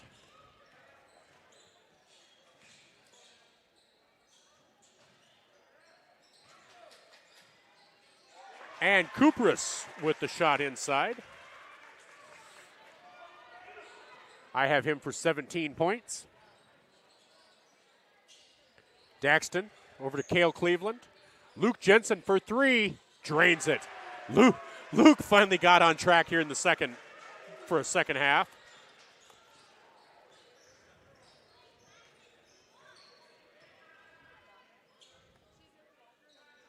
So I have Luke at 25 points tonight, averaging 26 over the last 2 games. Kellen Arts for 3, no good, and that went over the backboard, so that will be out of bounds. That will be 2 Vermillion. Now it looks like we were wrong. Trey Hansen's back on the court. Trey Hansen is. 5:06 to go. Interesting. As I'm not quite sure, 30-second timeout by Baltic, by officials. We'll take a 30-second timeout as well, brought to you by Murph's Appliance on Main Street in Vermillion. Tanager Basketball brought to you by First Dakota National Bank. Lucky for us, life is full of choices, big and small, just as it should be. They define us, make us who we are. And when it comes time for you to choose, a car, home, your next big adventure, or start a new business, Farmers Union Insurance has the variety of choices to make sure you have the perfect coverage to protect each perfect moment. Farmers Union Insurance. Niche. Welcome back to Vermillion Tanagers Basketball, brought to you by First Dakota National Bank. On the Masaba scoreboard with 4:59 to go, Vermillion leads 68-42, a 26-point lead for the Tanagers. Trey Hansen, Cale Cleveland, Gabe Larson, Luke Jensen, and Grant Rohrig out there for the Tanagers. Trey Hansen, pull-up jumper on the side, and that will be out of bounds off. That was blocked by Baltic.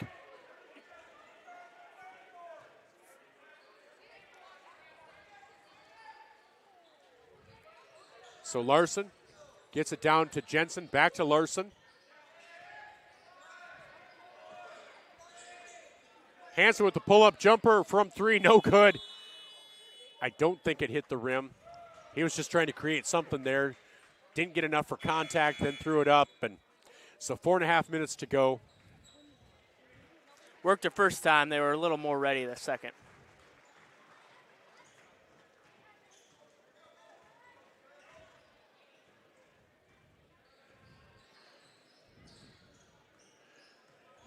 So Vermillion will get the win, 5-2. 5-2 on the season. That'll be good. Baltic will fall to 5-3. Kellen Arts out to Runestad for 3. No good. Rebound, Cale Cleveland. So 4 minutes to go, halfway through this fourth quarter.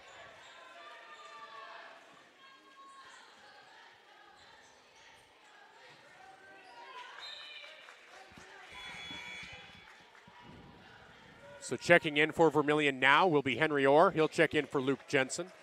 Checking in for Baltic is number 2, Traylon DeHaven. Number 5. Number 5. I don't have a number 5. Why do they do that to me? I don't have a number 5 either on GoBound or on their program that they printed here. Number 20 is James Munson. Number 14 is Braden Hansen. And number 4 is Benjamin Berg. Here's Daxton Christensen, Henry Orr out there with Tyson Hovden, Grant Rohrig, and Cale Cleveland. Cleveland picks up the dribble, gets it over to Orr. Orr, 6 seconds on the shot clock. Daxton drives in, little pull-up jumper, just left it short. Rebound there to number 5, who I don't have a name on. I feel so bad not being able to say the name. I don't have it on either of my rosters. Rebound there to Henry Orr. Gets it back out to Cale Cleveland. 3:20 to go. Vermillion leading by 26.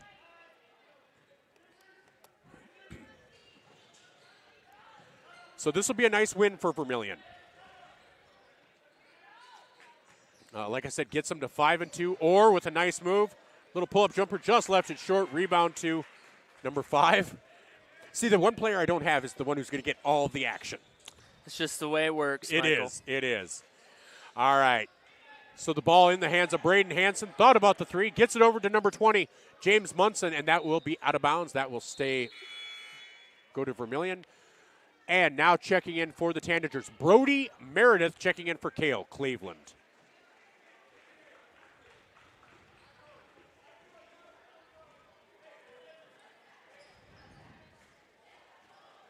So Hovden brings the ball across, gets it up to Orr at the top of the key. Over to Daxton Christensen. He'll drive in, loses control. That'll be a jump ball. And possession will favor Baltic with 2:31 to go.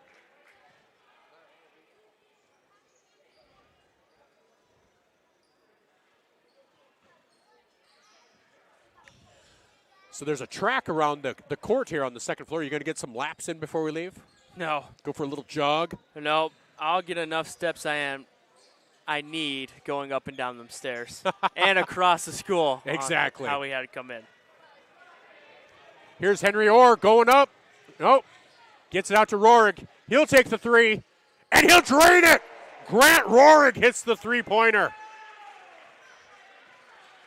Gives Vermillion a 29-point lead, 71-42, with 2 minutes to go. And Henry Orr gets the steal. Gets it back to Rohrig. Over to Christensen.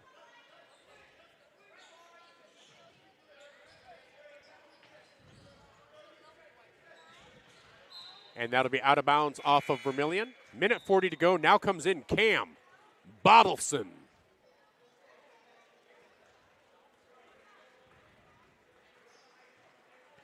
Cam Bottleson comes in for Henry Orr. So again, minute 36 to go. Vermillion coming away with a nice win tonight. We'll give them some nice seed points. Probably puts them into the top 6 in seed points, I believe. As Baltic will now be 5-3. Rebound there for Daxton Christensen. Hovden will bring the ball up. Minute 16 to go in the game. Hovden drives in, spin move, up with the left hand, cannot get it to fall. Rebound to number 5.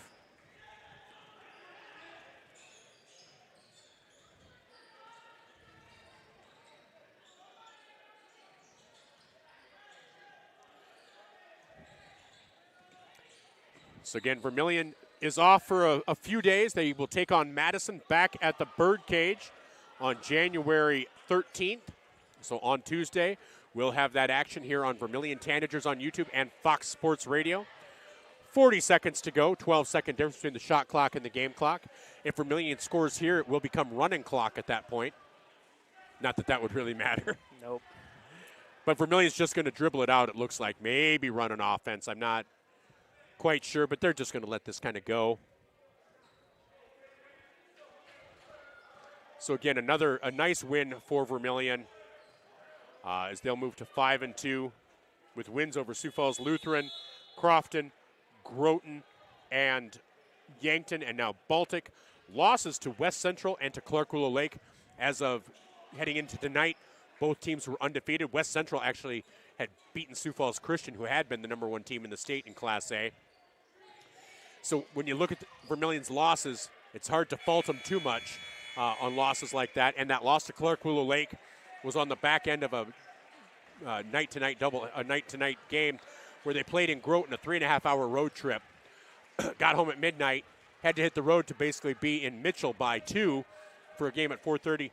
And I'll be honest, they just looked like they had tired legs. And not that that's an excuse. Like Coach Drake said, if you want to win at the state tournament, you need to play back-to-backs.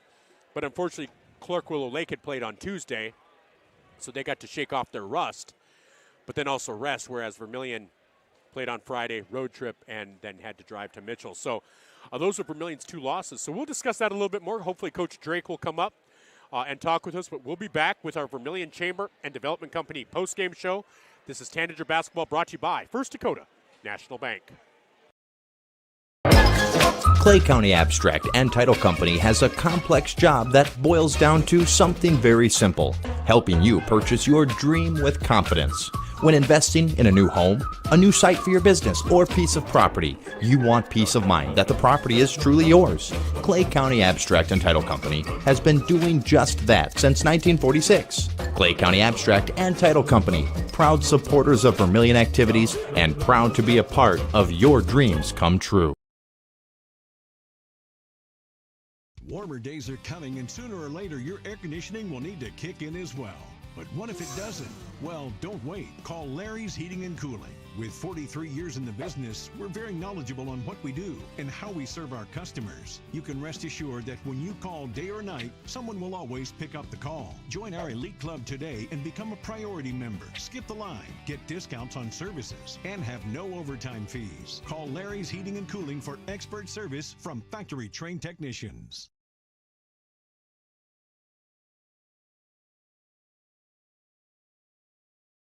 I'm Blaine Olson, owner of Blaine's Body Shop in Vermillion. I grew up here, graduated here, and now have a business here. I'm proud to serve the community that has helped me live this dream. I have top-notch equipment, the latest in training, along with a work ethic and the desire to serve you. Should you need repairs in the future, please remember Blaine's Body Shop across from Polaris on the Highway 50 bypass in Vermillion. Blaine's Body Shop. Automotive collision repair. Now online at blainesbodyshop.com. Hey kids, it's never too early to start planning for your future. Did you know Masaba provides scholarships and tuition assistance? They are committed to your success, offering engineering, drafting, and welding opportunities, plus scholarships, job shadowing, and mentorship programs. Learn more at masabainc.com/careers. When I grow up, I want to work at Masaba. Masaba Manufacturing. Unlock your future and rock with us.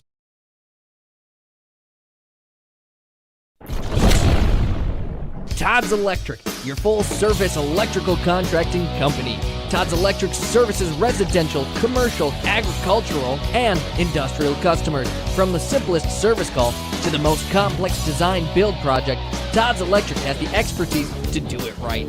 Call Todd's Electric for all your electrical needs.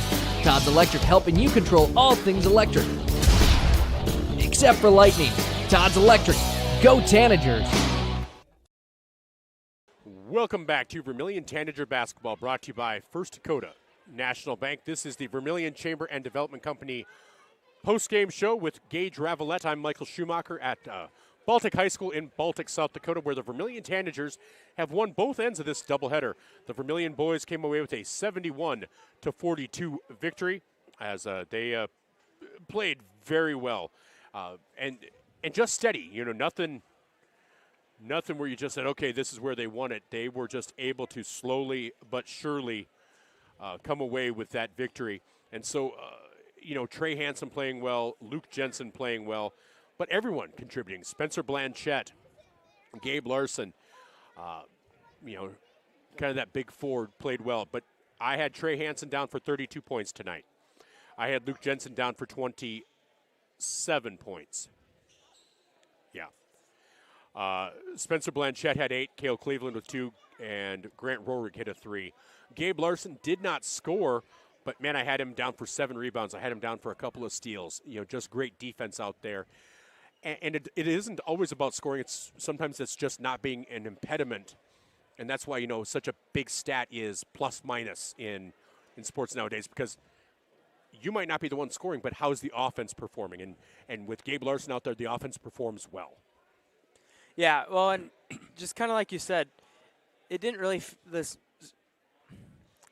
not stumble on my words again, but it ended as a 30-point game. But it didn't feel like a 30-point game. It felt a lot closer than that, but the Tanagers just kept on chugging along, picking up 2 points there, making a stop, picking up another 2 points. And what felt like a really close game just kind of snowballed into a 30-point game. And like you said, you know, Gabe Larson didn't score the points, but he made the effort on defense. He made the effort, you know, making that one more pass to set up the open 3.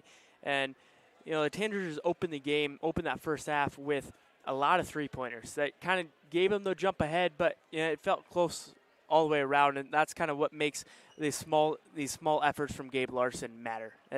Them small efforts kind of is what starts a snowball, keeps the snowball going in the middle of a slump, and that's why it's a 30-point game.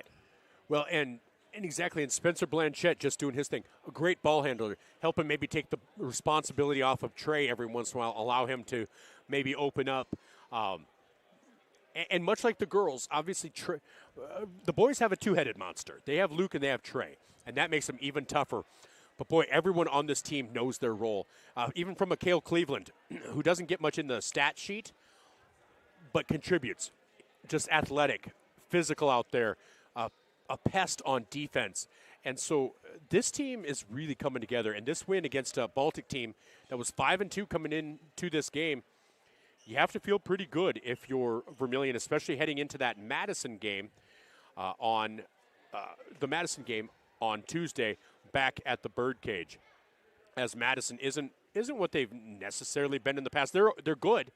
I don't want it to sound like they're not, but you know, they're 5-1. But I think they're a team that Vermillion can hang with. So it should be interesting to see what this team can do. It felt like this was their most complete game of the season. Well, it looked pretty complete on both sides of the court. You know, they made a lot of three-pointers. And they made a lot of stops. And that's, like I said, that's why it's a 30-point game. Exactly. And we do have Coach Drake here, and we'll get a headset on him. Go ahead and sit down if you want to. All right, Coach. Well, you know, if there weren't a scoreboard, I would not have guessed that this was an almost 30-point game. It never felt like – it was just steady. It was like, okay, here's a few possessions and we outscored them by 2. Here's a few possessions, we outscored them by 2. It was never one of those where you just ran away and hid. How do you feel coming out of this game? Yeah, really good game for us. You know, probably our best overall game. We talked about Yankton. We had a really good first half, right? And then the Groton game last Friday night, very good basketball team and stuff. But people don't realize probably Baltic's a top 10 type team, and for us to come in here and get a 29 or whatever it ended up 30-point lead or win, and the way we did it, I thought we talked at halftime, coincidence or not, both games this week scored 43 first half points. Things are going well offensively. Obviously, we held Yankton to 20 in the first half. They had 29. We gave them life in the second quarter. They got 9 quick ones to start the game, and then I think they finished with 2 points like the last 4 or 5 minutes of the first quarter. we really defended them well. And then to start the second quarter, we were scoring, but they scored on their first 4 possessions. And you give a team like that in rhythm, they got into a flow, and it gives them confidence too. And then, but, for our offense and being up 14-15, early third, same thing. They cut it to like 12-13 a couple times. It's kind of like you said. But then, the other night we gave up 40 second-half points to Yankton. We talked about it at halftime, and our guys really dug in on the defensive end. And, I think they ended up with 13 second-half points. And that allows us, we probably weren't quite as good offensively in the second half, but when you're holding teams and getting stops, that's where you kind of said it's just kind of a possession here, possession there, and before you know it, just accumulates, and a really good win for our guys. Well, and what was nice is obviously we were talking, Gage and I were talking that much like the girls have Taylor, you guys have a bit of a two-headed monster.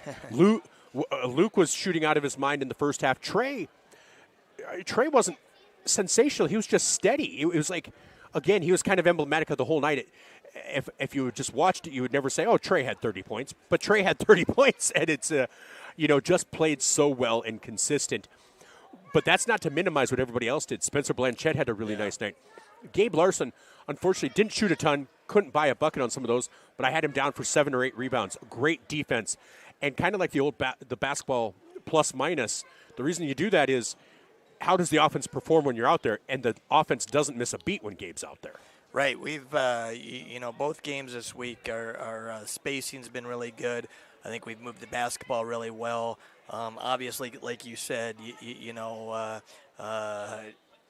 Trey and Luke can score the basketball, and when they get going like that, it puts a lot of pressure on the defense. And our other guys out there, they're all capable, and that's the nice thing with our group, right? Gabe, Spencer, Trent, Kale, they can all hit perimeter shots. They can put the ball on the floor, so it just allows the offense to have some spacing out there, and it's a good week for us. The challenge, when we play 4 games in 7 days against 4 really good basketball teams, and to kind of get through this stretch and go 3-1, and now we kind of just got to get some rest this weekend, get our bodies back, and then we kind of go on a stretch here the next 2-3 weeks where it's kind of Tuesday, Thursday, Tuesday, Thursday, Tuesday, Thursday. Well, and that starts back at home on Tuesday against a Madison team that coming into tonight was 5-1. I haven't seen how their game is. I don't know if they played tonight, but always a good matchup. Always seems to be a bit of a of a headbutt kind of a matchup. But feeling really good. Coming off that great Groton area game a week ago tomorrow. Then you played Clark-Lula Lake where it was back to back, and that's tough road trip, all of that. But it feels like this week, coming off a loss like that, your team can either go one of 2 ways, and it feels like you guys have taken the positive path in that fork. Yeah, and like anything, it sounds so cliche and stuff. You want to be playing your best basketball at the end of the year, and we still have a lot of room to grow as a team. Still probably trying to find our identity somewhat, and we've got to get better on both ends of the floor. The reality of the situation is this was Game 7, and we still got 13 more of these regular season games to hopefully prepare us for the postseason. And it was a good week for us with Yankton in this one, but like anything, we can't relax and got to get back to work and get ready to go for next week. So how do the next 4 days look, the Friday, Saturday, Sunday, Monday, as you prepare for Madison? Yeah. Because you do want to balance rest, but you also want to make sure that you're focusing on the things that you want to focus on. Right. The crazy thing, and we just decided in the locker room with our guys, is we have a home gymnastics meet tomorrow night, so we only have one gym, and we could double up with the girls, and they could go right after school, and we could go at 5 or 5:15. But we're going to go at 6:30 a.m. tomorrow morning. It didn't matter if we were going early in the morning or in the afternoon. With what we've had over the last week, 4 games in 7 days, we're not going to go real hard the way it is. But we'll get up bright and early, go from about 6:30 to 7:45, and then it really allows them to actually 3 days then. Obviously school tomorrow, but once school's out, they don't have anything else. Try to get your bodies back. And, Trey sprained his ankle in the Groton game last week. Gabe sprained his ankle the other day in practice. That those guys have been kind of battling on one wheel almost here this week too. So hopefully some rest over the weekend, and then we'll be back at it Monday to prep for Madison. All right. Well, Coach, hey, thank you so much for coming up. Appreciate it. Congratulations on the nice win. 5-2 on the season. Have to feel pretty good because you guys have faced some good competition. So feeling like you guys are kind of getting your feet set and moving forward. So thank you so much for coming up. Really appreciate it, and have a safe trip home. All right. Thanks, Michael. Thank you. That was Coach Jay Drake with us here on our Vermillion Chamber and Development Company post-game show as Vermillion does come away with the victory. Gage, I'll let you take it for a minute while I just pull up some scores from around the state. Yeah, it was a good win by the Tanagers. Like Coach said, they just were kind of steady throughout the game. It was their best complete game the whole year around. They started hot against Yankton, then they kind of slowly fell apart. But this game was a good 4 quarters from the Tanagers. It's kind of something to build on. It almost kind of sucks that they have a long week, because it's like, man, we played such a good game. I'd like to just go out, do it again right away, after a couple days break, of course. But having a long break, it's like, man, we had such a good game. Rest. Hopefully, we still have that groove when we come against Madison. I hope so, too, because Madison's going to be a tough team. And so let's take a look around the state as in AA boys, Brandon Valley beat Brookings 62-36. Spearfish leads Hill City 22-9. In Class A boys, Webster area over Dual by 8. Mobridge Pollock leads Miller. Garrettson defeated Canastota. Sioux Falls Christian leads Unity Christian with 1 minute to go by 9. Platte Geddes leads Corsica Stickney. Loyola Frederick area defeated Aberdeen Roncalli. Clark Willow Lake in the battle of former Vermillion opponents. Clark Willow Lake leads Groton area 42-32 with 1 minute to go in the third. Millbank over Great Plains Lutheran 45-32. My daughter's texting me, and I happened to read what she said, and it made me chuckle. Viborg Hurley leads Hanson 60-38 with 2 minutes to go. Tri-Valley leads Mount Vernon Plankinton in the first half. Florence Henry leads Wilmot. Redfield leads Britton Hecla. Hamlin defeated Tiashpe Zena. Beersford leads Chester. Wagner defeats Bonhomme. Stanley County leads McLaughlin. Parkston leads Parker Marion 60-58 with 1 minute to go in the fourth. I'm going to say that's surprising. Parker Marion is a team that this Baltic team had defeated, and I wasn't quite sure what to make of their record. They're hanging with Parkston, one of the top 10 teams in Class A, so that might have been, just by transference, might be a bigger win for Baltic than I was expecting. So, I think it bodes well for Vermillion as Pine Ridge and St. Francis Indian, no score update. And then in Class B, Estline Hendricks in overtime defeated Del Rapids St. Mary. Jones County leads Phillip 51-45 with a minute to go. Timberlake leads Faith by 10 at the start of period 3.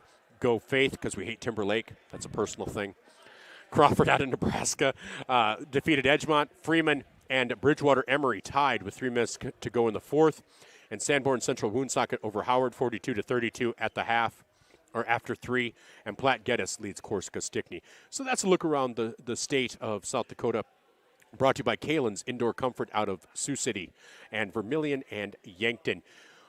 Well, Gage, you're back to getting into the groove and doing Gayville Vollen tomorrow night against Irene Wakanda. Looking forward to it? Yeah, I think so. I had a long break. It was a fun break.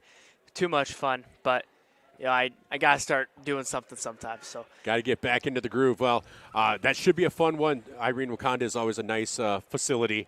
Not too far of a drive, so it's kind of nice that way. But, yeah, this basketball is going to start going hot and heavy now. USD basketball is in form. Vermillion, Yankton. We're going to start trying to do some road games for Viborg, Hurley, Beersford, and Irene Wakanda. So, yeah, everything's going to be in full swing, so it's going to be fun. Well, this has been fun tonight. Looking forward to Vermillion against Madison in Vermillion on Tuesday. But again, for Gage Ravellette, I'm Michael Schumacher from Baltic High School in Baltic, South Dakota. This has been Tanager Basketball, brought to you by First Dakota National Bank on Fox Sports Radio, 101.5 FM, 1570 AM KVTK, and Vermillion Tanagers on YouTube. For Gage Ravellette, you have a good night.